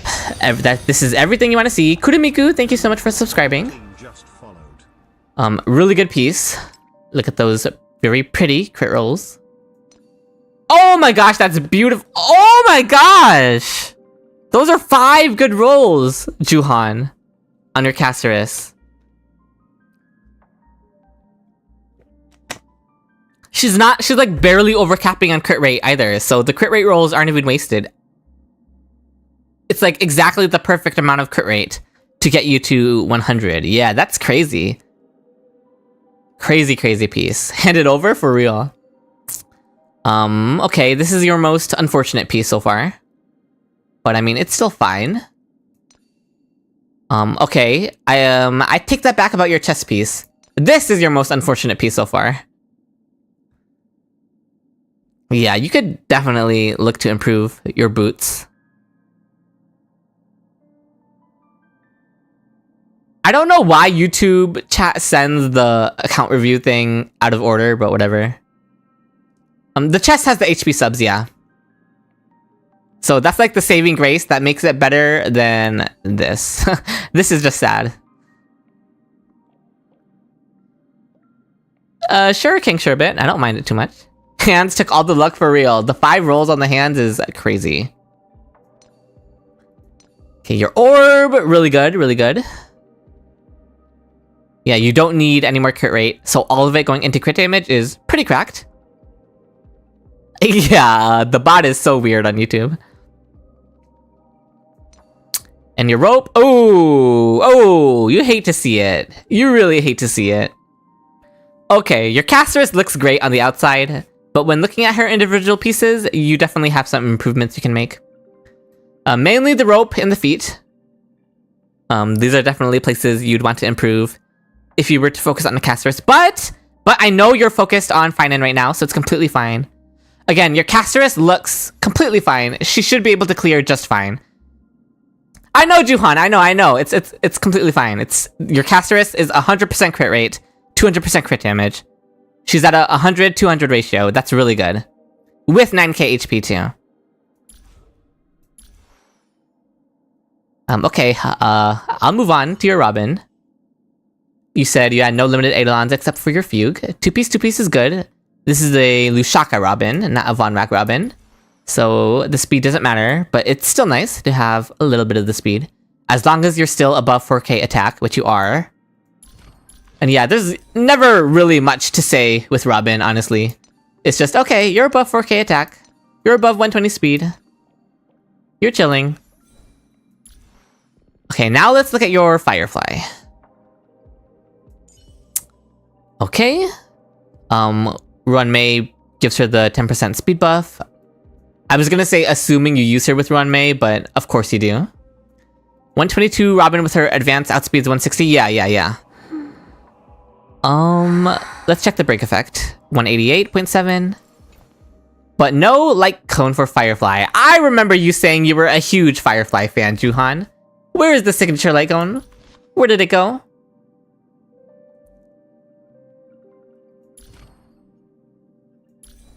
Let's check her individual pieces.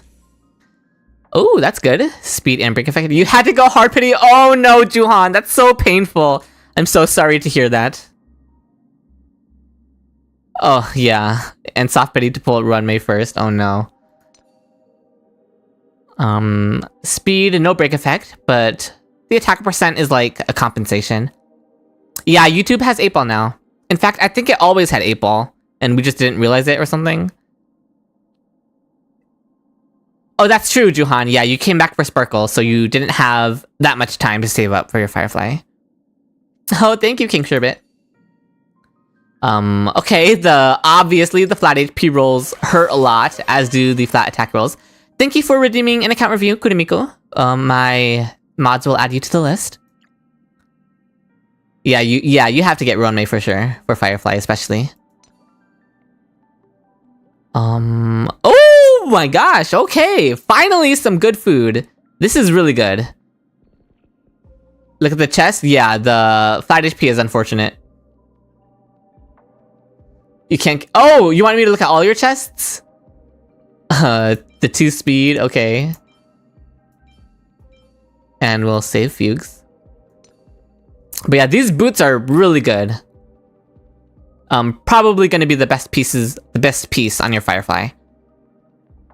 Even the other piece is flat attack, which you can utilize. Okay, break effect. Oh, this break effect is really good. And no speed subs, but obviously the break effect is carrying this piece. That's a lot of break effect. That's literally every attack percent body you've gotten from her. Oh no, I'm so sorry. My condolences. And then the break effect rope. Oh, that's really unfortunate that it didn't roll into speed. Not even a single time. Yeah, just some unfortunate rolls here. And then yeah, your attack chest luck also very sad. Let's check out your topaz. This is a slow topaz. Interesting. You can tell I was in those mines too. Oh no. Hi, this is Topaz speaking. She's on swordplay. Hi. Ha, Jidola. Not fully leveled. Boots are on Jingyu and they share boots. Okay, I'll check. Oh, dang. Okay, that's good. Slow pads? No, just the wrong boots. Gloves. Okay, these are good too. This piece. Ooh, you love to see it. Okay, there's some decent pieces on this topaz. Jing's boots. Okay. Ooh. Yep, we are doing account reviews, Shirvani. Yeah, there's some good pieces on this topaz for sure. Wow! 12 crit rate, huh? No wonder she's nearly at 100 crit rate. And then no crit damage here. It's pretty sad. The rope is the most unfortunate piece. But yeah, good stuff.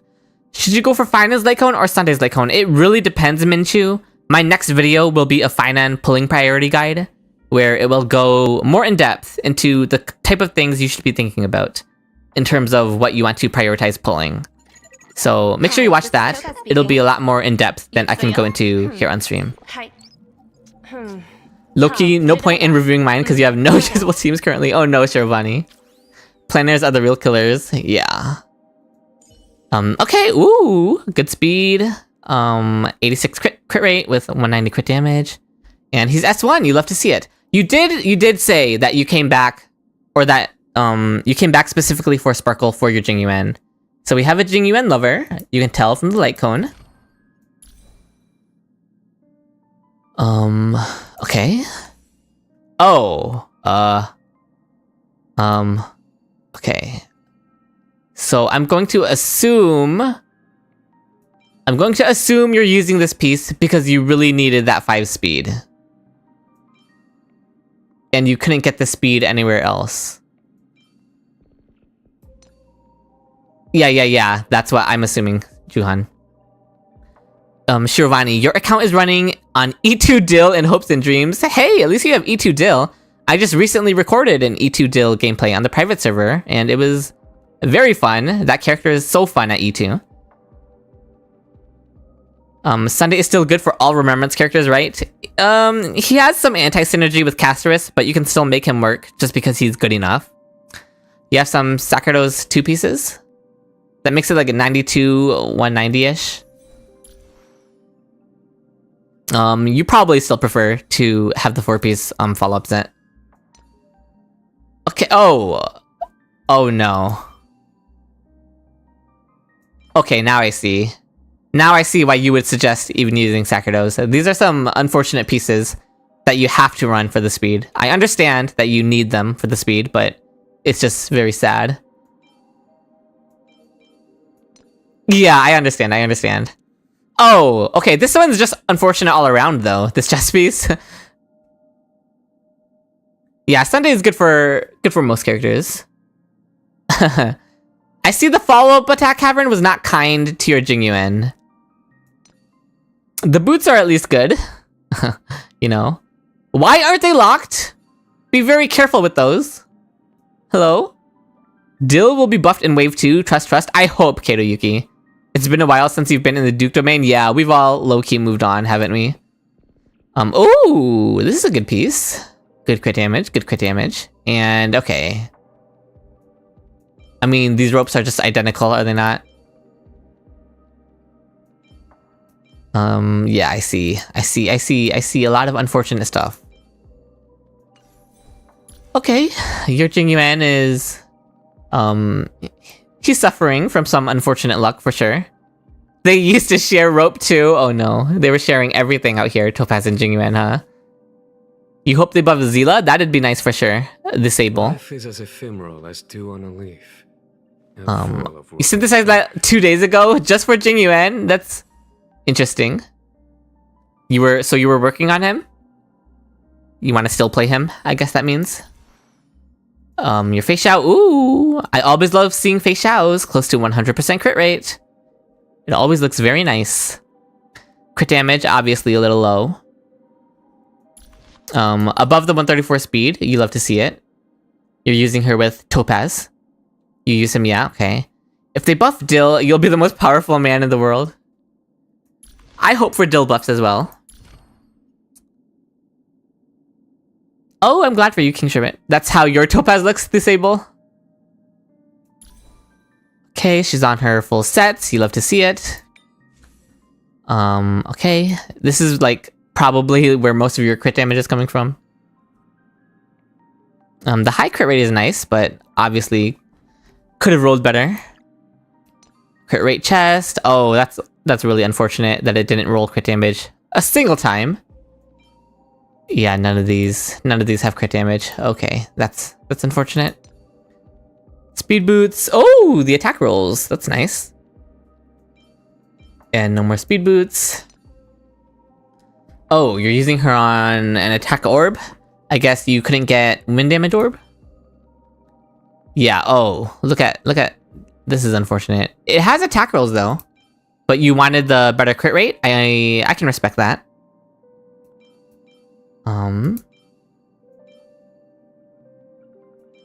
Okay. Your inert Solsato wind damage orb is probably better than your attack orb here. So it's all going to rely on your rope. Thank you for the hydrate, Pinkumi. Everyone in chat, make sure you're also hydrating. But as I was saying, Juhan, if you have Inert Solsado ropes that are much better than your Duran ropes, then I would just make the switch to Inert Solsado. But that depends on what your rope looks like. Okay, this is a decent rope. 23 crit damage. Oh, this would overcap you on crit rate. Oh no, I already know you don't have Inert Solsado rope, so why am I even asking that? I already looked and saw your unfortunate situation with Inert Solsado ropes. Of course they're not going to be better than your Duran ropes. Okay. Obviously she could use more crit damage, but she's doing alright. Yeah, and she's on the Hurdle Icon too. Yeah, definitely overcapping on crit rate if you go below the 50%, but obviously you don't want to rely on this too much. So I understand why you aren't lowering her crit rate even more. Because again, unreliable trigger condition. Aventurine, thank goodness he's above 134 speed. Ooh, you even rolled for his S1. Love to see it. 4k defense. And the crit ratio is really nice, so you must have prioritized his damage in his relic rolls. Let's see. Oh, but you're on the... You're on the Shielder set, and you're on a buffing planar ornament. So your Aventurine is kind of split halfway. Half of him is built to be more defensive and supportive, while he's also built to do damage. It's like a half and half Aventurine build. He actually used to be on Pioneer? Yeah, that would have made more sense with the build you're going for.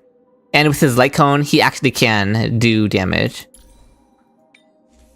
But you can swap his relics with Ratio? Poor Ratio. Okay, let's check out what he's usually on. Alright, I'll do that. His planar ornaments too, Juhan, or no? Just his 4-piece set? Well, let's check these out. Oh, really high crit rate. You love to see it. Oh wow, this piece is really good. Yeah, 4 rolls into crit damage. Just main set? Okay. Yeah, Broken Kill is fine for him. Oh, that's a really good piece. It even has the defense percent for Aventurine to use. And the speed, of course. And then Speed Boots. Oh, again, the defense percent for Aventurine is really good. Defense Orb is good. High crit damage. And okay, I mean, this one rolled very unfortunately. But I guess you don't need more crit rate to roll this. Let's see how it looks in the end. Oh, yeah, that looks really good. That's 100% crit rate with 135 crit damage. And he still reaches the 4k defense, even without the Shielder set, so that's good. Oh, as of lately, you had to farm him a defense set. You're running into surviving problems, Johan. Makes sense. Oh yeah, the way the 15% shield strength scales is definitely way more. It's worth a lot of defensive stats. It is the abundance meta, yeah. Okay, let's look at your E1 Fugue. Yeah, she's E1. 155 speed is nice. She's probably always being run with Runmei, so she is above 160 speed. Okay, she's on Resolution Shines Pearls. Yeah, damage creep has definitely gone up.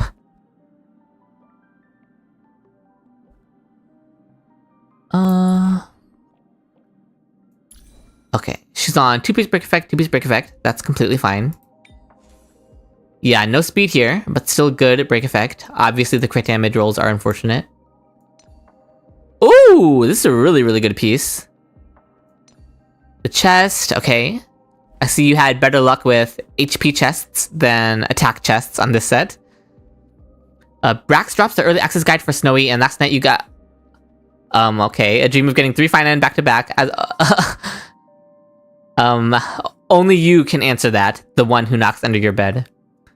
You must look deep inside of yourself to answer that question for yourself.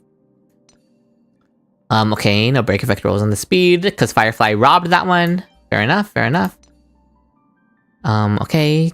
Got this one for the break effect, and no speed on this rope. Her overall break effect is 186, so still pretty good, honestly. And again, she's above 160 speed, thanks to being run with Run Mei. So she's chilling for sure. Especially since she has the E1. Okay, Lingsha time. She is almost at 160 speed with Run Mei. Just a little bit more speed, and she could hit 160. Wait, what is this fugue effect hit rate? Oh, I did not check.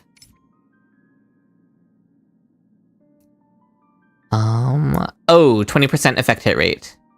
She's not proccing pearls very reliably with this, is she?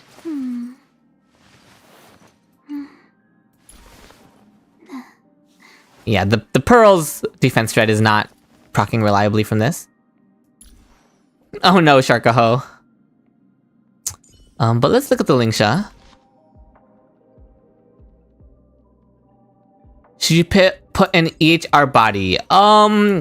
If it makes you struggle to survive, Juhan, then that might hurt a bit. But effect hit rate body would be nice for the pearls proccing. You think she has HP? Okay. Honestly, it's a matter of your experience with her. And, like, if you experience needing the survivability or not. Because sacrificing the effect hit rate on pearls to make sure she stays alive, you know, if that's what you need to survive, then I understand it. But if you can make concessions about her survivability to let her proc pearls more reliably with an effect hit rate body, then you can try it for sure, is what I would say. You can try it and see how it feels for you.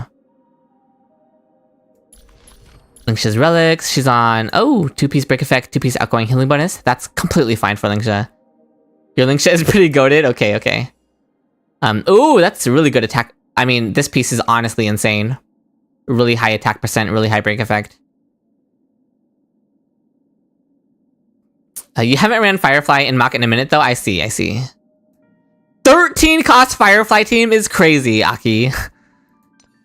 Really high speed. I see this is probably why you're using a 2-piece of the healing set. Just for this piece, honestly, for the speed. What's the other healing set piece gonna look like? Oh my gosh, okay, yeah. Okay, you are completely justified in running 2-piece with the healing set. When your 2-piece healing set is giving you 20 speed just with these 2 pieces alone, that's pretty insane. You are based for wanting to run DPS Lingsha Ancient Roulette. Now the chest, yeah. That's crazy. 11 speed on the chest. On the outgoing healing bonus chest. On the healing set. Cost is an illusion, don't worry. To some degree, Kiri. Cost is only an illusion if people use it to, like, draw hard conclusions. The speed boots. Break effect is nice. Ooh, break effect is nice here as well. Part of your reason for wanting Sunday is for DPS Lingsha? That's diabolical, Aki. Okay, Juhan. Do not word it like that.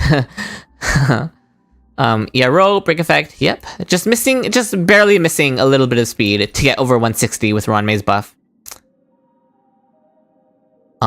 Speaking of Ron Mei, Dance Dance Dance is always nice on Ron Mei.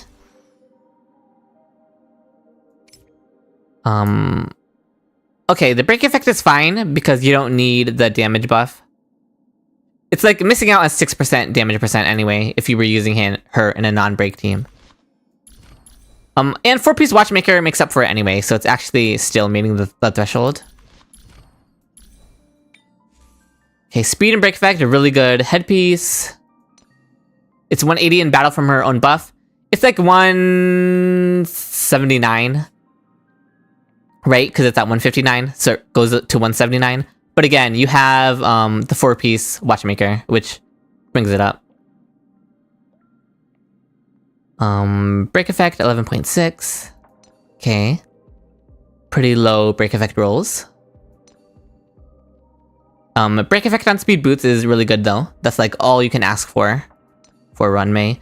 And Von Whack. I am a Von Whack Run Mei enjoyer, so I always love to see this.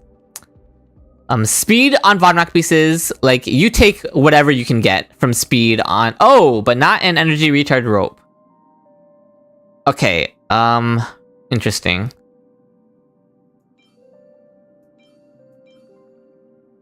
I see you don't have any ER ropes with break effect substats. You run 120 speed run May. Yeah, I am not a believer in break effect run May. Or break effect rope run May. So that's pretty sus. No speed, no break effect. For your ERR ropes, yeah, that is unfortunate, but I mean, you're running Dance Dance Dance with no ER. Like, that's a little suspicious. Yeah, true, Aki. If you just one-shot the boss with your 13 cost Firefly team, by the way, Aki. 13 cost. She's on Casters right now, not Firefly, I see. Still, I would still rather the ER rope on her. I would prefer ER rope on her even for Casterus. For the more frequent ulting. Unless your Casterus is like low cycling everything and doesn't even need a second run May ult or more Dance Dance Dance procs from run May.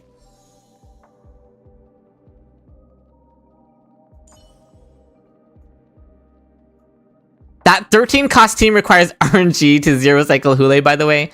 Zero cycling in general requires a lot of RNG, Aki. So you know. Okay, your Sparkle. 146 speed. Oh, how many Dance Dance Dances do you have? It's just this one as your extra one. 2-piece. So she's not on 4-piece Sakurdos. And she's not hitting 160 speed. And there's no Eagle set, so the Sparkle is not at her peak potential. But then again, most people abandon Sparkle, so... You know, I understand. Yeah, ERR ropes with no speed on them. She's dead? Okay, that's fair, Juhan. You know what? If she's dead, let's move on from her. Ratio stripped. Okay, all other characters are unbuilt. Or not priorities, I'm guessing. She hasn't been used since, like, you ran Ratio. Would you be insane running Run Mei Lightcone on Branya just for the skill point economy? You can use Run Mei Lightcone on Branya. It's not just for the skill point economy. I understand. It also gives the 10 energy at the start of wave, right? Shaka Pro? So, yeah, you can't go wrong with Run Mei's Lightcone on Branya. It's pretty good, it's pretty good. Where was Ratio? Give him events, dreams, relics. Oh, and then the facial icon. Oh, the SP is only if you have 100 break effect. Is that how that works? Yeah, I do not have Runway's Lycon memorized. The energy is still really good on it, though.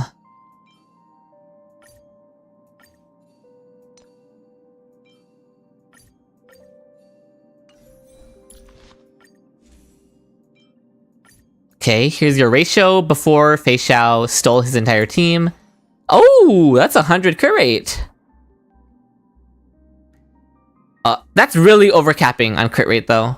Because he's 132 speed. Yeah, he's number one, he's 132 speed.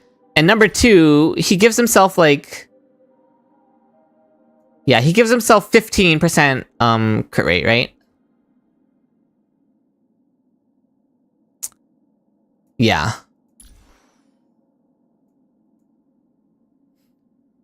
Shark, I mean, if you can hit the breakeffect breakpoint with your Branya, with Run Mei's Light Cone, then I mean, I guess you can run it. That is technically something you can do. No one will tell you you can't do it.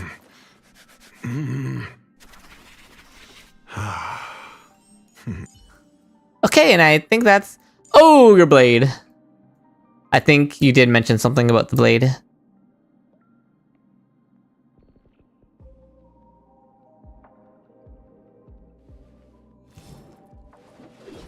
Ratio was... Yeah, Ratio immediately got replaced by Fei Xiao.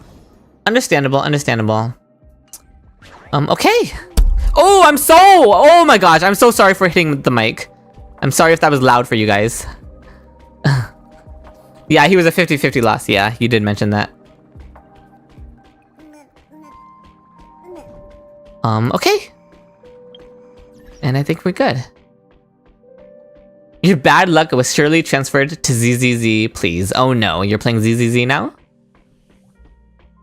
You sent your summons in Discord, but yeah, okay. Let me go to idle. Apologize to the mic. I'm sorry, Mike. This mic carries my career, so...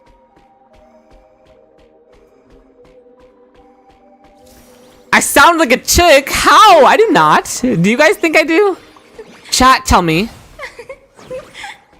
Let's have a break. You have to go to hard pity for her and her sig, yeah. YouTube chat be bugging a little? You don't? I don't think I do either. Apologize to Mike. He sounds fruity but not like a chick. Okay. Was that first part necessary? Shut up, huh? Maybe if your voice was like 10% higher. I sound like Mighty. That's... You've got to be joking with that one. You don't sound like a chick, you sound like a twink. I'll take it, Kato Yuki. You know what? I'll accept that. Can Phainon synergize with Cypher? To a degree, Jopa. If Cypher allows you to one-rotate a boss, then yes, they can synergize together.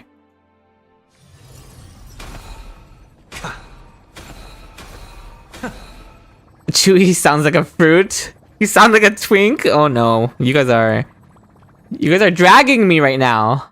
Oh, Bartolos. What?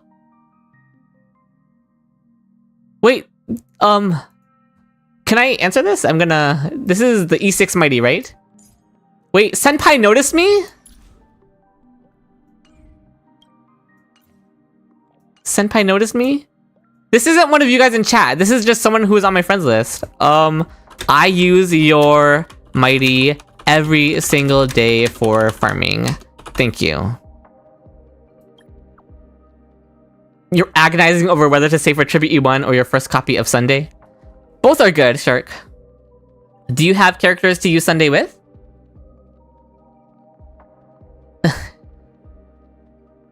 You're not going to be taking part in the viewer polls, but you hope everyone who participates gets good luck. Oh, thank you for blessing my viewers.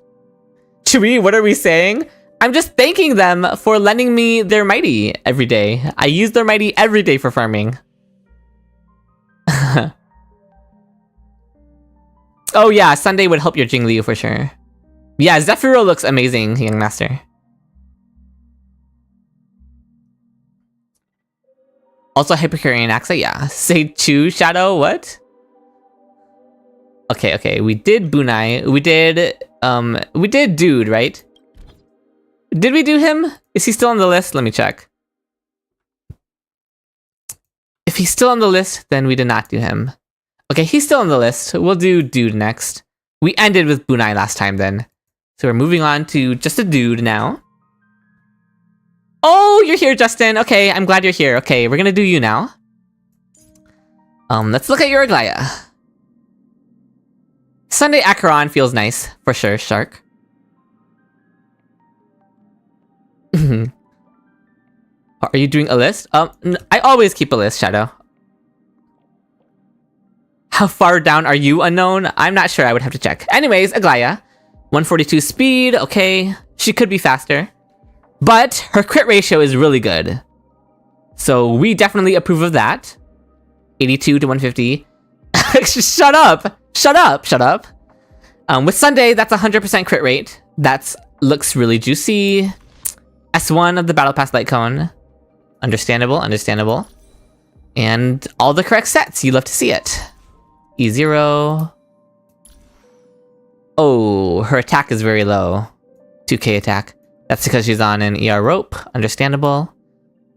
And she's on a lightning damage or... But she gets attack based on speed, right? So she's actually fine. Cass. 32 plus 42. She's at 100 crit rate. He's so abusive to me. Her crit damage is low. You would definitely want to get her crit damage up. Her HP is really good though. S1 is always nice because Casserus suffers without her S1. And all the correct sets. So that's nice. Again, work on her crit damage. I would not be surprised if I could look at your pieces. I would probably find very, very low amounts of crit damage across your pieces. So definitely look to up her crit damage. She does get crit damage from the bone set. So she is hitting 200% crit damage in battle. But you would still want more, of course.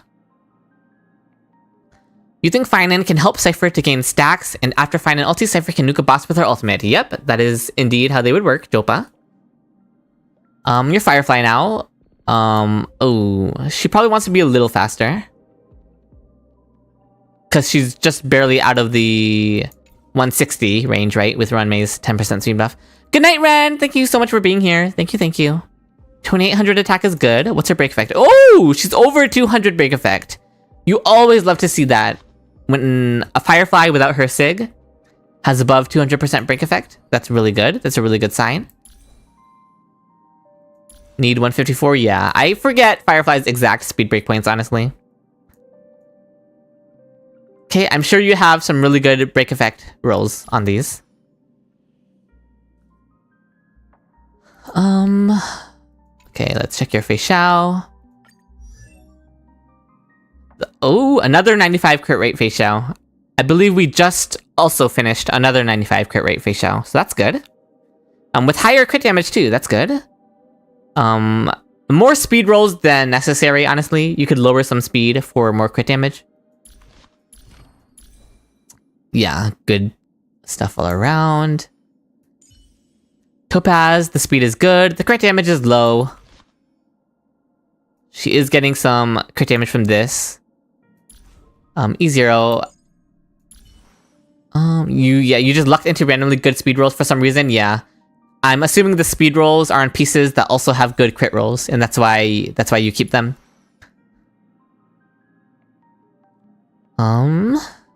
Looks good, looks good. Yeah, obviously the crit damage is suffering. Could sacrifice some speed for crit damage. Her and Phainon both kind of have the same problem, honestly. They have really good crit rate, but they could lose some speed for crit damage. Hey Chewy, some content creators release their early access. I can react to those on stream after this if you guys would like me to. Give you guys my thoughts on the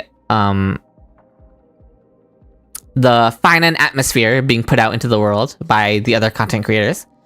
Kiruyuki, you're tempted to pull Firefly, but you don't have Fugue, and you heard she's an SP Black Hole at E0.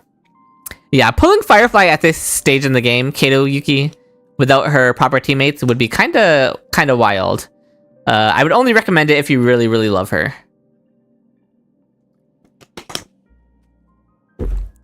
Let's check out the Herda.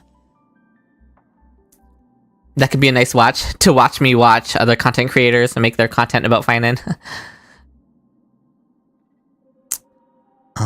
Okay, decent crit rate. Does she have Izumo? She does. So she's at like, what, 98% crit rate? Very close to 100. Crit damage could be a little higher, but you don't have a crit late cone, so it's understandable. And at least she's on all of the correct sets. No speed. You're running her with an Naxa, so let's see. Don't put words in my mouth. Okay, good speed, low crit damage. You wouldn't watch them myself? Yeah, I would just be watching them to get a feel for what the public sentiment about Phainon is going to be from the more popular content creators. There are better pulls than Firefly to kill the Trotters in the adventure domain.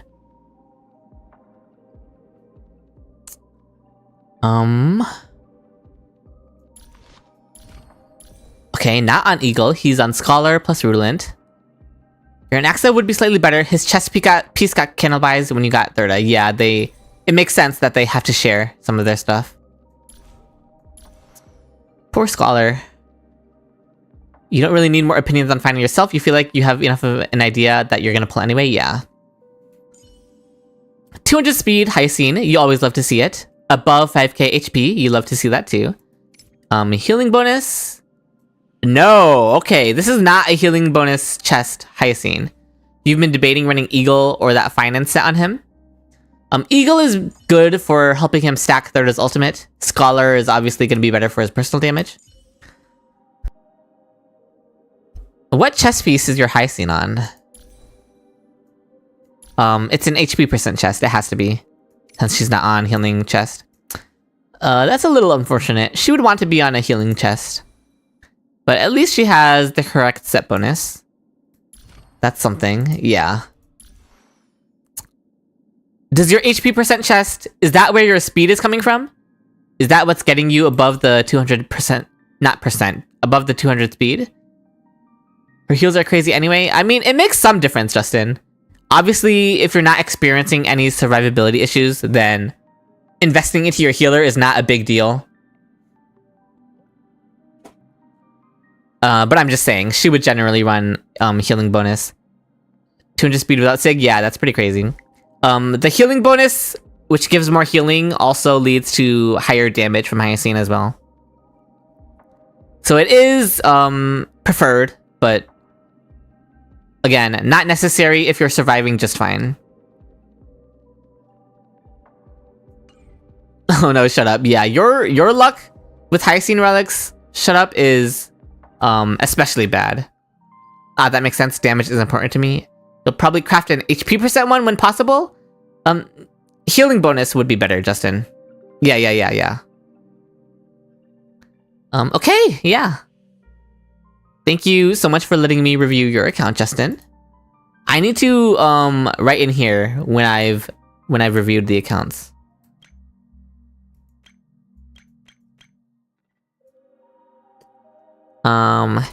Healing chest is what I'll say. Yeah, thank you, Justin.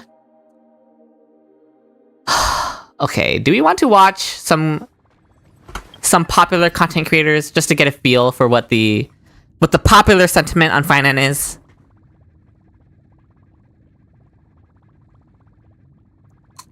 Oh no, it's fine, Shadow.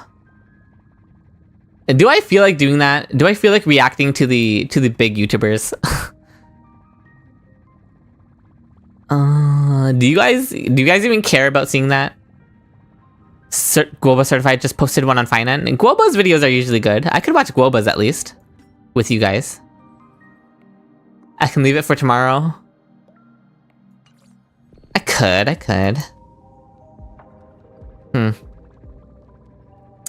Decisions. What, just make tomorrow a full React Andy stream? Tomorrow we'll be reacting to Phainon videos and reacting to Ashikai's lore video. Yeah, not really, Lin Oka. Yeah, I imagine a lot of people in chat don't want to watch me just react to the other content creators' Phainon videos. I feel like that's not very fun content. You just pulled on ZZZ and won your 50-50. Good luck for anyone pulling of ZZZ. Very nice, Darkstar. Yeah, I don't know if people want to see that. I think...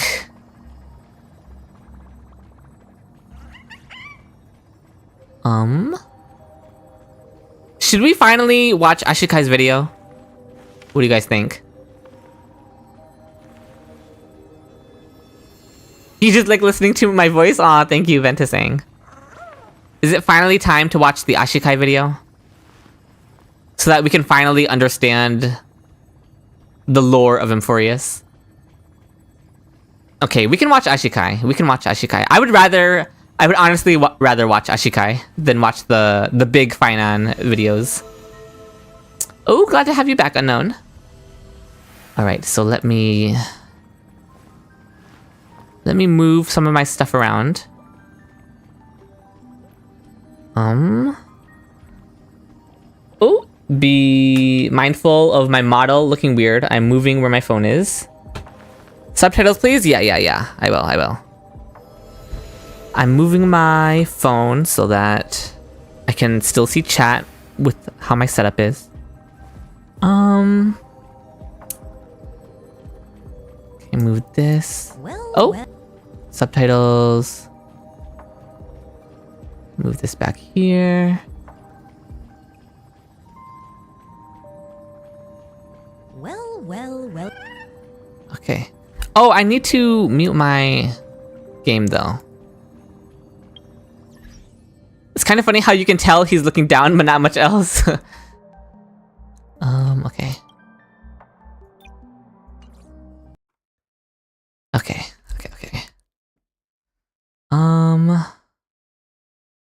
Alright, let's watch it. Welt. Hello? Subtitles?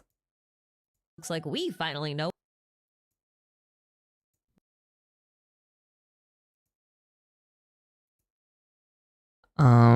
Annotations are on. Welt. Oh, okay, there they are, there they are. Know what makes the planet of Emporius so strange and unique? My phone was blocking some of them. Actually, a planet at all. It's the Yeah, we'll brush up on no, I am certain Ashikai players vids. who reached the end of the 3.3 Trailblaze mission got to this reveal and went, "What the heck is a scepter?" And I would not blame them for that reaction because everything we know about the scepters comes from a couple of simulated universe expansions, which are extremely long and I have not watched it, sometimes quite Imitana. difficult to play through. So I don't expect everyone to have read or even completed. Yeah, them please all. inform me on I what do scepters think, are. Given the current circumstances, that it's important you actually understand the lore that was presented in those simulated universe expansions, since, you know, that lore is now relevant to understanding Emporius. I suspected this might be the case all the way back in 2.7 when I was making my Emporius predictions video, and while I am Bye, quite pleased Pikami. at Thank you how so much for well being that here. prediction has aged, I thought it would only apply to golden gears and not unknowable domain. So even though my predictions video has aged very well, and I still stand by a lot of the things I said in it, the context I provided is unfortunately Oh, that's a cute looking Herda. So today I intend to remedy that. We'll be going over the lore of 2 simulated universe expansions, both Gold and Gears and Unknowable Domain, and that'll take up the full first half of this video. This is very important context that you need to know going forward. But in the second Slightly half of louder, this got video, it, got I'm it. going to be wildly theorizing about how all of this information applies to Yeah, she does talk a little- Emporius. And she now does that talk we a little have quietly. A lot more context. I have a lot of more fleshed out thoughts. So this is going to be really, really fun.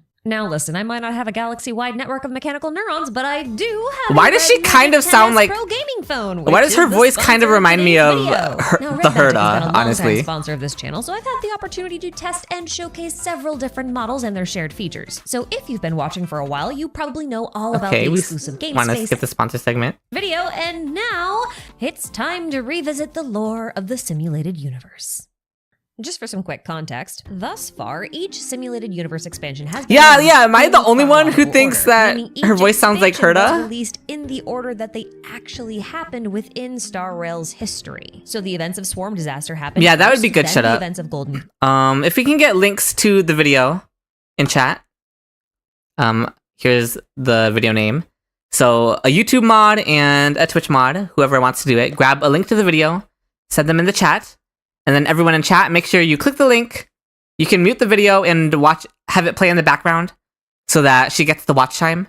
And make sure to like the video and leave a comment as well. It's because her voice is a little bit nasal. Yeah, it sounds great though. I love the similarity to the Herda. Yeah, so did you hear that, chat? Make sure you open the video in a second browser. Yeah, watch it on mute and hit the like button so that she gets the watch time. I'm gonna sit here and wait for like a couple seconds so that you guys have time to do it. Sitting and waiting.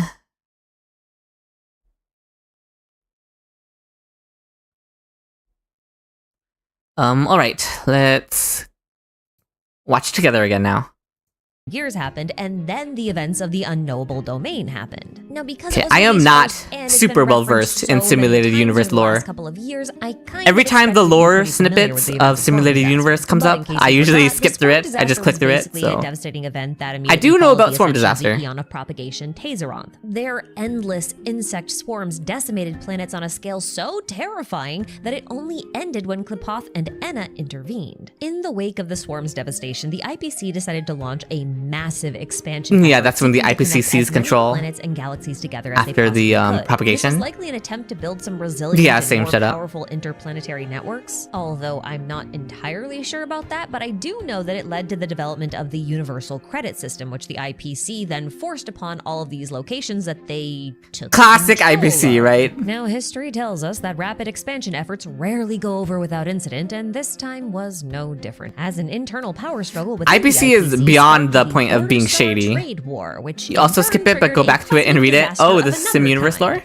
You're and better than me, economic Darkstar. one. I don't even go This back to read it. economic disaster finally ended once one of the IPC's founders, Louis Fleming, retired. The whole thing wasn't necessarily his fault, it's just that his retirement triggered something else. See, during his retirement speech, Fuli made a Fuli. surprise appearance, bringing with them a flood of memories that were interpreted as a three-part prophecy. The first part contained a prediction from the Eon of Finality, Terminus. The second contained a riddle from the Eon of the Enigmata, Mythos. And the third was a calculation from the Eon of Erudition, Nous. IPC For bad now, indeed. We're really only concerned with Nous's calculation, which spoke of 3 unchangeable moments that have either already happened or will happen and cannot be prevented or changed. I have never heard of The this. first moment was the start of the Border Star trade war, which at this point would have already happened. I don't know what that is. The second moment warned of the rise of Rupert I, Oh, the main character Rupert. of Golden Gears, who you are about to become very familiar with, especially because the no, third Rupert. and final unchangeable moment was Rupert I's death. Now, no one at the IPC Good, knew good. what a I Rupert need to was brush at up on this my point Rupert because lore. The entity that would become Rupert I was a pretty normal robot that had been trashed and tossed in a junk heap. But through some kind of miracle, this robot gained sentience and slowly expanded its cognitive capabilities over time until it was basically a genius. But Okay. despite being extremely So Rupert is a intelligent, robot. as time went on, Rupert I came to the conclusion that organic life was full of errors and was thus imperfect. Oh no, it's and Ultron. Also inferior to inorganic life forms like Intellitrons. We who have- were obviously capable of we have perfection. Ultron from Marvel He in the believed that HSR such universe. error-riddled things such as organic life should not exist, so he decided to wipe all organic life out. It's To do literally this, Ultron. Oh Rupert I no. established an empire of Intellitrons and other mechanical Why didn't life someone forms tell and me amassed an Rupert was just enormous, Ultron from Marvel? tireless army of machines that began attacking pockets of organic life throughout the cosmos. This marked the beginning of the First Machine War. But as time went on and Rupert I expanded his computing capabilities, he eventually developed the anti-organic equation and used it to create a type of mind virus that he infected his armies with. The development of the anti-organic equation not only earned him the gaze of Nous, which made him an emanator, but he also got an invitation to become the 27th member of the Genius Society, which really does make you question the ethics of I was a gonna genius, say, they be because the handing this stuff out anti-organic to equation literal mind war virus criminals? was essentially a doomsday device, a doomsday program.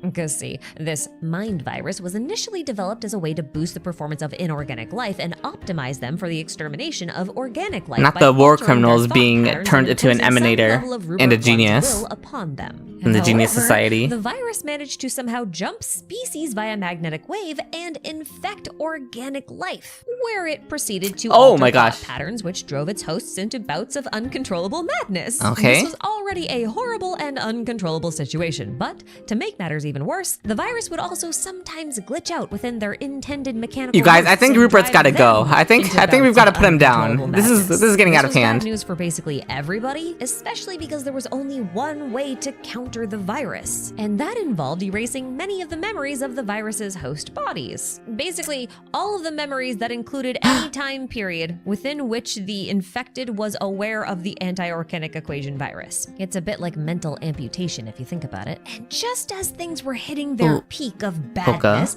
Genius Society member number 4, Polka Oh, Kakamon, no. Not successfully her. managed to assassinate Rupert I with a scalpel. This not only brought an abrupt end to the First Machine I mean, that's War, good. but she also managed to fulfill the condition for Nous's third unchangeable moment, which was, as you may recall, Rupert I's death. Now, Polka Kakamon isn't just some random assassin in this scenario. Oh, no, although the she polka does seem to glazing. just pop out of nowhere. She's actually someone we should get a bit more familiar with, not just within the context of the Machine Wars, but within the context of Star Rail's universe at large. But for now, at least, keep her name in mind, because she plays a much larger role in the future. Oh But no, I after hope Polka not. Kakamon killed Rupert I, we don't actually really know what happened. For some reason or another, the history fictionologists decided to screw around with all the historical records as they like to do, so there's a lot of confusion surrounding the rise and fall of Rupert II. The only information we're able to discern is that after Rupert I's assassination, an organic life form paid a visit to his grave intending to decode the anti-organic equation that powered the anti-organic equation mind virus. Yeah, what is Rupert And II? while this unnamed person was successful in his attempts, he never shared the solution with anyone. In fact, shortly after leaving Rupert I's gravesite, this unnamed person appears to have been infected with the anti-organic equation Oh, no, virus, and that's which how altered he his becomes thought Rupert patterns II. so severely that he believed himself to be the successor of Rupert Oh, I. here That we would make go. him Rupert II, or Rupert II. I'm gonna call him Rupert II. Based on some inconsistencies about exactly how this came to pass, I think that some of Rupert I's consciousness must have remained within his broken machinery that was passed along to Rupert II via the mind virus. Machine never There's really this dies, Curio, huh? the Rupert Empire Difference Machine that It was made just by still Rupert I lying that in wait. supports this idea. A bunch of ones and 'Cause, zeros. this thing can apparently link up with almost any type of machinery and infect it with the anti-organic equation, and it can also increase its own computational power just like Rupert I could. And many scholars believe that it has the potential to become Rupert III, who doesn't exist yet, so you don't need to worry about him. But it does make it possible that this machine Is Lygus Rupert III? like it was responsible Hello, for the Maharaga. creation Hello. of Rupert II. Plus, at the end of Golden Gear, Scroolum does question whether or not there's any data about Rupert II present at the end of the first Machine Emperor's War, which we're just brushing up on Emporius lore with Ashikai videos. Rupert I and the rise of Rupert II, but if some piece of Rupert I was integrated into Rupert II, that could explain Scroolum's line of questioning. Anyway, lore is this good nameless indeed. organic life form of a person Yeah, I hope you guys don't mind this. inherited the will and authority of Rupert I and decided to wipe out all organic life again. And this is where the history fictionologists So, really Ultron got to number work 2. obscuring history again. So all we really know about the second The Machine more you War is know, that it was Ventus. a heck of a lot worse than the first. And we also You know hope that Lygus is II Rupert had III? a far grander ambition than Rupert I'm starting to see the because vision instead of thanks just to this wiping video. out all organic life, Rupert I could see it. also sought to control all life within the universe. And to do this, he invented a device called a scepter. So Oh, here we go, are these scepters. incredibly powerful machines that were inspired by the inner workings of Nous. If we Okay. think of Nous as a giant mechanical cosmic brain, just like their philosophical namesake is, then a scepter would be like an attempt at recreating a small cluster of neurons from within that brain. These neurons boasted incredible computational ability and also ran on the anti-organic equation. And they were each the size of a whole planet. So Rupert II took these neuron-like I didn't realize they were the size of a scattered them planet. all over the universe and connected them to a single core that was hidden somewhere within an unknown galaxy. And at the center of this galaxy, in the core itself, was his Iron Throne, and also himself. This system effectively became a cosmic-level neural network that was capable of assimilating all life forms of any conquered planets into a We are hive high ground, we are. of which he was the sole authority. To put it another way, he was basically trying to turn the entire universe into a piece of his external brain so that he could control everything and everyone. Yeah, I did within not it. know But scepters were the that's not size of a all planet. the scepters were capable of. Scepters also possess the ability to create entire So they're like- planets out of nothing but amassed particles. Oh, They okay, could even they're like destroy mechanical entire planets. Galaxies in an instant. They could warp the laws of physics and they could calculate the future. Yeah, together they All make of a these brain. things while also expanding the A galaxy size, capabilities of the literal, one who sat literal on galaxy the brain, you Iron guys. Throne, Literal which galaxy was brain. Rupert II. Now you might be wondering what on earth could take out a giant cosmic hive mind brain that's capable of warping the laws of physics and Not bending Polka things Kakamon to their again, will and surely. destroying galaxies on a whim.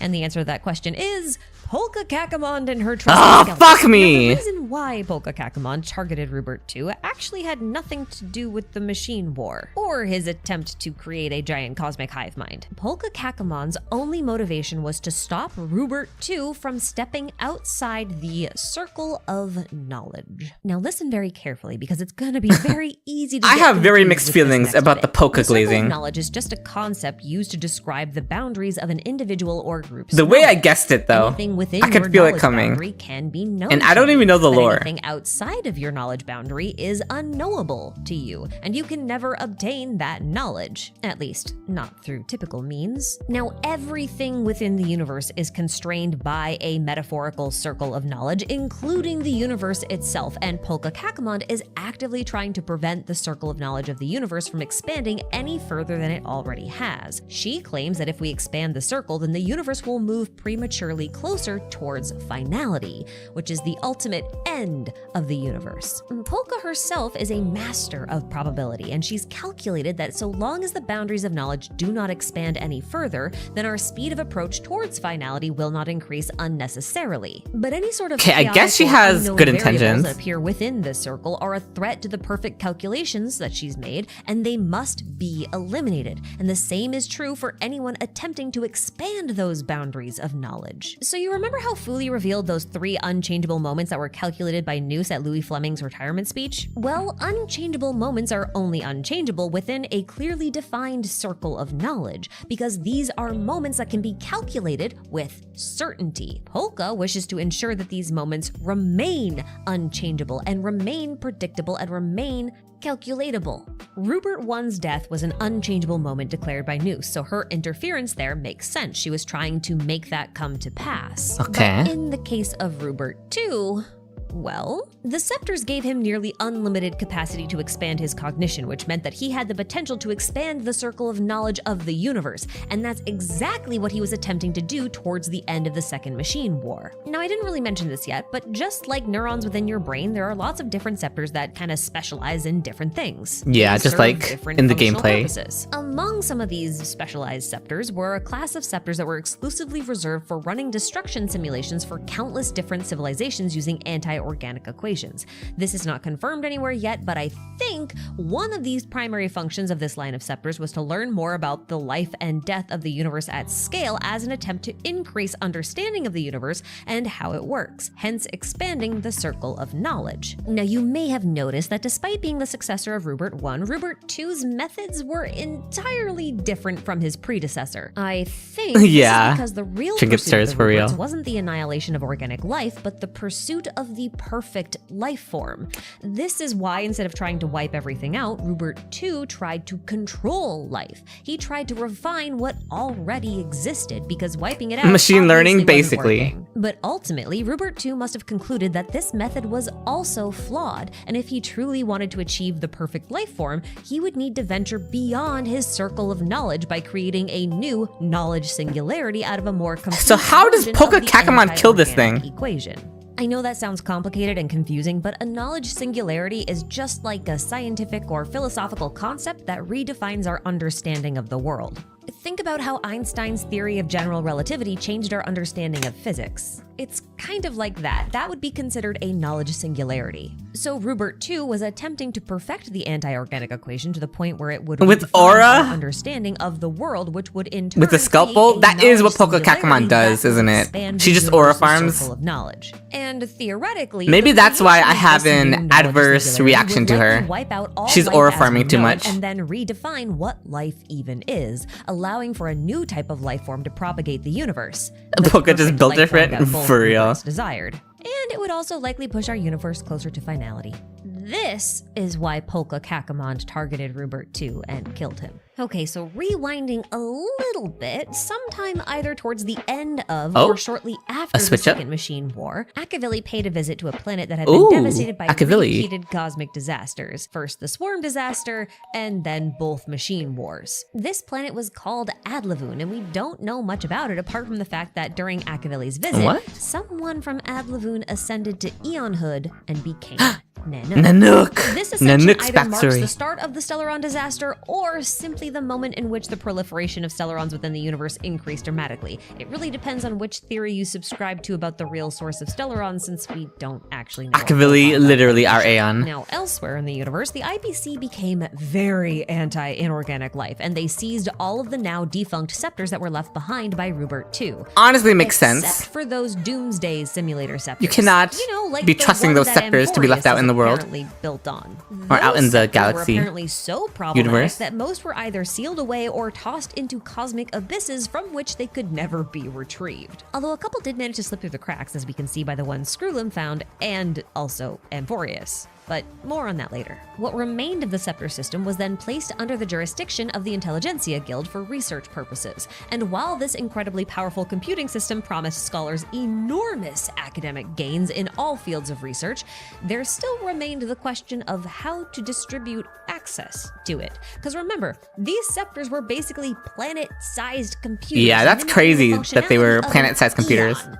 So even after Same, the shut up. I did fraction not of realize they were this ability big. could be groundbreaking in any scientist's research. So obviously, everyone started fighting over access, and it was a horribly chaotic disaster. Yes, another one. And it saw countless scientific discoveries made, but then quickly lost or forgotten. There were even a couple of cases of scientists messing around with the alterations to the anti-organic equation, which apparently infected a bunch of other scholars. Yeah, who this both scepter stuff gets quickly real accessed. serious, And huh? by the end of it all, Cosmic horror. 122 scepters had to be destroyed before the scholars could be stopped. How do you even destroy these Historians later scepters? referred to these incidents collectively as the Scholars' Strife. And the history fictionologists had a field day distorting all of the details about it. Oh, Because gosh. Of course they did. Towards the end of the Scholars' Strife, an intelligentsia Right, high scholar ground? named Patavia Alder Somerville started receiving a signal once every 13 minutes without interruption or space-time distortion. Oh, that's She creepy. made this signal her primary topic of study and determined that it must be some kind of solitary wave of imaginary energy By from blowing some up? Fair enough. indiscernible location deep in space. But Oh, Julian's Evan persistent and lore unnaturally dropped on me pure a little nature, bit she about the theorized that concept of discovering imaginary the energy. origin of this solitary wave could reveal the answer to the question of whether or not the universe is predetermined. Or to put it another way, is fate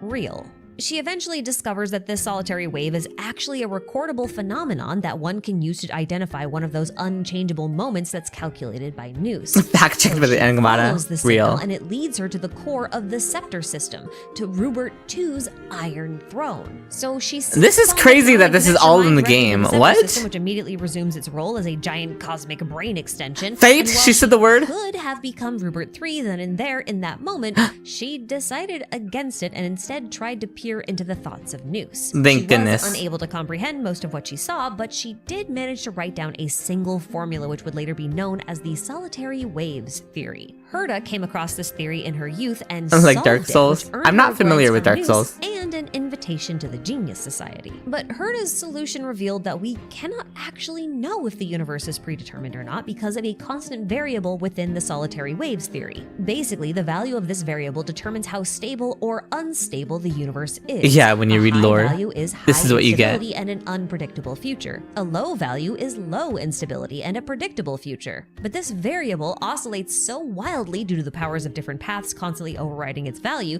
that it's impossible to say what its current state is at any given time. And this Same, reminded me Umatana. a lot of the circle of knowledge conceptually, because like one knowledge singularity variable can completely Lias. change the known into the unknown, which in turn makes the future unknowable and unpredictable. So both of them kind of operate on the same logic, right? The more you know or understand, I'm not or trying the to more study a stable game, your but respect to constant those who variable is, do. the Same, shut up. easier it is I'll to let other predict people and study it conquer. and listen to the them. inverse is also true. Now, before we move on to theorizing, I feel obligated to mention that after Rupert II died, Screwlum took over the Intellitron Empire, made a peace deal with the IPC, and for some reason that's never really elaborated on, Screwlum, started my goat. investigating Rupert II, which is how he found one of those scepters. I have a feeling that Screwlum might be the focus of one of the future simulated universe expansions, but that's just a theory. Yeah, It just Screwlum or feels Goat very established relevant peace to amongst greater all universe the lore at this point. But okay, robot that people, is I the guess. I end don't of know our what to call history them. lesson, and now we are free to talk about my thoughts on Emporius being Carefully. a scepter simulation and what it actually means for the story at large. All right, now to Okay, get into so there are three Emporius. things we need to consider when it comes to the scepter of Emporius. First off, the Doomsday Scepters were all running on the anti-organic equation, which is most likely what we identify as the Black Tide. Oh, This that was makes the sense. conclusion that I came to in my 2.7 predictions video, but there is a little bit more to it than I originally thought, and we're gonna get to that. Second, the situation with Emporius is a little bit different from the other scepter simulations like the one that Screwlum found, since it also interacts directly with Memoria. As far as we know, Agreed, the other Moon. scepters did not do that. And third, we have to recognize that the scepter sims were based on existing civilizations. I want Okay. to highlight that last one because I think it could give us a lot of insight into this Lord Ravager that's imprisoned on Emporius. And there's been a Phainon. lot of debate over who this might be. Some people make an argument for Iron Tomb or Selenova, while others like me have pitched the idea that it could be Cyrene or Phainon. Honestly, I can make a good case for all of these, but recently I've been wondering if we're asking the wrong question. Maybe the question isn't who the Lord Ravager is, Oh. but where they came from. In my predictions video, I Okay. submitted the idea that Emporius was a destroyed planet from the Laurel Wreath Galaxy, seeing as it was heavily damaged by the Machine Wars and got bonus points for being inspired by ancient Greek and Roman culture and mythology. And that could still very well be the case. But I never pinpointed a planet, and I'm kind of thinking that planet-wise, Emporius might actually be based on Adlavun. Yeah, Nanook's home planet. Oh, Now, we have I've seen the theory of this. Adlavun and Nanook are both named after Inuit mythology and not Greek, but the Greeks had myths about the lands of the Inuit. They called these northern lands Hyperborea. Yeah, I've the seen mythical theories that lands of Emporius the is like north, which would a make simulation Emporius of sort Nanook's like home what planet. the ancient Greeks would have imagined Hyperborea. It's not to be literally like. Nanook's So some backstory, fact, but it's some like a fiction, simulation and of a it, lot that basically. mixin of the mythology. And I know you might be skeptical about this idea, and I admit I was skeptical too, because this idea was actually suggested to me by a friend of mine. But the more I thought about it and the more I looked into it, the more it just made sense. Yeah, I've And seen I it, hardly Shadow. know where to start with explaining why all of this makes sense and how many Yeah, little pieces yeah, fit together Phainon and so Nanook nicely. are So I'm just gonna parallels. start by Phainon mentioning isn't that literally the people of Nanook, Hyperborea but were he's the favorites he's of the living sun the god simulation of Apollo, what and they Nanook were went said to through be the founders to of ascend to many of his Aeonhood. shrines, especially the ones in Delphi. Coincidentally, the city of Cyrene was named after a princess who founded the city with the assistance of her lover, Apollo. She was also responsible for building many of his temples, and the Cyrene that we have in game I would really happens to love be that. quite fond of divination methods. If we just experience like Nanook's over in life Delphi. through And I would point Phainon out being that forced to live divination through falls under the domain a simulation Apollo, of the so same that thing makes Nanook sense. went Now, through. historical accounts appear to be a little fuzzy, but it seems as though the people who settled in the city of Cyrene were trying to escape the hardships of famine and war that were in their hometowns of Thera and Sparta, which means there's no actual evidence whatsoever that the settlers of Cyrene were Inuit or these so-called Hyperboreans. But I want to Yeah, we would also. entertain the idea that That's in the so case good, of Emporius, Maharaga. We would also parallel or at the Akavili. very least, Cyrene could have been, because she's technically a mythical entity. She could be from anywhere. But I think Cyrene in particular could be from Hyperborea, or in this case, the original Adlavun, because the name Rubert means glorious shining one, and that bears some similarity. You to interpret it as the Apollo's third role Lord, a solar as the Lord romantic. Ravager, and like is And trying the to name feed Apollo propaganda and mold arguably has Phainon its into a roots Lord in the Ravager word by their own Apollon, which means gains. destroyer. And if that's That the could case, also then be true Cyrene along could have with been a the favorite simulation of Rubert too, Nanook's life, as the right? entity Like both could be true at the same representative time. of our Hyperborean planet, Adlavun. The same way both Cyrene and the people of Hyperborea were the favorites of Apollo. Now, one of the main reasons I think that Cyrene, at the very least, is from Adlavun is because Cyrene's outfit has some odd similarities to Nanook's. Like, both of them have the exact same bindings. Oh on my their God! arms, including the same language. Do you guys see that? It's quite possible that these bindings are part of the traditional dress of She has the Adlavun. same Adlavun is accessory also as in the Nanook. Inuit afterlife, which is a trait that I think it shares with Emporius, since Amphora, which it's named after, Oh my gosh. is very commonly used in funeral rites. So commonly used that tombstones were often carved in their shape. Add to this the fact that Cyrene is a variant of Elysia from Honkai Impact, who is also named after a realm of the dead, the Elysian Fields, which is also Greek, and the fact that Cyrene's hometown is Idis Elysia, which means Temple or Tomb of Elysia. Well, this kind of starts to feel a little spooky similar, doesn't it? But this theory doesn't live or die by weak mythological Cyrene ties. Oh no, we're gonna come back to Cyrene, but let's talk about the planet of Adlavun for a minute, because its history may be... Oh, well, I just caught up to the story, Emporius. Tricketsters. See, Cut me some Adlavun slack. had been devastated by 3 cosmic disasters that happened in quick succession. First the Swarm, and then both Machine Wars. If Emporius is a simulated copy of Adlavun, then the Black Tide might not Yeah, be same, referring Hazel. to any one disaster, but a compilation of all 3, which would explain why it has the behavior of making things go mad. Oh, like so the Black Endo's Tide is equation just from the a Machine simulation Wars, of the but also has destruction some that happened similarities to Nanook's how the homeworld. Swarm is described, 'cause, Oh they're my both gosh. described as dark Oh my gosh, tides it's all that coming consume together. everything in their path. And this idea of the Black Tide actually being an amalgamation of multiple disasters is supported by the existence of this inexplicable image from the Swarm Disaster Simulated Universe expansion. In it is this guy who looks weirdly similar to Phainon holding a ticket to the Astral Express with bandages around his arms Is and that a Phainon?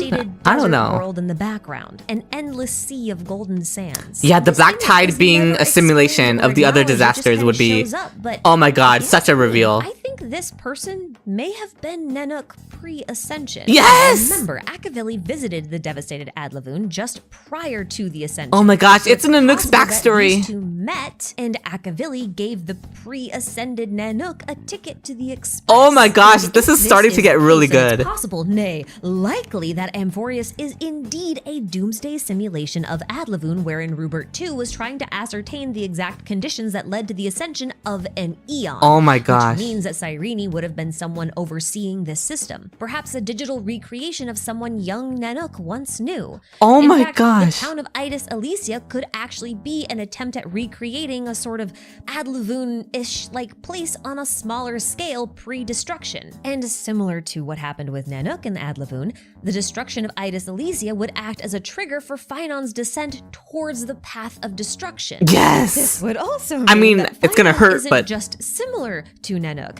He's an actual simulation of pre-ascension Oh my gosh, Nanook. Phainon is And if a that's simulation the of case, then Nanook? A ton of stuff starts to make sense, like the golden blood thing, and the weird thing where the parallels keep getting drawn between Phainon and the Trailblazer. The Trailblazer is supposed to represent Akavili's arrival on Adlavun. Oh my gosh, The these interaction parallels. between this Holy pre-ascension crap. Nanook and the Trailblazer might be alluding to a fact that there was a potential future wherein Nanook got on the Astral Express and never became This an is Eon. so Which freaking could cinema, also be why if this is Phainon's true. halo in his splash art, which is also the symbol of Kefali, looks eerily similar to the symbol of the Trailblaze. And the same goes for the Trailblaze power icon and Phainon's bracer, as my friend Crystal pointed out to me. Now here's the thing. We Both take Rupert I and Akavili's Rupert place, II were seekers and of Phainon is perfection. Nanook. The reason they wanted to obliterate organic life initially was Oh, I because see, in that it SU was scenario. imperfect. Similarly, the reason why Rupert II attempted to expand his cognition was because he wanted to create a new knowledge singularity. Yeah, shut up. anti-organic That's what she's getting equation at. as a It's means so to cinema change if this is the case. definition of life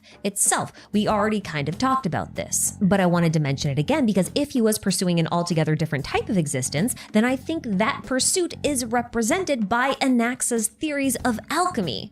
Anaxa, my TLDR goat. on that, if you didn't know what this whole alchemy thing was about, alchemy is essentially defined by Anaxa as merely a means by which one can manipulate memoria.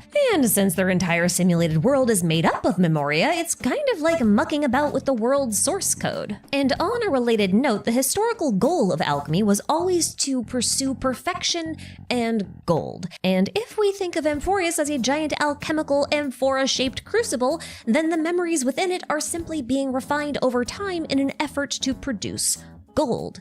Specifically, Chrysos Oh my heirs, gosh! those of golden blood. And among those Chrysos heir is one perfect heir. Specifically, Phainon, who is also most likely a burgeoning young Lord Ravager, as is fitting for a simulated recreation of Nanook. Now, I have a sense that Cyrene is a bit like her Honkai Impact counterpart in that her ultimate goal was originally supposed to be a recreation of a destructive force.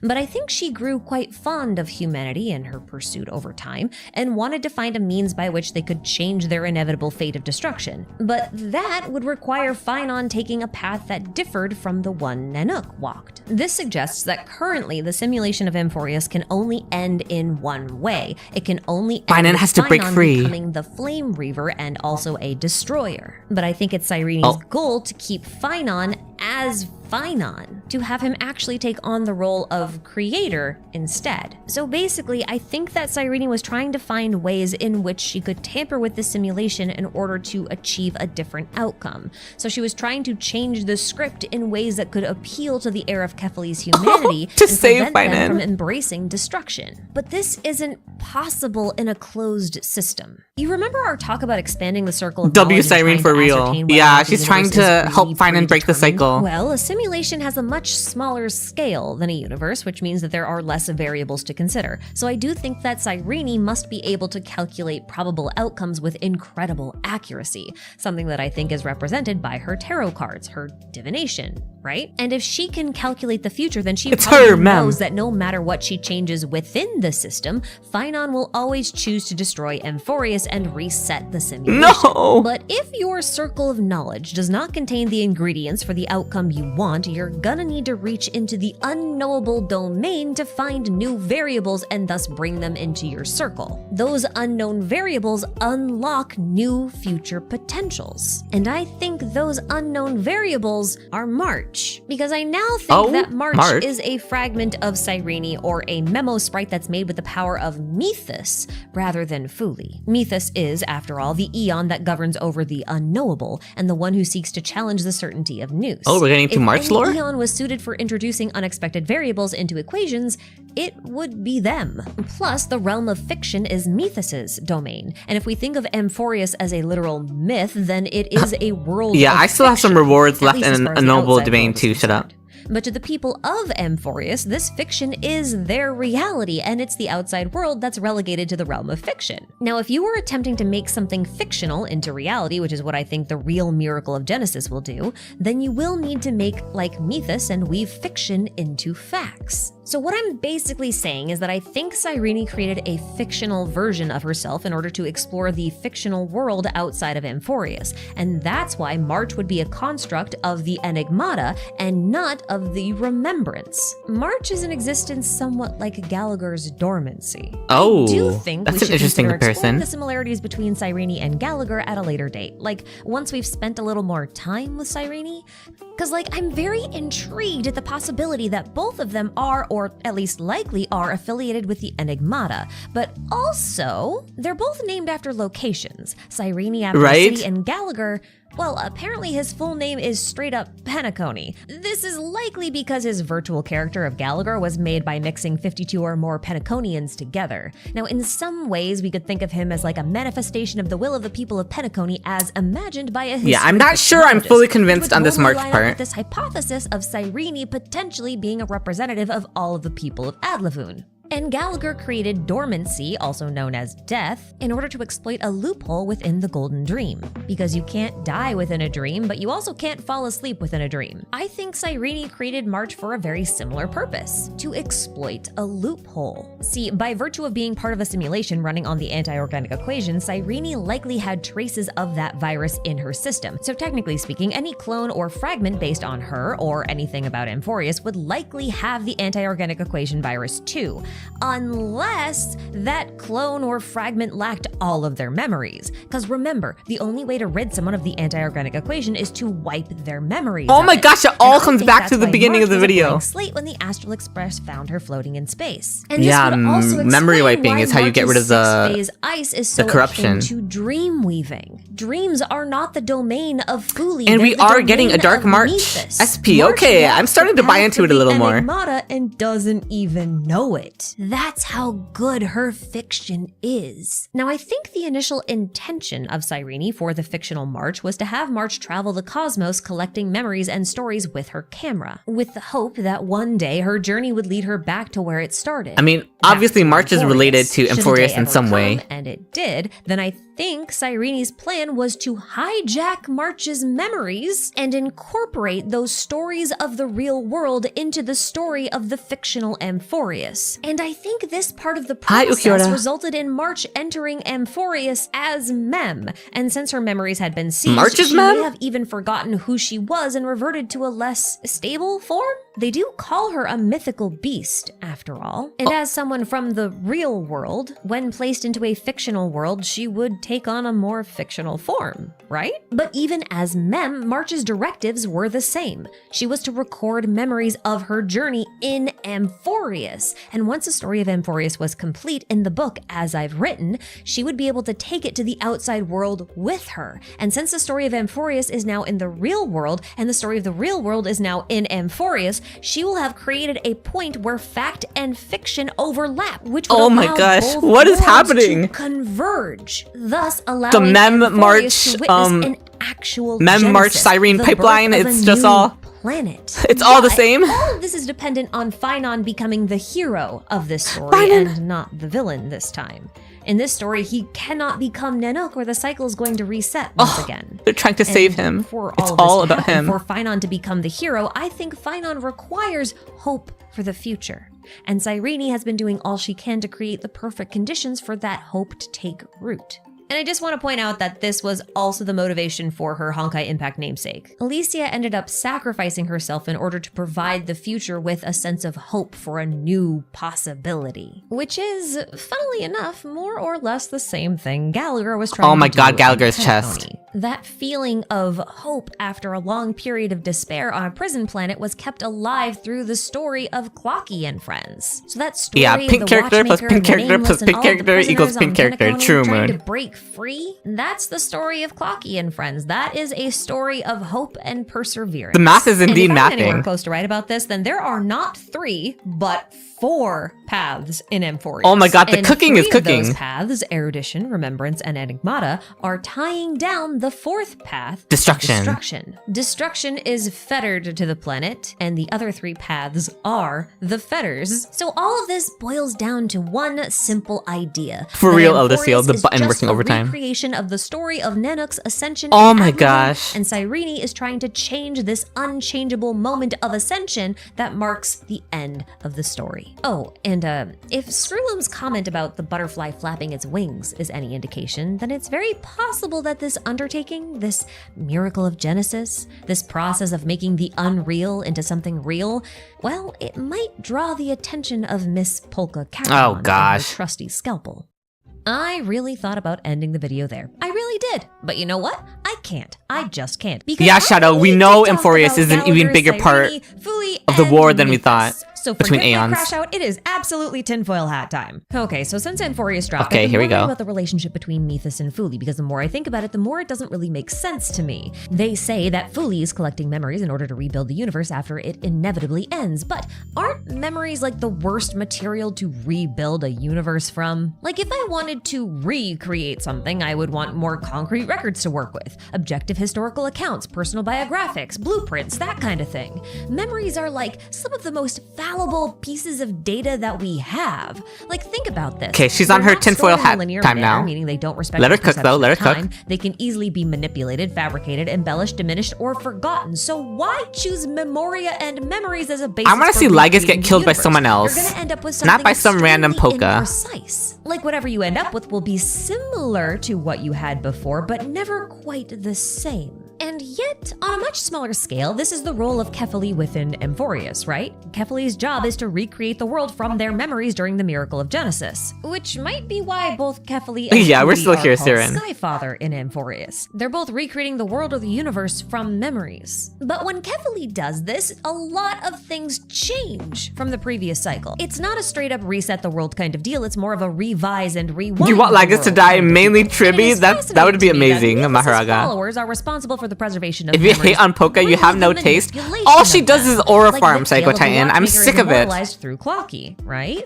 And people will forget Mikhail, Polka but is they will such, like, a never lore nerd forget character, Clocky. right? So in a lot of ways, the path of Enigmata also preserves I'm sick of Polka aura farming on everyone. just in an unrecognizable form, but the same ideas get across. Lality's lore made a really fun video as I was finishing up some edits on this one about Fuli potentially being a fabrication of Methus, which I think is a really, really fun idea, especially because it was something I was kind of entertaining very lightly a few days prior to writing this whole script. So I definitely recommend checking out that video. I'll leave a link for you. But I am still a little bit conflicted on how that would work mechanically. Like, is Fuli something like a glass bottle that holds Methus's ink-like form that it writes all its fiction with?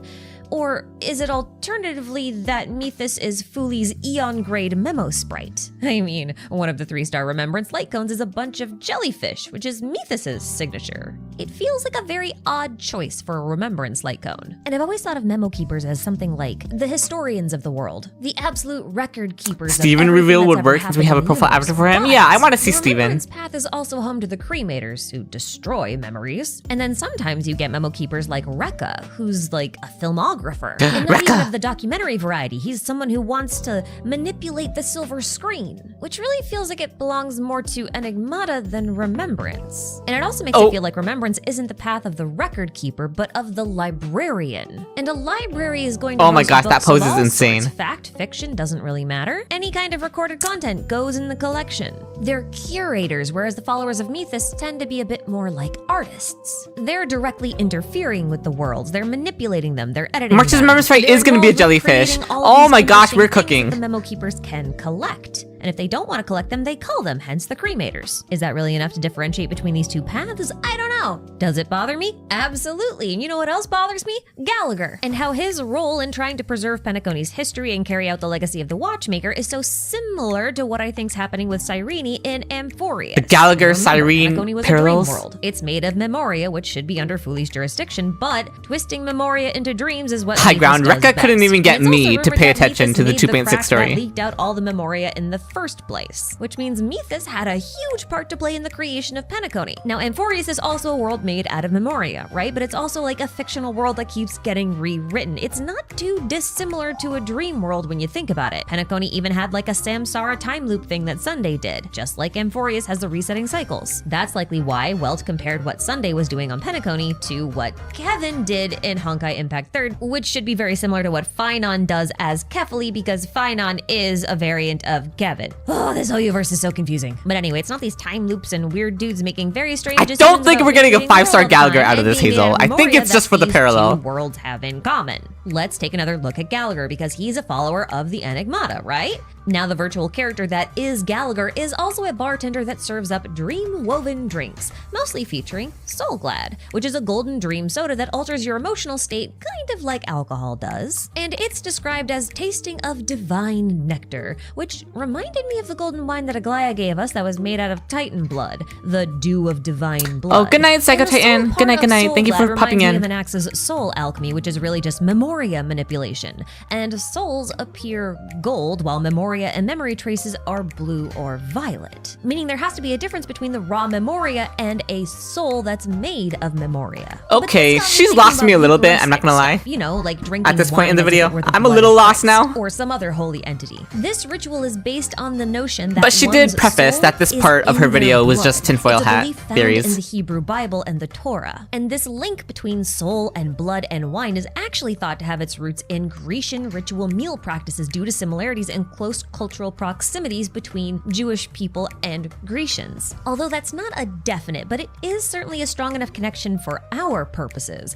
especially since Chrysos heirs are holy children of gods, titans rather, with I see. golden blood that can be equated to What part of the wine. iceberg And am I yes, that was even very in? You're silly so real comparison for that, to me, Ukiura. but the reason I mention it is because of this concept of Yeah, the real bloodline. world lore. Remember when Fuli appeared to deliver the prophecy of finality and Noose's 3 unchangeable moments during Louis Fleming's retirement speech? Well, the other thing that Fuli brought with them was a riddle from the Enigmata, which was centered around the words blood and flower. And I think blood and flower are how Methus intends to change the unchangeable moments. Is there really a connection You're still between enjoying Divine this? Yeah, oh Blood yeah. and Soul Glad in this Mainly, context? I just don't like really hearing know, but how, just hear me out for a enthusiastic second. she 2 is. of the 3 unchangeable moments were about Rupert. I like And hearing we her now know passion that about her Emporius theories. is a planet made out of Rupert That's what too, makes it attempts fun at to listen to. recreating Noose's cosmic Even if brain. she's completely And lost me. it's full of people with golden blood who are trying to thwart fate. That should be an unchangeable moment, at least within the context of Emporius. That should be the blood part of the riddle. And yes, I was suggesting that Gallagher was kind of foreshadowing this, especially because of the flower portion of the riddle. Because again, back in Penacony, Gallagher created the Yeah, entity Hazel. known as Death. Then later, he claimed he was 13 years old. And a lot of people think that this number, 13, is a reference to the number 13 in the tarot deck, which is the Death card. In the Rider White deck specifically, which is like the tarot default deck,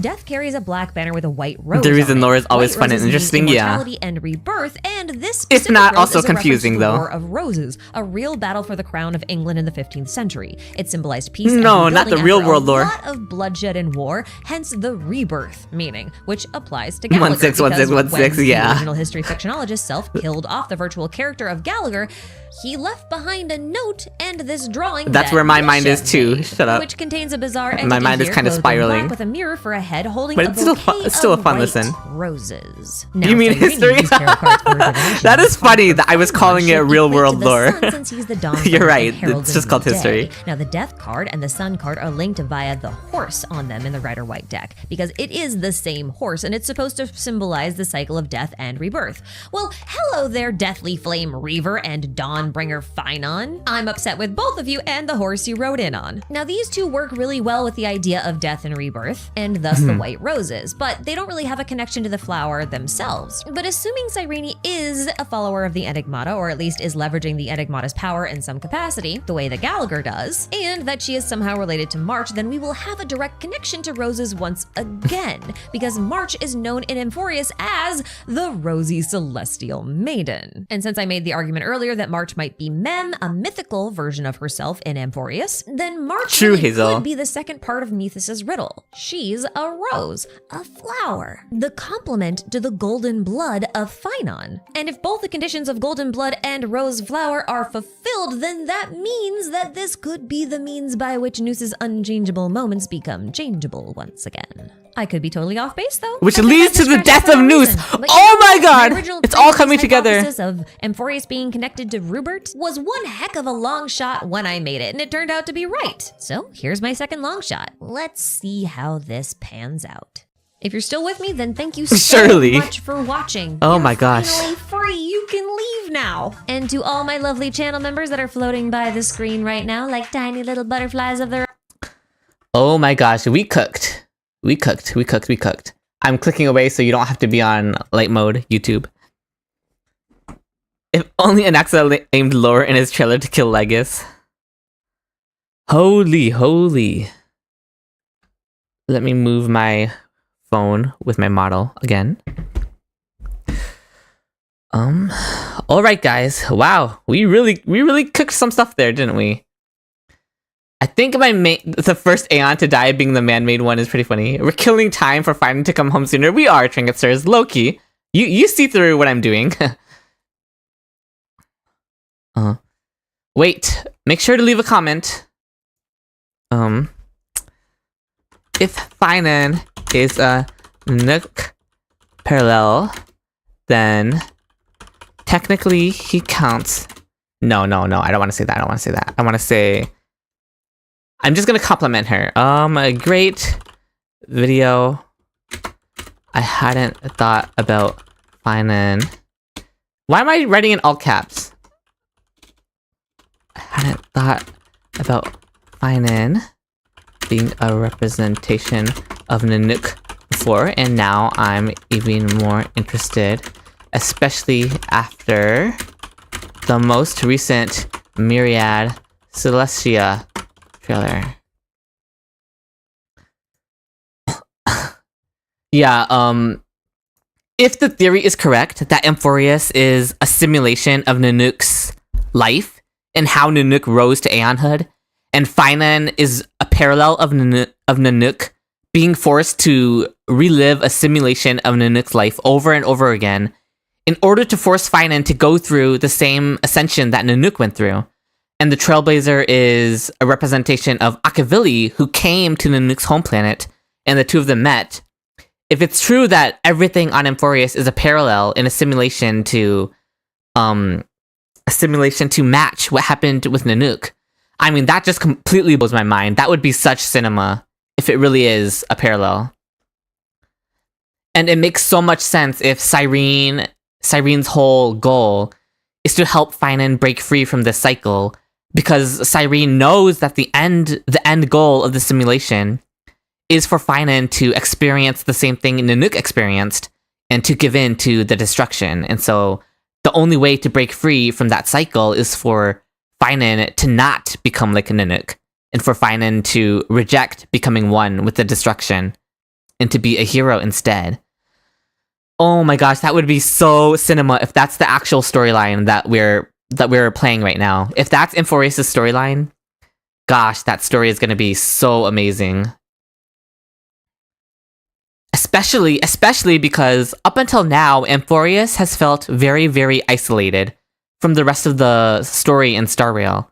So if it actually is this connected to like the main lore and the main plot of Star Rail, because it's so connected to Nanook, it's a literal simulation that lets us witness how Nanook became what he is.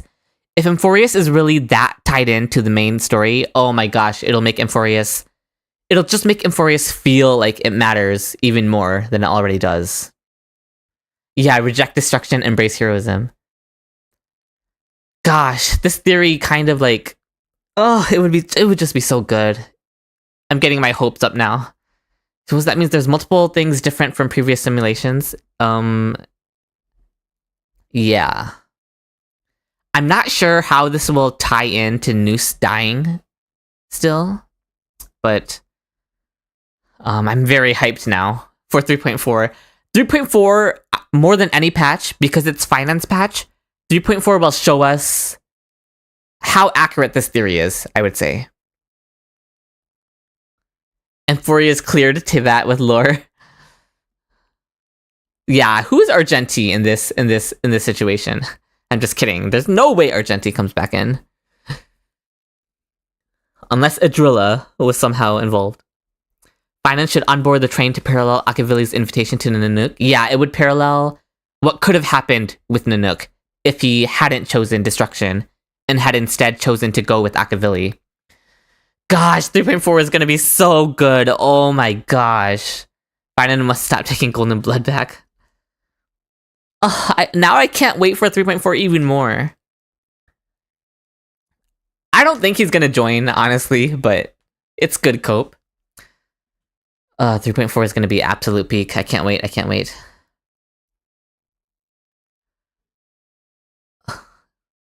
Yeah, absolute cinema. Phainon cinema. By the way, if you want to watch it sometime, this is the cycle video you were talking about. It got out. Oh, I'm sorry, Imatena. Links aren't allowed in my chat. But if you join the Discord, Imatena, or you just DM me on Discord and you send the link there, I'll definitely look into watching some more lore videos on stream. Because this one, no, don't apologize, don't apologize. Because watching this lore video on stream, I feel like my third eye was opened on stream with you guys.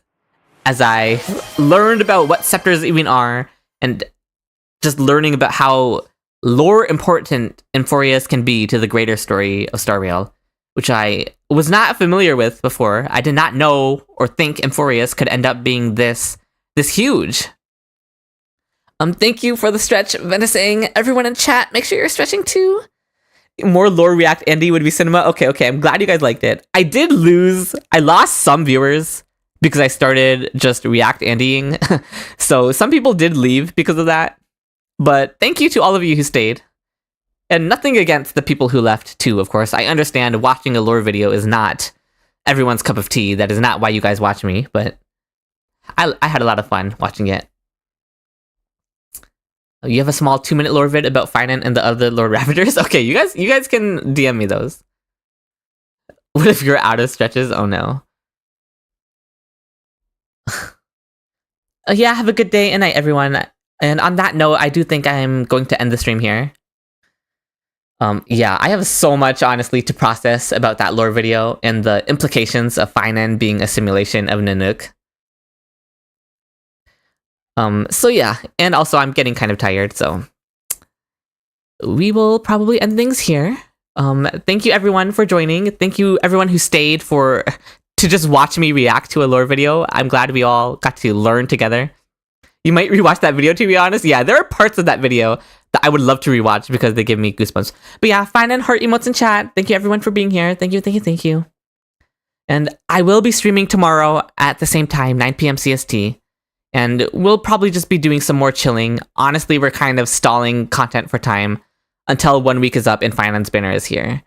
Join the Discord to get in on the viewer polls. I will be pulling on viewer accounts for Pheinon's banner, and in order to get in on that, you have to join the Discord and DM me that you want me to pull on your account. So make sure you do that if you want your account to be pulled on stream for Pheinon's banner. And follow me on Twitter as well to keep up with me. And my announcements for my next streams will always be over on Twitter and Discord. So make sure you keep up with me there. And I will have the Phainon pull priority video out on YouTube very soon. So also keep your eyes out for that. So yeah, thank you everyone for joining. Thank you. And that's all from me. So bye. Good night everyone. Good night. Until next time.